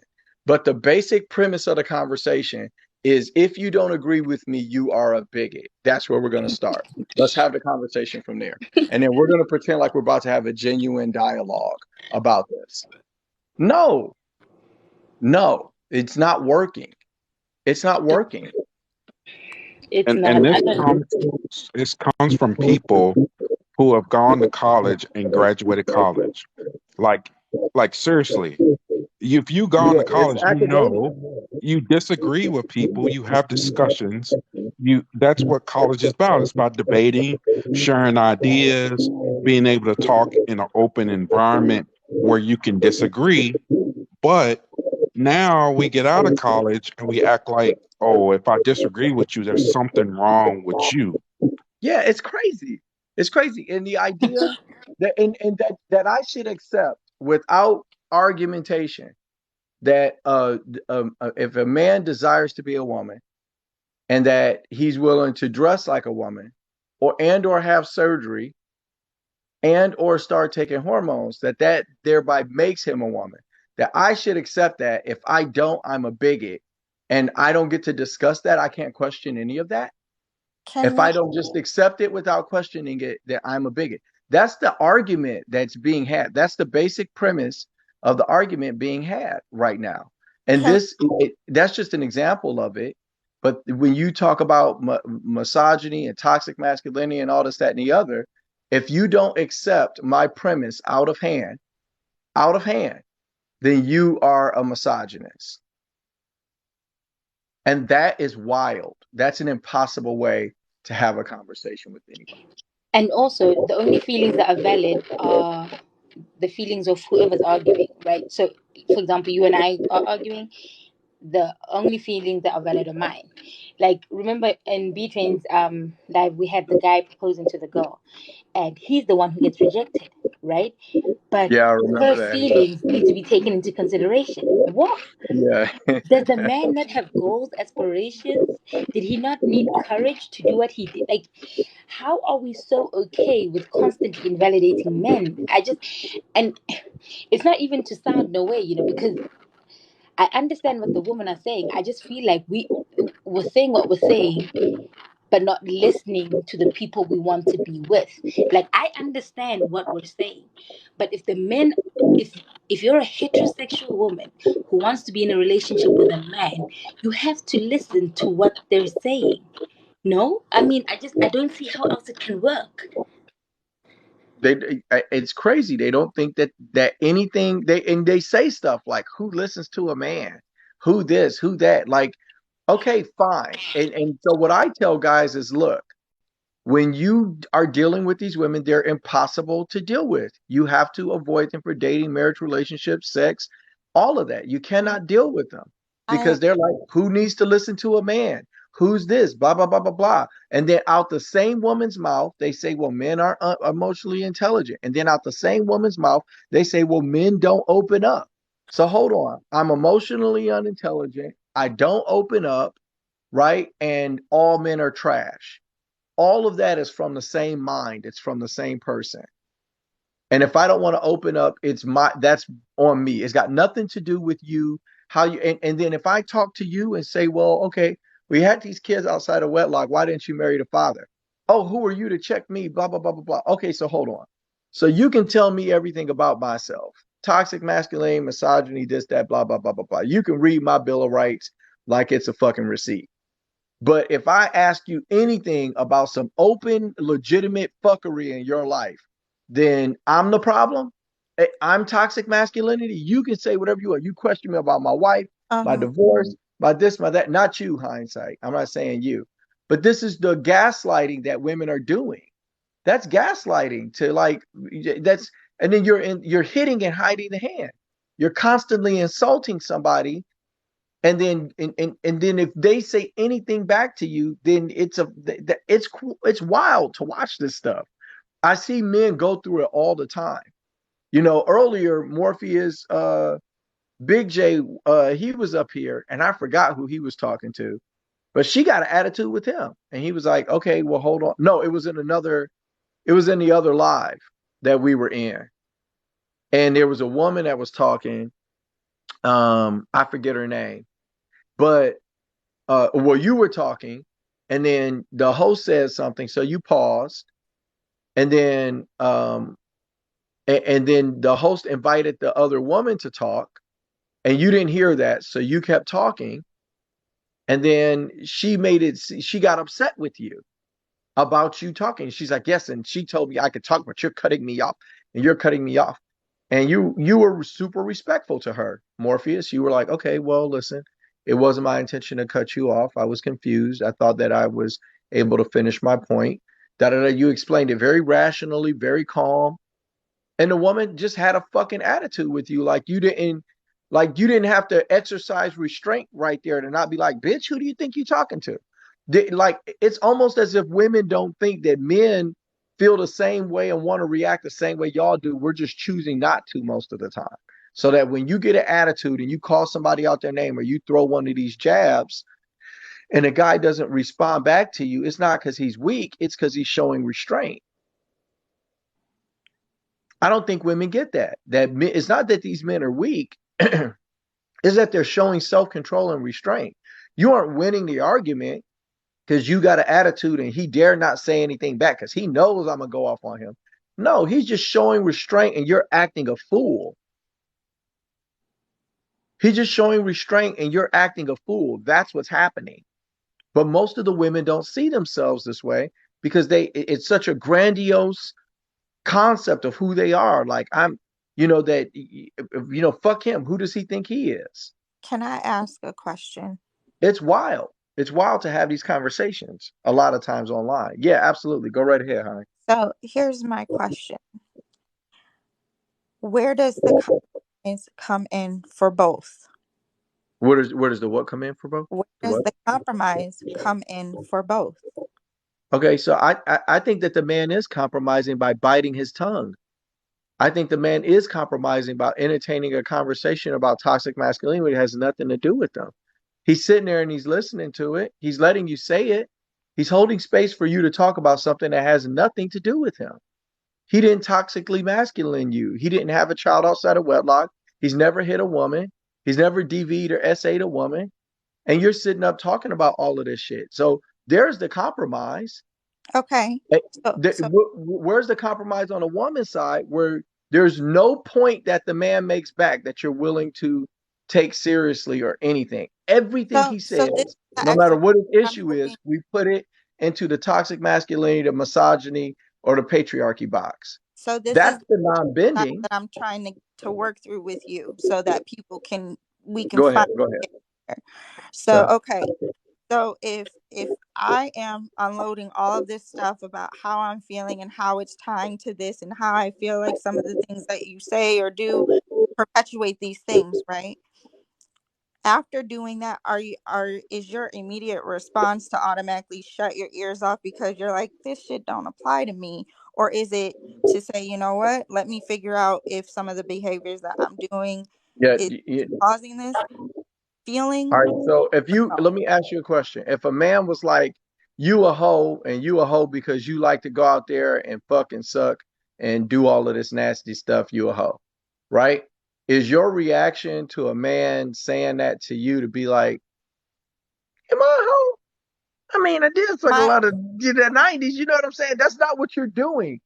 If you come to somebody and you dump on them and you're accusing them, you can't have the reasonable expectation that they're I, going to take your disrespectful, nonstop dribble that you're dumping on them seriously and do some self-reflection based on that. But that's what these women are doing. They're not having a meaningful back and forth dialogue where they're sharing their feelings. And so you can't claim to be the emotionally intelligent one while you're so triggered that you can't show any regard for the feelings of the person that you're talking to. You need to, diss them and read them up and down while you're doing it. And you need to I, assign I what problems you have with patriarchy and toxic masculinity to that individual person. And you want that person to sit and take that and be self-reflective. Do you again, know how it's not strange it is? self-reflective on. It's not self-reflective of Do you you feel like women are patient in this internalizing, way? internalizing it and saying, "Am I that?" But I get it, what but would make what would make them think that about we me? know what makes them think that. We know what makes them think that. If you're a heterosexual man that's not a feminist, then anything you say, women turn it into those three things if that's the type of time they're on. I don't think you're accepting the fact that all of these women aren't experts in gender studies. They're just chicks who hear this rhetoric and repeat it. They're not psychiatrists like you. The average black woman is not a fucking therapist or a clinician, but she's saying this shit. I, She I, isn't a professional on it. I But She's think just what that's repeating this not what shit uh, at any man that she's talking to. that's not what I'm saying. Is that's the immediate response is to immediately get defensive because somebody is saying what they're displeased with, and you not saying, okay, But well, what what are you am I claiming this? like, Do you believe? what did my action do that caused this? And All then be right, like, but okay, let me think about this for a second. Black all Jesus, right. let me So ask a question first. This Let me quickly ask a question. shouldn't be to Okay, shut down. hindsight, real quick question. When you have an encounter with a quote unquote Karen or any racist person out there, is your first thought to think, what did I do to make There this racist should be a gap person respond somewhere. this way? Or do you just think, well, that's a racist person and keep it pushing? There's back. I didn't hear what you said. Something. Say that one more time. So, do I have an echo? Okay, I sorry, think my you're bad. good now. Go ahead. Okay, so when you are out and about and encounter a Karen along the way, right? And this person is racist towards you, is your initial thought to think, oh, what did I do to, make this person behave this way? Or you just say, this is a racist person and that's what they do. What is your initial thought? If I'm in a relationship with this person, No, like if you encounter them in life. yeah, Yeah, when that's the you difference. encounter them in life. You can't, this is about relationships. So like, of course, if it's somebody on the street that I don't give two cares about, I'm going to keep it moving. But if it's a relationship, I would have to be like, what would make you think that of me?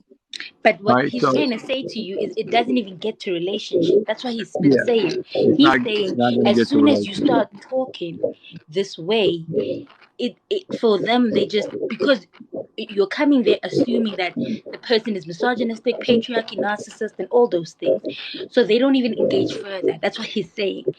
And you, like, I feel like you're making the assumption that men go into relationship with women like this, and then one day she mentions it. But what he's saying is from the gate, if she approaches him this way, they choosing not to engage. Right. Exactly. There's no Okay, relationship. okay, These women are avoid. These women are avoid. And if they're no body count chicks, they're sex only. Okay, because they don't care anyways. They'll just have sex if it's a vibe. They're not looking for a relationship or marriage because body count don't matter. So that's what the two boxes these women go into. And then they talk about all this trauma and stuff that they put them that they've gone through, and they blame it on men because they aren't accepting what they do and how they are and how it puts them into this situation. They want men to act better than what they are behaving. And so you yell at me because you're mad about toxic masculinity and patriarchy, and then you want me to not yell back at you. You want me to contemplate, you know what? I'm going to overlook the fact that this woman's yelling at me, even though she's talking to me about emotional intelligence. Okay. And I'm going to consider what it is that she's saying, even though, and then when I respond, I'm going to make sure that I'm careful about my tone, because if I say this in a way that triggers her, then I'm going to get more of this shit. Or you cannot deal with these types of women at all. You can just not deal with them. And so what men are doing is it's not making it to a relationship. They're meeting these women, they hear they think like this, and they're just saying, I'm not going to deal with this. I'm not going to date her, so or if I do date this is her, during the this will be dating sex. phase. That's where I'm trying to figure out. I'm like, Okay. but if you're dating this person, you should want, like, if you're in a relationship with this person, you should be listening to understand why she would even think this Nah, of you. I'm If talking it's about not, like your normal interactions with our women is filled up with this stuff, to the extent that you can, if like if you're having any conversation about anything that's mating and dating or relationships or anything like that, they're taking it into this, and they okay, don't even know you. They don't know you from a hole in a wall. You're just a normal dude and you don't have anything to do with any of this shit. And she's like, no, you're a heterosexual man in America. You have something to do with this, and you're gotcha. guilty. You're Okay, fucking guilty. because I only see people after they get in relationships or if they're single. So that's the reason why I was Yeah. like, but they're in relationships. You should want to figure out why they would think that of you instead of you just being like, I'm not dealing with her. But you already are with her. And that's the reason why I was like, I'm not Ah, computing. I'm ah, not okay. computing. Understanding. That's why I want to have understanding. I do, sometimes I talk too much or too quick. But I want to have understanding because I don't want to waste time arguing about a misunderstanding. And I see people do that often, right? I see people argue about something where they don't even understand one another. And that's why I'm like, okay, hold on one second. Let's make sure I understand you to see if we even disagree in a meaningful enough way to have to, you know, have a discourse about this. Because my goal isn't just to resist you. You know what I'm saying? I'm not just here to try to resist you. If you're right, then I would rather know you're right and then work on it. But if we can't have a dialogue because, you're too triggered, and if I don't agree with you up front, then it's patriarchy or transphobic or toxic masculinity, then there's no space to have a conversation like that. And it's like these women haven't figured out yet that you can't talk to them about this stuff. Like you'll have so many people where they host these debates and they're liberal, left leaning debates. You hop in, and what happens is they know you don't agree. That's why it's a debate. A debate means you hold a different premise than me. Let's press against one another. What do you think and why do you think it? Right? That's what a debate is. What do you think and why do you think it? Prove it. Right? And so they're inviting a debate, which means we don't agree. And then when you disagree, they report you. See, I don't understand that. Like, even though we don't agree on uh, some things, I would never do that because, like, regardless of the fact, like, Yeah, that's what you think, and that's fine. You know? yeah. It's like that's wild. That's wild as hell. Like I've had conversations with men in our community and women in our community, and the men are almost always gay or bisexual. They're in the LGBTQ spectrum or women. And they'll tell me that the way that we need to fix the community is through intersectionality. So like the premise of this argument is that I know you know what Yeah. intersectionality is, right? I know you know what it is. Yeah. So you've got intersectionality and all of the different subgroups that make up the cosmos of the intersectional space because they're all overlapping at different points in different spaces for different reasons, right? And if we fight to make sure that all of those different people's space is being protected, then that is what is going to set black people free. And can you expect for black people? What the hell does that have to do with the average black person when 4.6%, 4.8% of blacks are in the LGBTQ spectrum? What about the other 95% of the people who are trying to figure out how to live a life and cooperate together? We need those people reproducing inside of wedlock, making families, working together, doing the best that they can do to move us down a path so we can have some community, some group economics, some support again. But that's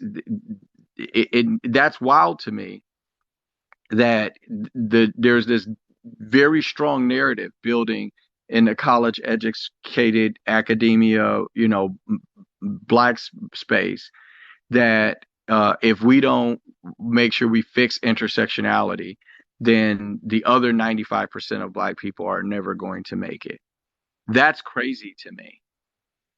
That's absolutely crazy to me. But that is what is being argued. And the reason why is because we kind of got rid of the fact that all percentages aren't the same.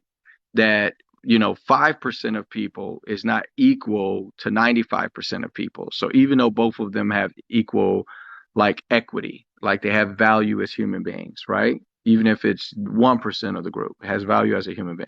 But now we got to run this shit. So now we got to make rules for the group. And so the rules we're going to make, the vast majority of the rules we're going to make are going to pertain to the 95% of people because we need them to succeed. And then we do a couple of special rules for the 5% of people to make sure that they have some equity and protection. But that's not what's happening. What's happening is we want to make all the rules for the special people and none of the rules for the 95%. It's all a one-way street. And the argument is because they're the larger group, they're insulated by the fact that their interests are always going to be most protected because they're the largest group. But that isn't the case. You keep making one-way laws from the smaller groups to the larger group. And what it does is it disenfranchises the majority of the people in the country. And that's what you're experiencing right now. All of this discord between Americans is because the rules are all being made one way from the smaller group to the larger group because it's assumed that the larger group is, because of their size alone, that is their advocacy. But right now, you've got like everything you see everywhere is LGBTQIA. Everywhere, everywhere, all the time. And if you are part of the larger group and you say anything against it, you can get shut off. That's why you guys have had to tell me multiple times, hey, you can get your live shut off for talking about this stuff. What you say? Off topic. Back to the original topic. No, you'll Yes, get ma'am. bananas. You'll What you get say, babe? bananas. You will get bananas. I Stop know, it. but isn't that wild? Stop it.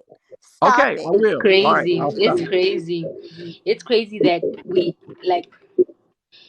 I don't know. Even the way you were saying it, because I was in Noble's live when you were talking about it, that the majority has to tiptoe around the 5%. That's just Yeah, insane. Come on, absolutely. how is that even real? What about everybody else? I Yeah, mean, It's mad. it is, and you know what?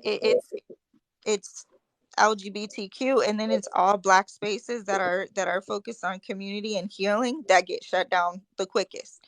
So well, oh, I don't. yeah, no, I'm because I guess I'm not in enough of those spaces. I feel like I'm in black spaces on TikTok, right?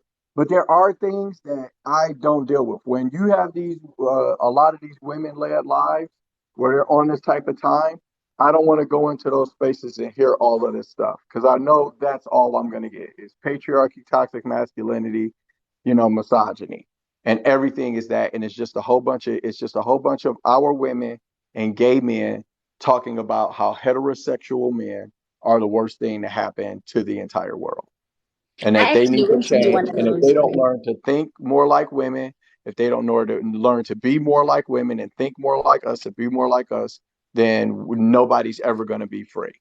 And I'm going to tell you, as a dude that just is working and trying to provide for my family, that isn't trying to oppress anybody in doing that, it is exhausting to hear that and be guilty of that. So I don't even enter those spaces because I'm not guilty of that. I'm not. I I'm just a working dude. yeah, and you know me, I always try and say this, two things can be important at the same time. They just don't have to be important to the same people. Um, eh, just so that we are um being fair to each population and not negating necessarily what they're both advocating for. Does that make sense?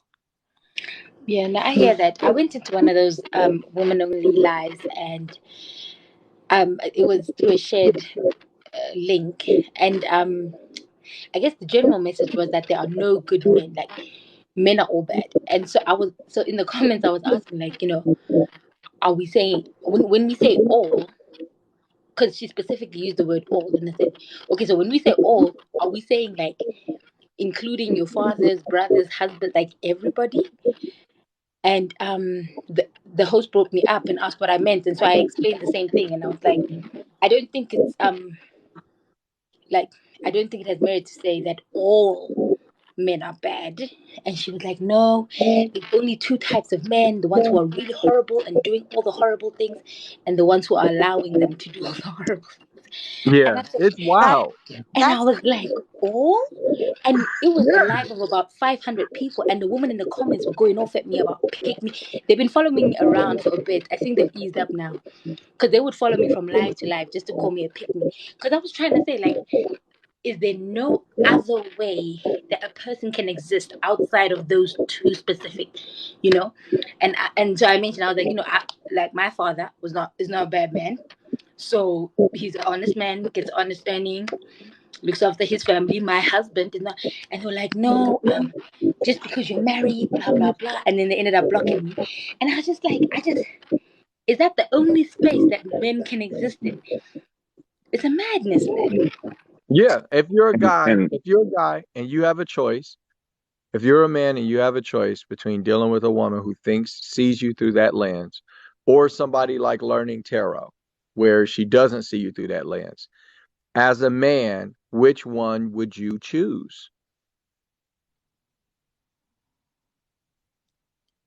I'm sorry, was that a question you really Yeah, wanted us it to? was a question to I'm you. sorry. Yeah, it was a question to I you. thought that was rhetorical. I'm so sorry.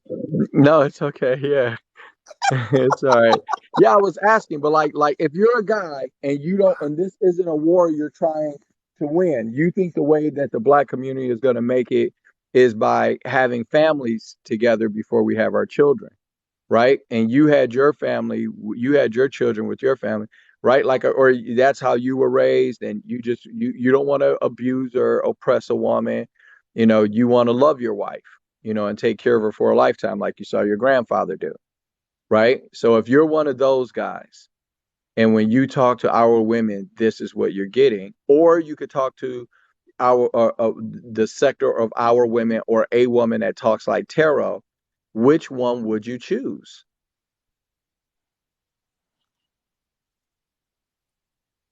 Which mindset would you choose if you were a man?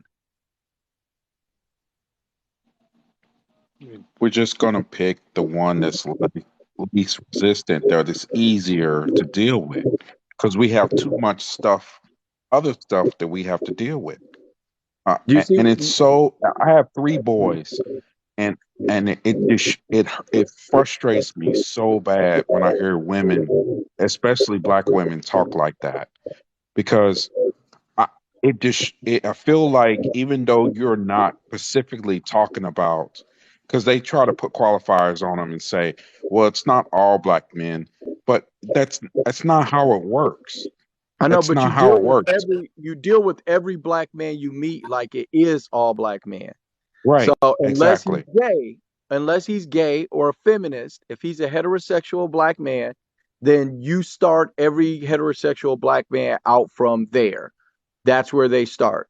So heterosexual black men who want family and want wives have been sharing information with one another online about how to spot these women so that you can avoid dealing with them because it's not worth it.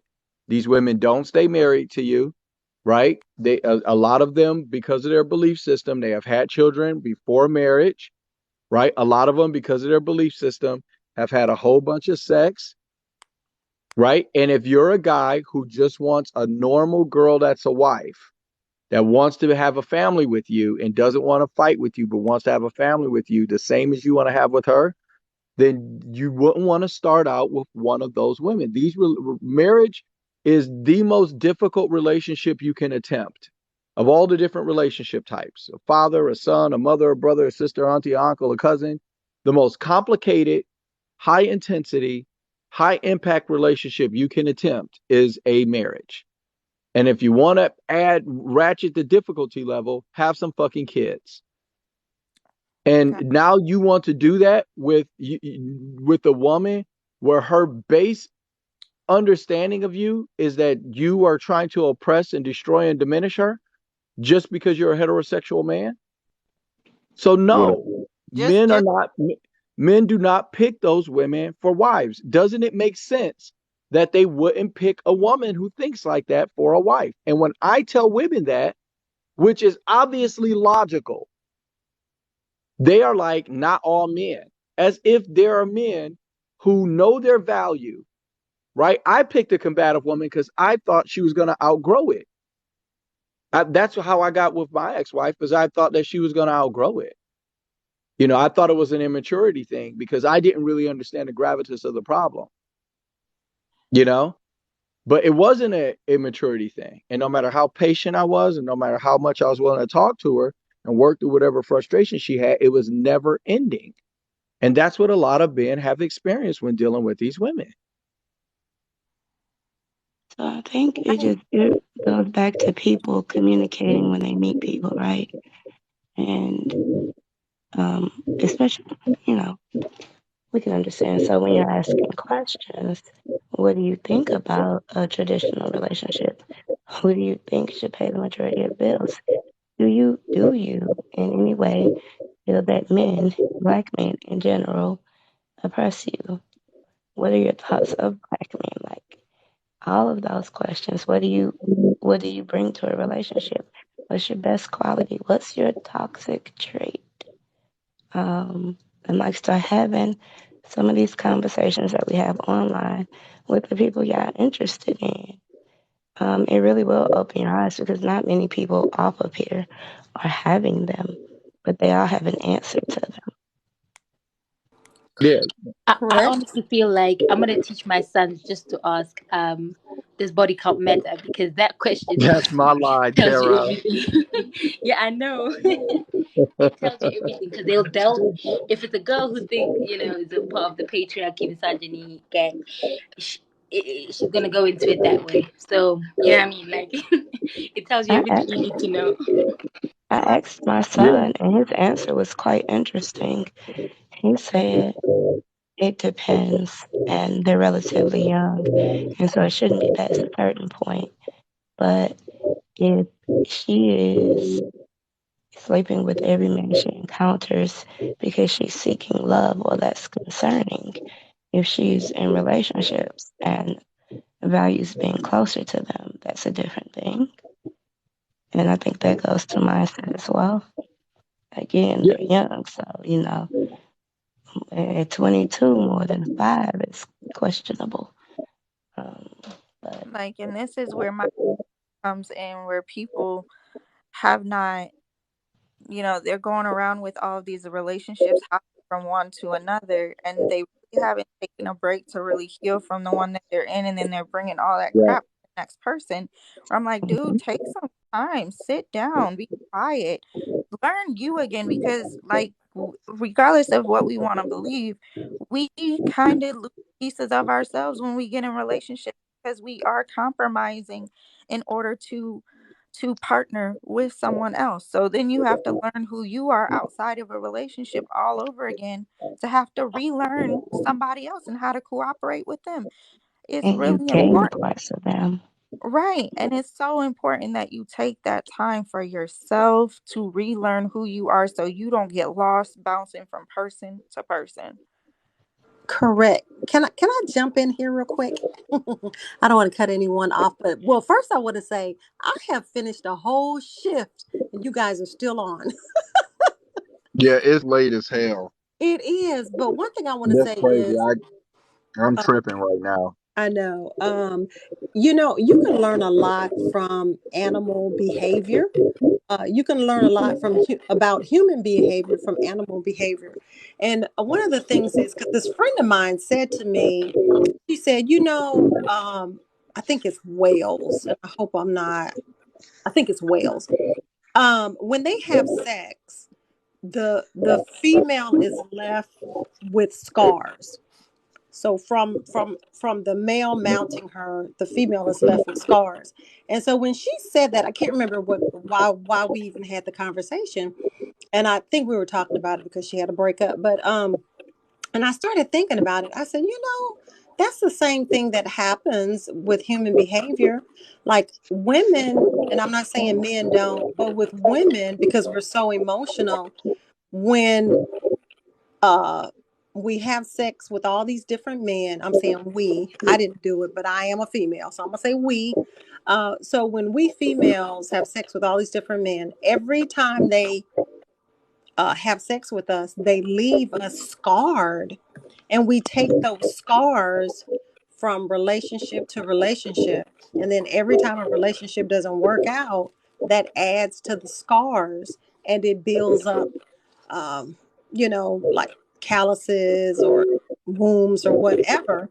And then it's very difficult to have a healthy relationship because we don't work on ourselves.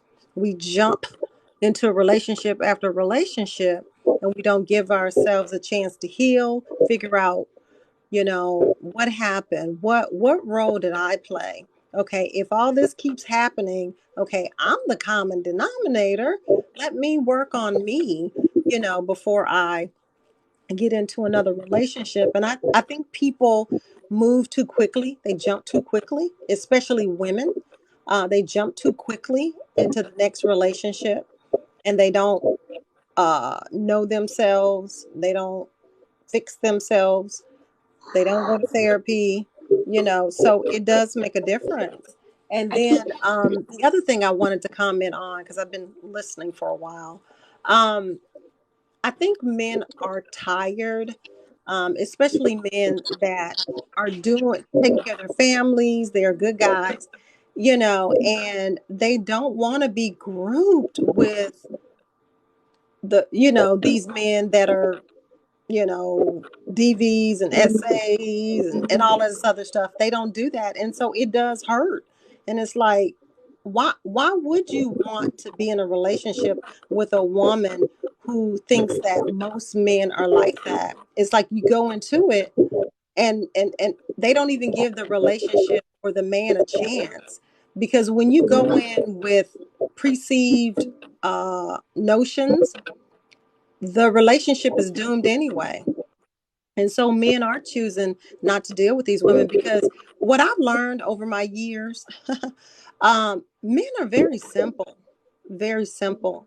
And I think women tend to be a little bit too difficult. I think women don't want to believe how simple men are. Men are simple, simple creatures. I didn't want to believe that myself. Um, until I learned and got older, I'm like, okay, they're very simple. You know, they don't want all the controversy. They're just very simple. They are. And then women, a lot of women, not all, but they just bring too much drama and conflict. And men don't want to deal with that. They just want to live their lives. They want to get their bag.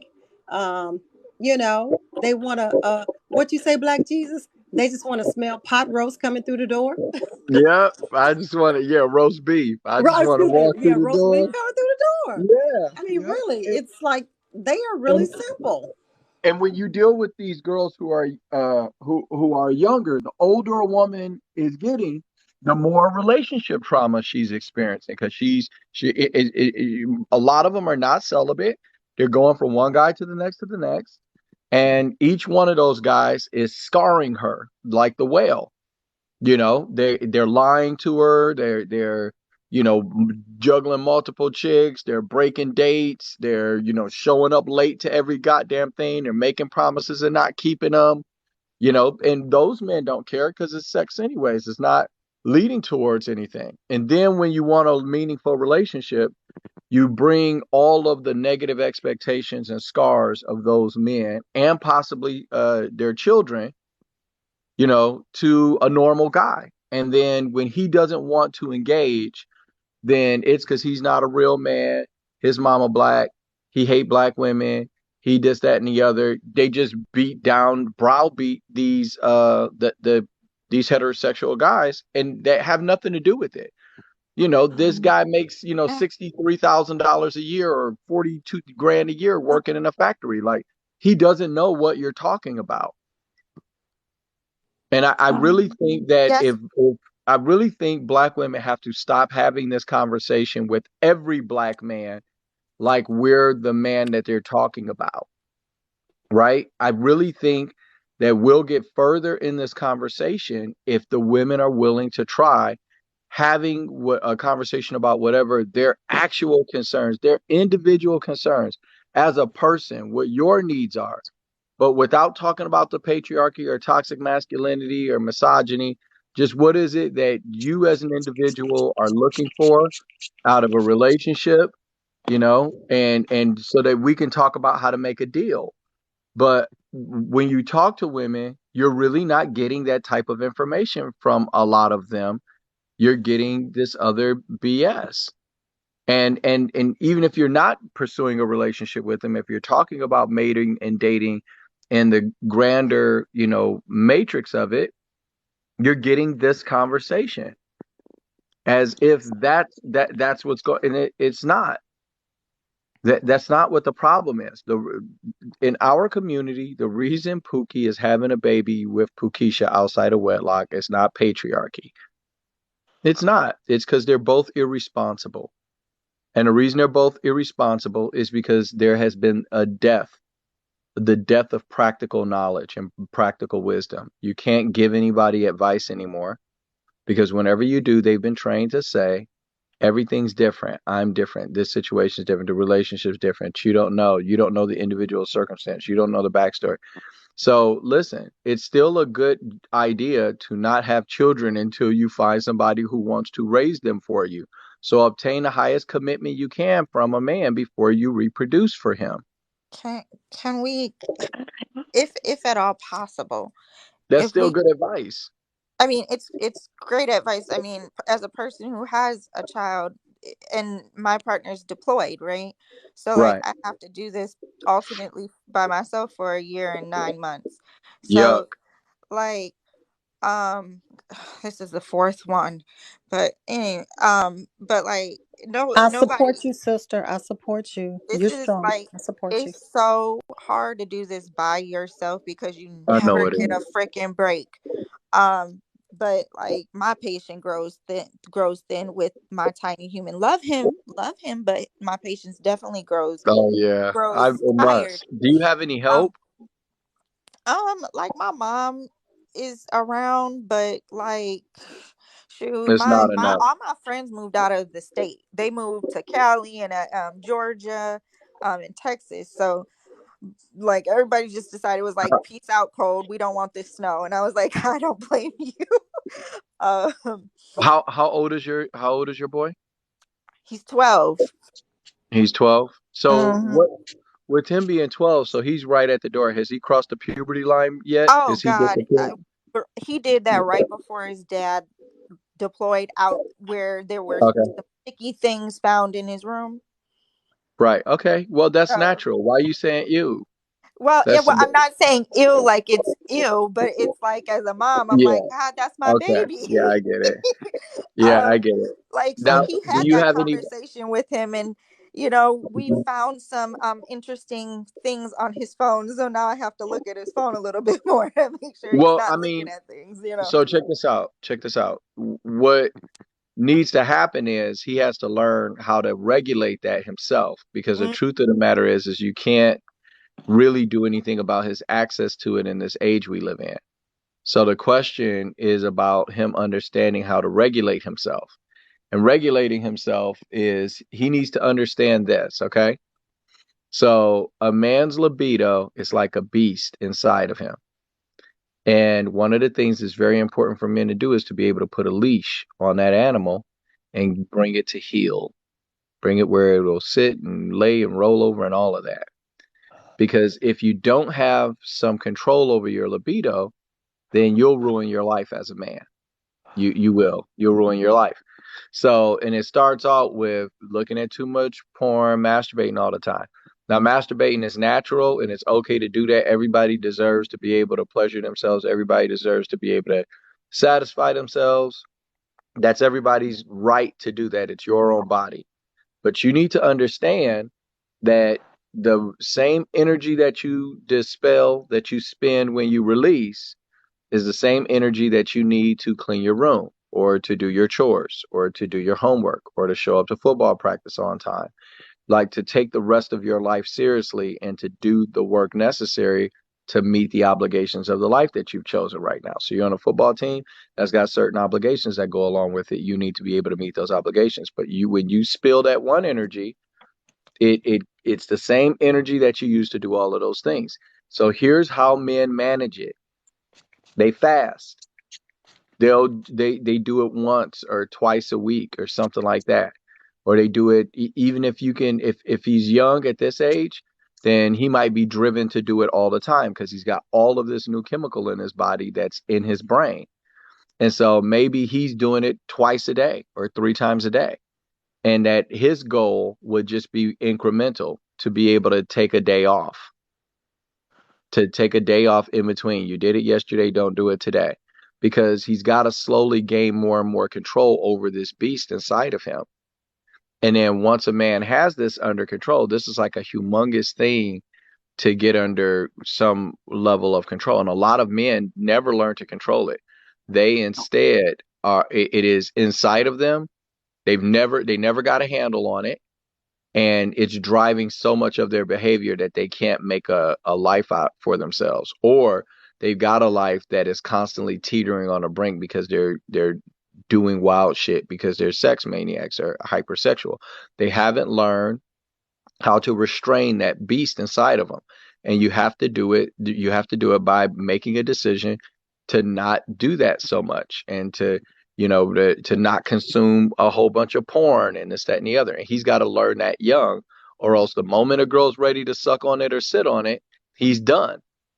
Because once you start having sex as a young boy, then you have now handed over the leash to that animal that is running wild and handed it to a woman. And the woman is in a bad way too. Because when you guys cross that puberty line, your emotions are going wild. You experience neuroticism, emotional volatility, anxiety, depression. It starts coming in waves for no good reason at all, just because you're trying to fucking live a life. right? So if you're gonna hand that power over to a woman, she's gonna fucking eviscerate you. And so as a young boy, he has to learn to control that, or else he's gonna start his sexual journey too early. And your sex journey of, first you kiss, and then after that you get a hand job, and next after that maybe it's a blow job, or maybe you have sex, and then but the one thing comes after the other. It's a trajectory. It's like going down a hill. So you're eventually Doesn't going to get go to the bottom of the backwards. hill, which is sex. And so you want a young man to start that process as late as possible. If he can get to 17, 18 by the time he has sex, which means he's kissing and having girlfriends around 16, 17, really like 17, then that's ideal, for a guy. That's a good expectation so that he can have worked through high school without handing that leash over to girls and trying to complete high school and compete and have good grades and do the things that he needs to do while getting yanked around by a woman by that in that animal on a leash. So that's the way I explain it to young men so that they understand the importance of holding themselves and practicing. If you want to be something in your life and you want to be a serious man one day where you've got your shit together, right? Then this is one of the demons that you have to learn to control. You Because have once to they bring it to get it, heel. we spend It's everything true. searching. I And said we'll the let same thing. everything fall. Football and whatever else. Yeah, Can't hold a and that candle to it. physical exercise does kind of take their mind away from it. Like I had three boys, and all of my boys were not allowed to have a girlfriend until they were seniors for that reason. And we talked about, I call it de-discipline. Learn Right. how to Good think with discipline. the big head and not the little head. And I said you got to be willing to turn down you know, a woman who wants to have sex with you. You have to get to that point of control in Yep. order to understand how to manage your sexual appetite. Yeah, When and you like can, Morpheus, like the women don't even consider this really because have to say no all the time to yes, tons of men. they have Like no clue. y'all default position is no. Y'all say even when a woman is a hoe, she's still saying no to 99 niggas before she say yes to one. So even if she's a hoe.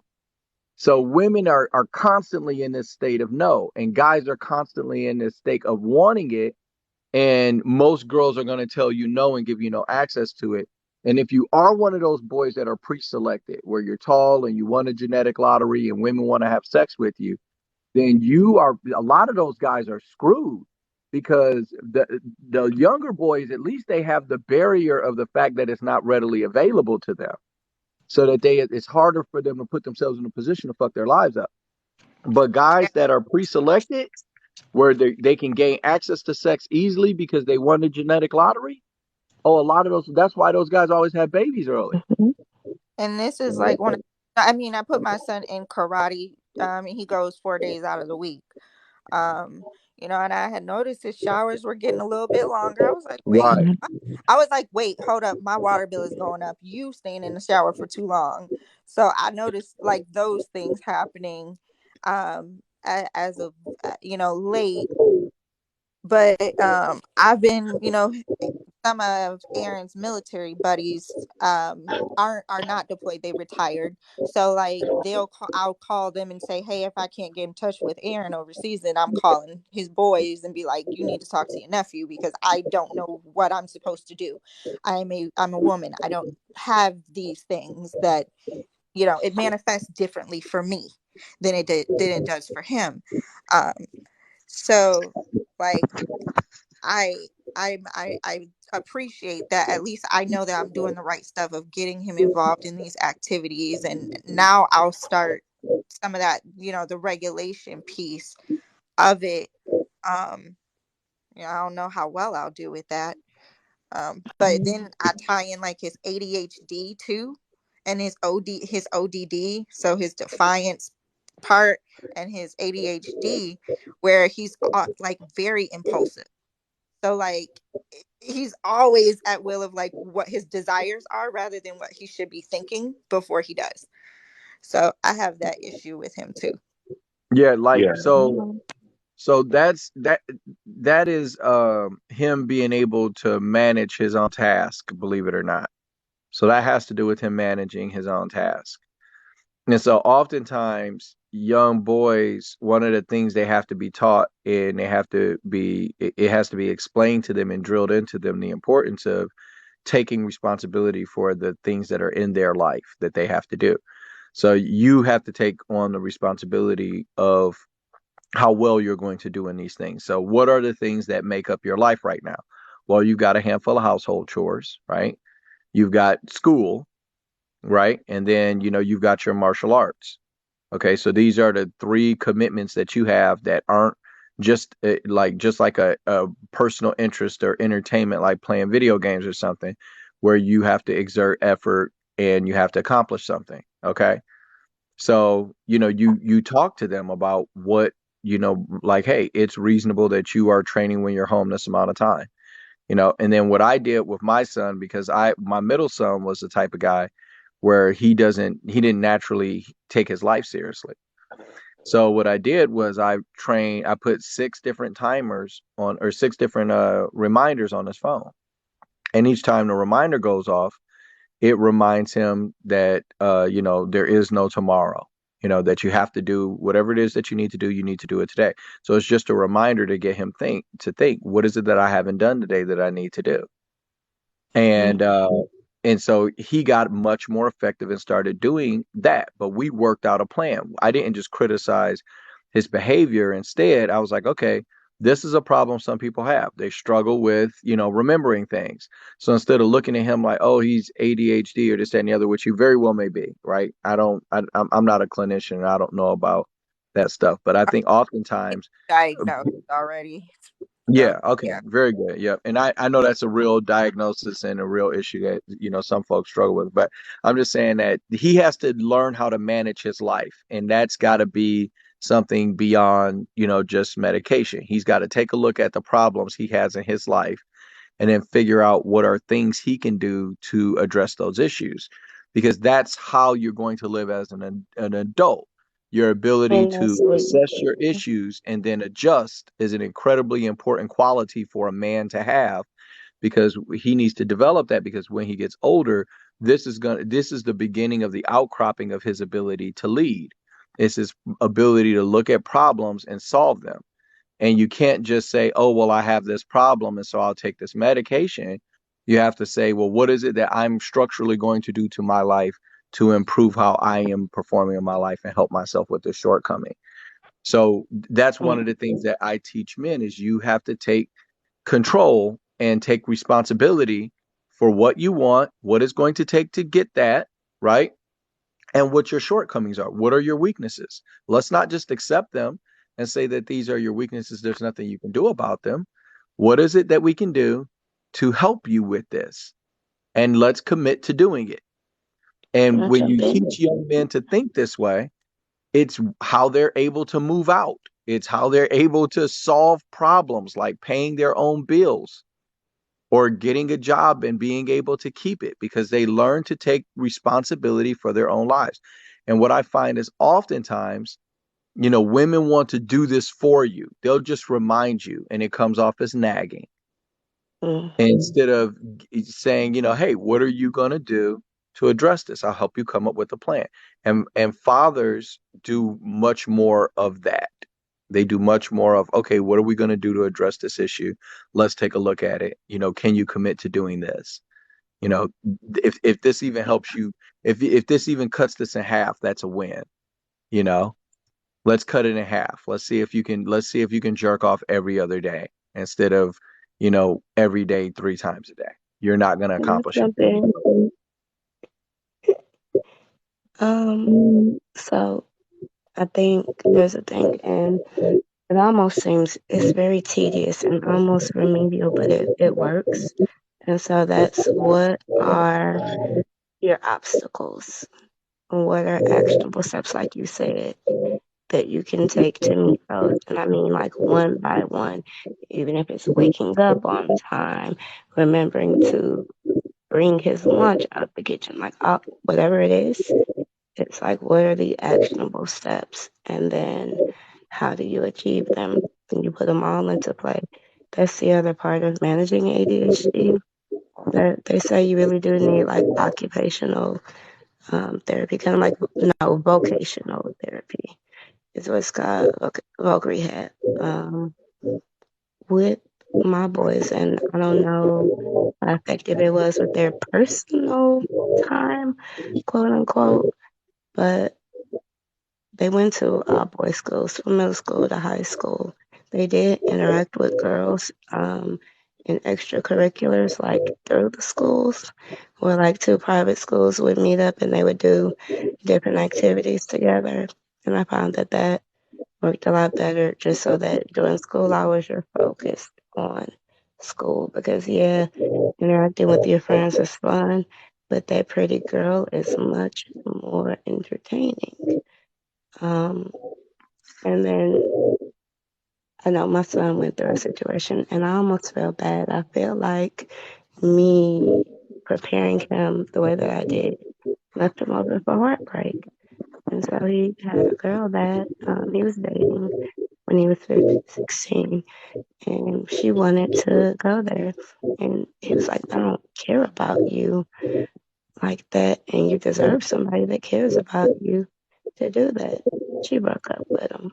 Hey, And got with a Morpheus. boy that used her and broke her heart. And then she came back to him, but she didn't tell him that she came back different than how she left. And so they broke up again. Mm-hmm. And I just wanted to say, I'm about to go. It's like almost 10 a.m. my side, but I wanted to say all this that we're discussing and the discipline it takes to become a man of honor, a man who is a man in society, is the reason high value men don't negotiate, because it's so easy for them to just, you know, be a Pookie and Ray Ray is the easier option. The amount of self discipline that they've put in over years is what makes them the men we see. And yeah, so that's why they don't negotiate. It makes perfect sense to me, and I totally agree with it. And I agree with the woman having to qualify for a man like that, because his life story is the reason he is the person he is today. So yeah, I'm gonna head out. Thank you so much for the conversation. Always a I pleasure. appreciate you, Tara. All It right. was great hanging out with you.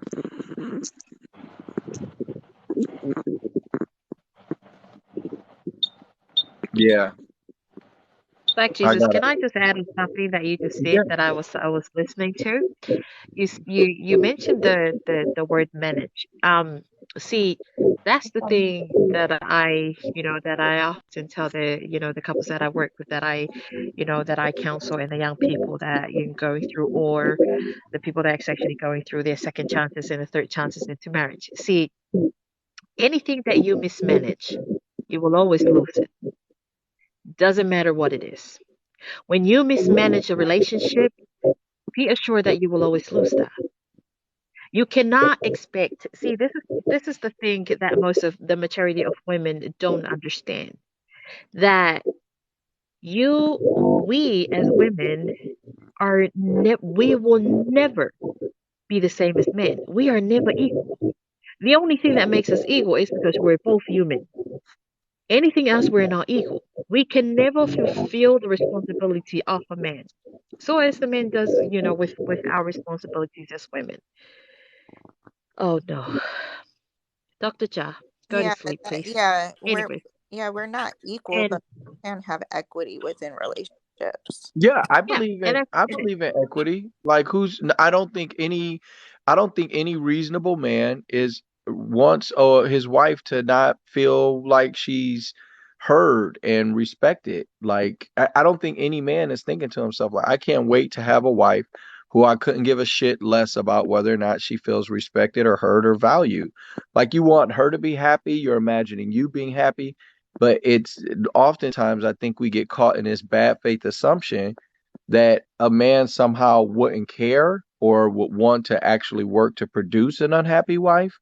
Where the and so why and if that's not the case, then why argue it? Why even bring it up as a premise in conversation that, oh well, she has to be happy? Like, of course she does. Of course, a man, just because a man wants to have authority in his household does not mean that he wants to oppress his wife. It just means he wants if he can choose a wife, if you're getting to choose a partner, okay, and you know that you are taking on the responsibility of making sure you guys are good. You know you are going to do that, and that is what you're doing. Then it would Yeah, be better to choose a woman that's going to listen to you. But if you're and that's the thing. planning yourself to take on the responsibility of a household, but your wife is comfortable letting you do that financially for the most part, but simultaneously she doesn't she's like, I don't have to listen to you, right? I'm going to do what I want to do, and if I disagree, then we'll argue about it and we'll see who wins. We'll argue about it and see who wins. Guys are like, okay, well, I get that's what you're offering, so no, thank you. I would rather go with the girl that if I have a plan, she's going to try to help me with it. Not and she'll point out flaws in my plan. You know, she might even find something better for me to do, but her default position is I'm going to help you. So why not choose a woman like that over a woman that is like, I'm going to prove you wrong and I can lead better than you, and black men aren't leaders and all of this bullshit. And I think there's a lot of women that talk that stuff. They still want a relationship with a black man, but can't really connect why it is that a good, decent dude wouldn't deal with a woman who talks like that and thinks like that. They really can't connect the outcomes they're having in their personal relationships with men with how they see and talk about men. And it's crazy because a lot of these women are manifest mindset women. You talk to them and they, want to speak their truth into existence and speak their success into existence. They believe that their words hold so much power and that their ideas hold so much power over what they're going to have in their lives. But then simultaneously, they talk like this about men dating and relationships and can't see a connection to the outcomes they're having in dating and relationships in men. It's mind boggling if you really think about it. All right. Let me touch base on something that you mentioned. See, this is the problem. This is going to be the problem, right? You can disagree to me. Understand that we're speaking the same language. Hello, my amazing, beautiful sister, peace provider.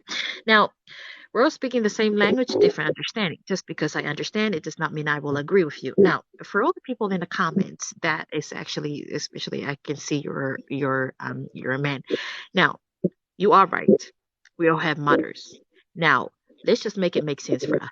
Now, how many of yous understand the traumas, the so many traumas that your mother sat on while she was nurturing you?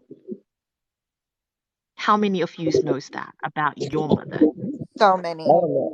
I So think many. right? some men get How exposed to a lot of their mom's trauma. Like you have moms who get exactly? mad at the dad and overshare or drag the father in front of them or Right. talk shit about men and stuff in front of them. But in terms of the total trauma that she's experiencing, that's driving her to share that type of bad information with you.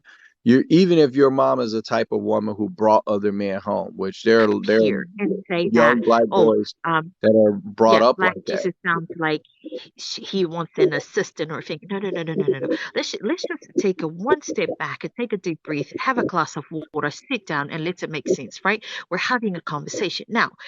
You, Black Jesus, you mentioned something about the development and all of that. See, the reason why we cannot control some of the time, most of the majority of the time, we overthink things. Let me just put you this way. Now, understand that 90.5 percent of yourself is actually controlled by your subconscious.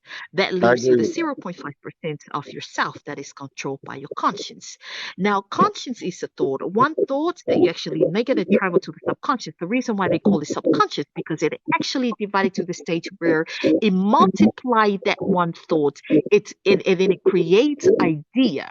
Right? It creates idea from the one thought is actually 0.5 versus the 95.5% of yourself. The conscious can never win, right? And that's why we overthink things. And then the reason why is that when we do not understand the characteristics of our own emotions and feelings, because emotions and feelings are two different things. Because most of you are actually coming up here and say it's like, oh, he sounds like it's like, no, no, no, no, no. See, that's the problem. That's the problem that we have over here, right? We do not like, see, the only way we can get solutions is actually accept and acknowledge that we need help. Let's accept that we've been through shit. Let's accept that we've been through pain and suffering. Let's accept that we actually fucked up somewhere, somehow. So let's just all just unfuck ourselves and let's just say that we actually need to get together and actually get this. See, as much as we wanna push it to whose side and whose side, no, no, no, no, no.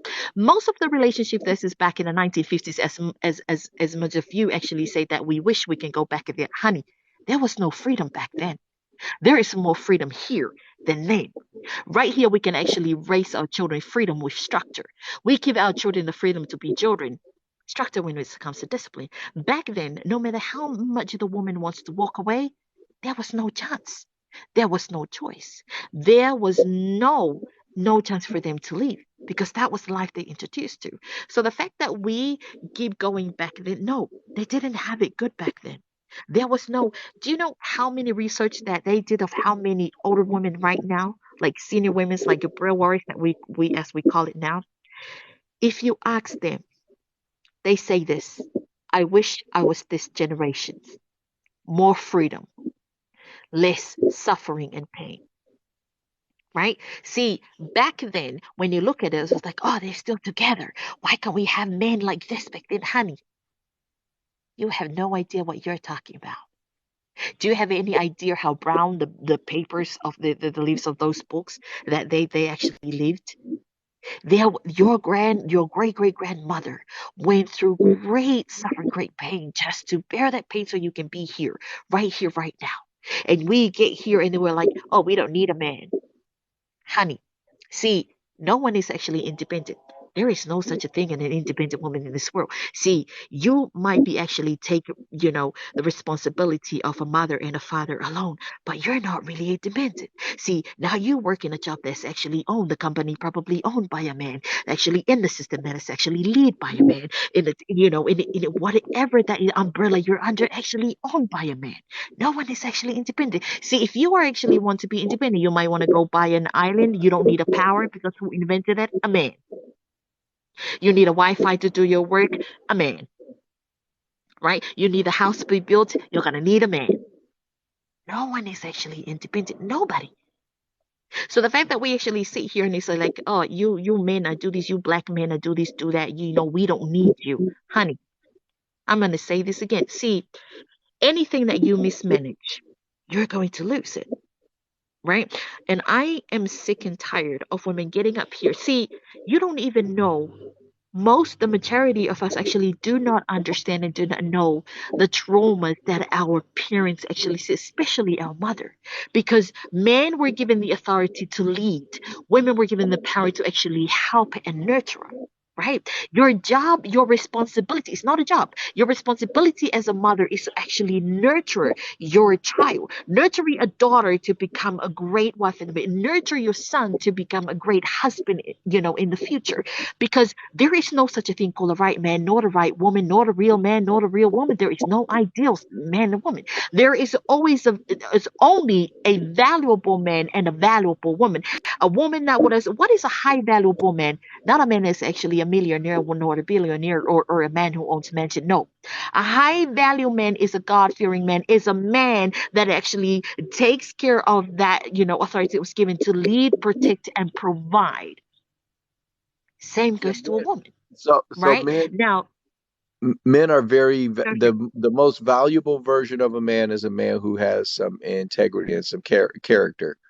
which means that he's trying to make his decisions based off of his principles and his morals and the values that he has instead of making his decisions off of what gratifies and satisfies and validates him, which is, money or pussy or, having a good time or, for recognition and clout and shit like that. Right. So what you want is somebody who's not doing it for ego type of shit, but they're doing it for, because they have a system or a code, right? And they're trying to behave within their code of ethics that they've put together of, hey, this is the type of person I want to be.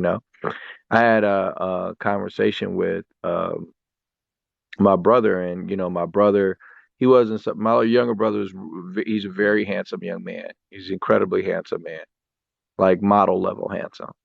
And girls have always been really attracted to him and very easy for him to get. Now, instead of him losing his mind when he was, in his teens and 20s and slaying a world like, myself and my older brother did, um, what he did instead was he just showed a high level of discernment. And I just remember talking to him and being like, bro, what was wrong with her? And he's like, nah, man, she's like this and that, and I'm not dealing with that, and da da da da da. And I just kind of always looked at it as like, you know, he maybe he didn't want to deal with her because he was scared about it, or maybe he didn't want to deal with this girl because, or maybe he didn't want to deal with that girl because he didn't trust this, or who knows. But in my mind, I'm saying, man, she was fine, I would have hit that. And he wasn't like that. He just, and what I figured out when I developed my own masculine frame that wasn't being led around by the head of my dick was just that my brother, just he prioritized evaluating, the woman. He just, he had a higher level of discernment and a higher level of standards for women than I had at his age. And so there was just a lot of stuff there where he was like, no, based off his priorities, I'm not doing it. It's not that he didn't want to. He's like, man, I'm looking at their booties just like you looking at their booties. He's like, I wanted to, but I just made the decision that I wasn't going to do it because I was a better man than that. I didn't want to be that way, you know? So, I mean, it's incumbent upon each and every person to have some control over their vices and the things that drive them, those hormonal things that are in the body that are driving our behavior. It's up to us to exercise some control over that. It's up to us to make sure we're not putting ourselves in situations where we're going to fail, right? And also to exercise control over it. But I I like don't that. think I like that part. I like that part where you say, see, this is where I will say this. Instead of falling in love with somebody, grow in love with somebody. You can't just fall in love with somebody without growing with somebody.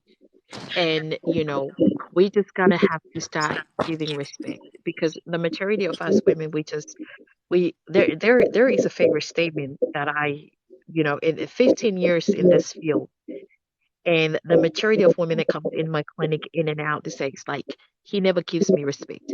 He's got to earn respect in order for me. No, doesn't work that way. That's why you are having problems right now with your marriage. That's why you're losing that great man. That's why you're losing that great woman. And for you 35-6, I can see that you're here. Do come up. There's more space on Black Jesus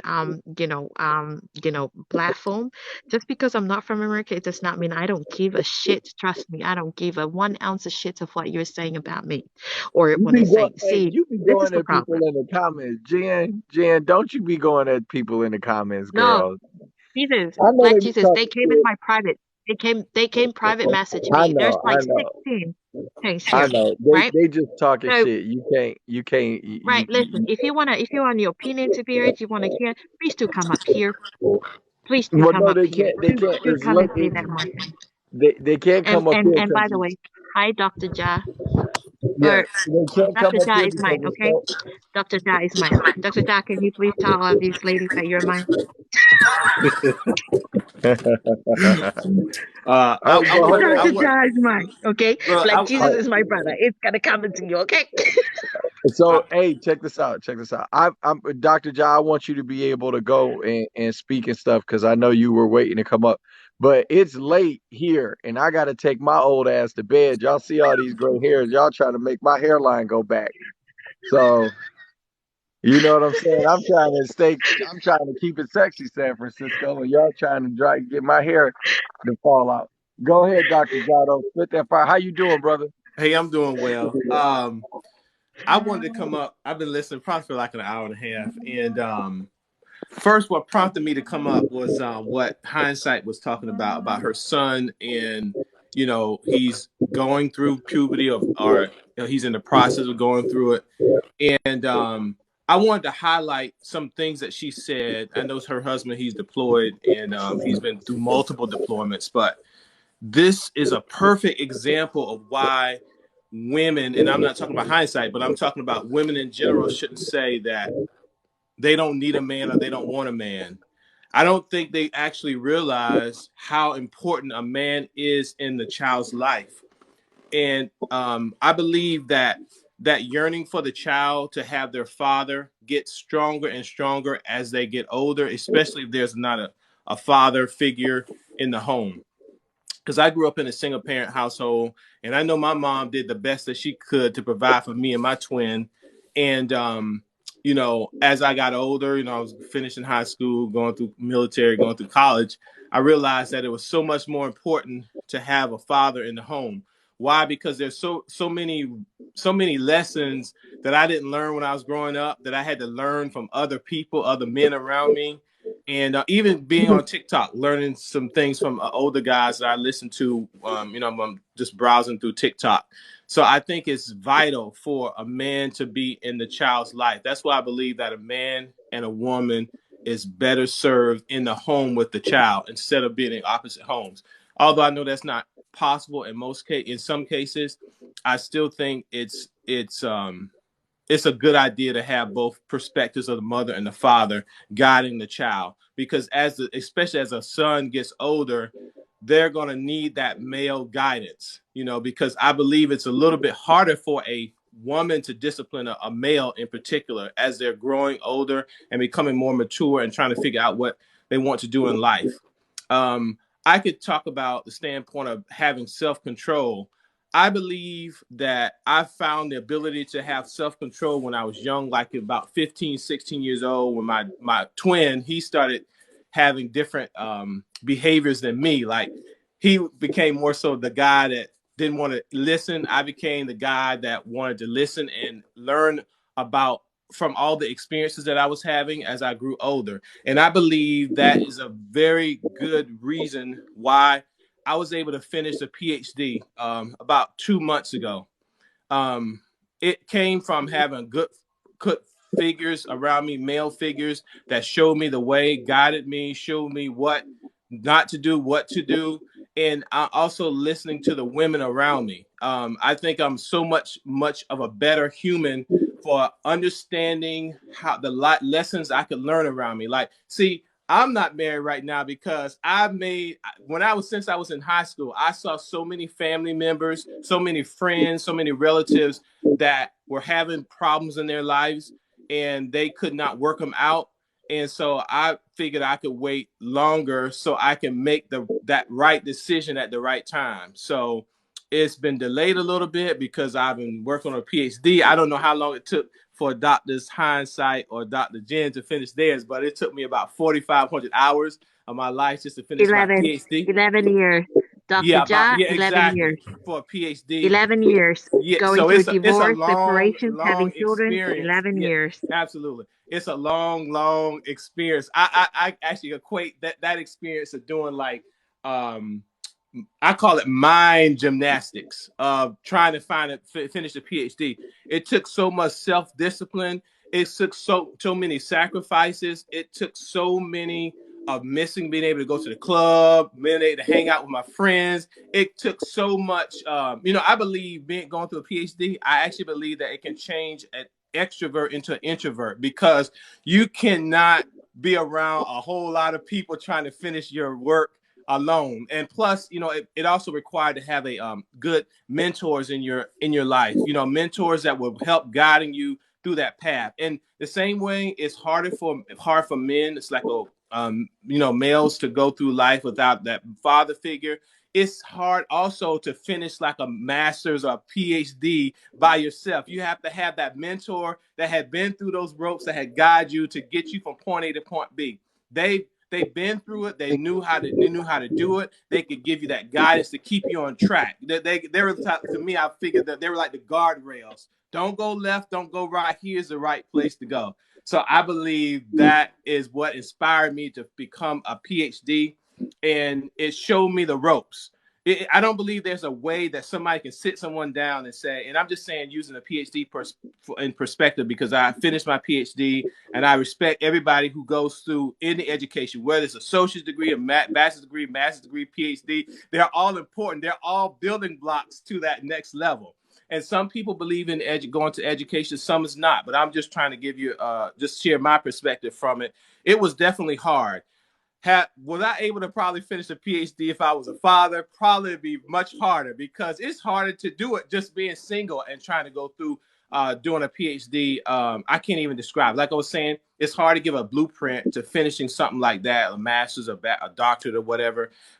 You can't sit someone down and say, hey, this is what you need to do. You have to like experience it and go through it, the trials and tribulations, to keep you on the right track. And I equate that to going through a relationship, keeping yourself focused, being disciplined, understanding the perspectives, understanding the goals and the aspirations of what you're trying to get out of where you're trying to go. Because I believe if you don't have a GPS your own, how are you going to show somebody else how to get to that lesson? So the last thing I want to point out is I don't believe in this ideal of passport bros or whatnot, because I've had a passport since I was in the military.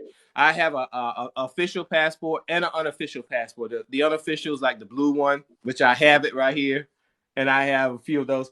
And I also had the burgundy passport, which is a lot of people don't hear about it, but it's the official passport where you get to travel on the means of the government, or the U.S. government in particular, to advance the freedoms that we have here in the United States. And I have the passport card. So I have a passport card. Nobody really talks about that, but I believe in traveling the world and experiencing cultures around the globe, so I can make informed decisions about how I do my personal life and how I interact with the business world. I believe that a lot of people are talking about passports and may not even have them. I don't really see a whole lot of people saying, hey, I got my passport card and I have my actual passport. I actually show it. I have plenty of stamps to prove it. I've been to multiple countries, and I appreciate every country I've been to, because it informs my decisions about how the world is, not just the research I've done, actually writing hundreds and hundreds and hundreds of articles and citing hundreds and hundreds and hundreds of authors around the globe, but actually understanding culture firsthand, going to Italy, going to Switzerland, going to Iceland, going to Austria, going to Germany, going all over the world, going to Guam, Hawaii, and etc. So I just wanted to share that perspective, and I'll digress.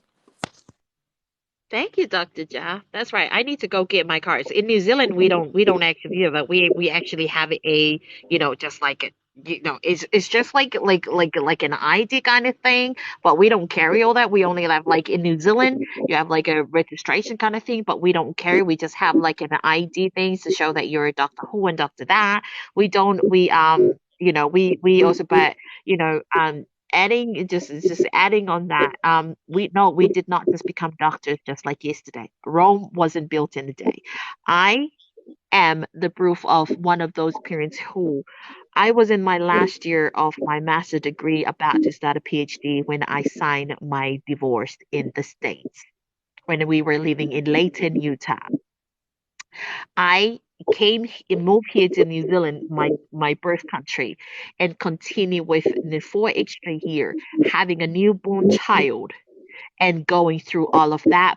Travel 7 times back and forth New Zealand and America, just to go through the court case for having, for having to have, the full custody of my children. No, it's not that easy. And I never once ever actually told my children that their dad is an idiot, although I know it is, but I never. Never, actually, never ever did. Because at the end of the day, we made those children with love. We were married. We were once the people who love each other. And then we fell in love instead of actually growing in love with each other. So we stopped loving each other. And at the end of the day, we have this, life is a journey. It's a journey from B to D. It is from birth to death. And in between, there's C. And C is choices. And that's all that we have at the end of the day is choices. We choose to be happy. We choose to be sad. We choose to become a single mom. We choose to become, a man's slave. We choose to do all that. Choices. That's all that we've got, right? So when we sit here and we actually tell you this, it's because we've been through it. We do not just have piece of paper and pencils. No, we've been through life experiences. We've been through all of it. It doesn't matter whether I did not have child trauma. I did have an adult trauma. See, the thing is that we need to understand that a human brain actually did not fully develop till the age of 28. Now imagine you having a child at the age of 21 to 28. Not only that you're raising a child, you're also raising yourself. So if we are here blaming whose fault is this? No. We must hold ourselves accountable for our own actions. Learn the characteristics of your emotions. Understand your behavior. Then identify the pattern of your own behavior. Then see if your personality is actually a healthy one or a toxic one. Because the thing is that makes me tired and I feel sorry for my black men is the fact that we always just like, oh, you kill women. No, honey.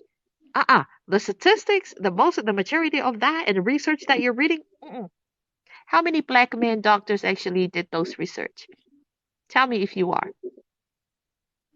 Tell me how many black men doctors actually did those research that you're reading and you're bringing on. Not many. Now, see, a man actually make a woman to go against another man because another man don't like it, another man to rise. And that's the reality. See, ask Dr. Ja, how many researches of those that we did that's actually sold out there in the world to actually read it? Half of those research, we don't even do it. We just have to pay people to collect the data and we go put our name on it, credit it to us, and that's that. Did we actually do the work? Absolutely not. So before we actually go ahead and crush somebody else's on this thing, no, honey, we're living in a system. It controls us.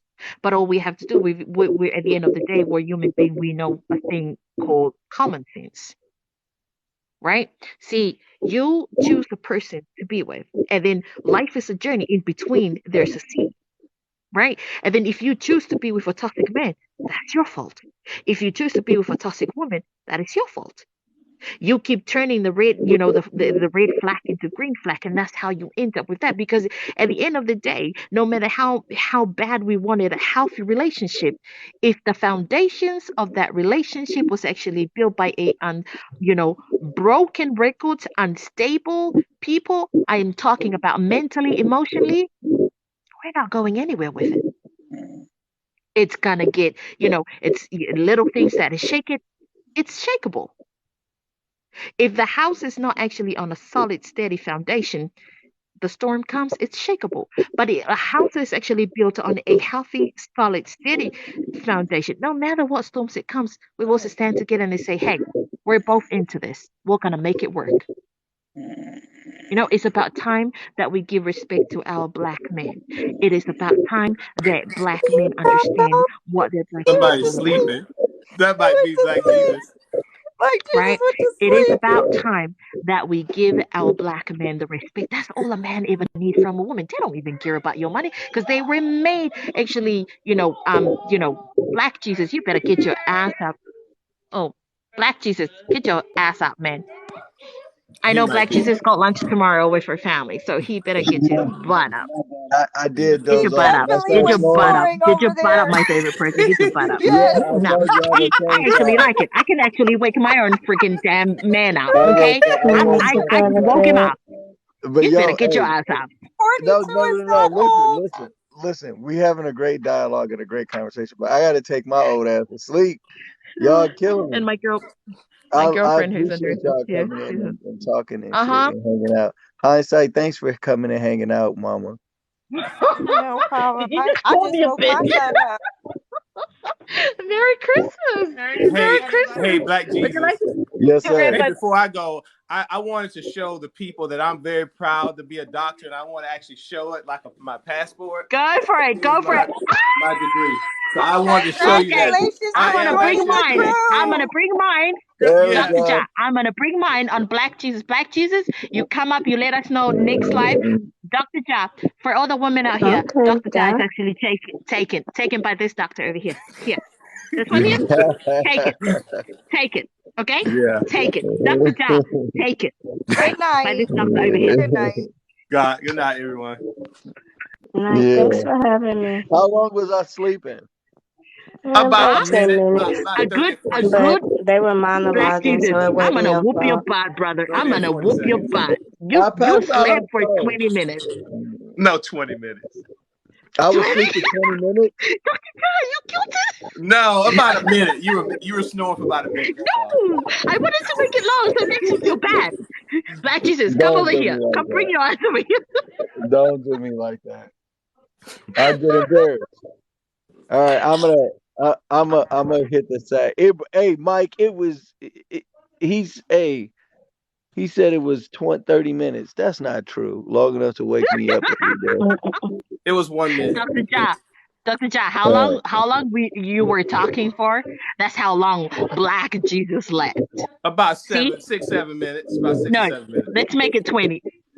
That's Black Jesus, crazy. get your butt over here. Bring your face to the camera. Bring your face to the camera. I'm Bring your face to the excited. camera. That's All how right, long good you night. slept. Thanks for having Yeah. me. I Hey, appreciate you, Vada. See you, baby. you are trouble. Yeah. Hey, no closing thoughts. Hey, no closing thoughts, Black Jesus. Me? Yeah. Nah, y'all got to go to bed. We got to go to bed. I'm gonna holler at y'all later. Oh, Okay. by the way, guys, it's actually 12 o'clock in my time in New Zealand. It's actually Christmas Day. It's Sunday, and I know it's your Saturday. So, Yeah. Merry Christmas. We don't Merry celebrate. Christmas. I never celebrate Christmas my entire life, but I just say, hey, so Merry Christmas. You Merry smart. I've Christmas. It's got like expensive to I've got celebrate like this seven. I bullshit. got 7 bottle of wines to go through the entire night because my girlfriend, who's just finished her shift, she's also she's a doctor as well, so she's coming here to have a glass of wine before she goes to the next shift. Black Jesus, your ass better not be sleeping on your live the next time.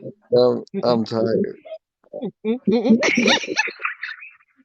Okay. I appreciate you, Mama. I love you, my brother. Okay, thank you so much for having us. It's always great to hear you, share the wisdom and the knowledge for our people, and for all the amazing people that came in my inbox. No, Stephanie is divorced for 7 years. You about to get him. She's like, before I go, I need you to know. Fuck you. Fuck your mom. Fuck the horse you rode into. Fuck where you came from. Fuck where you're going. No, you Next just time need you you, say some you shit just to need to me. calm. Y'all need to calm down, okay? Y'all need to calm down. In New Zealand,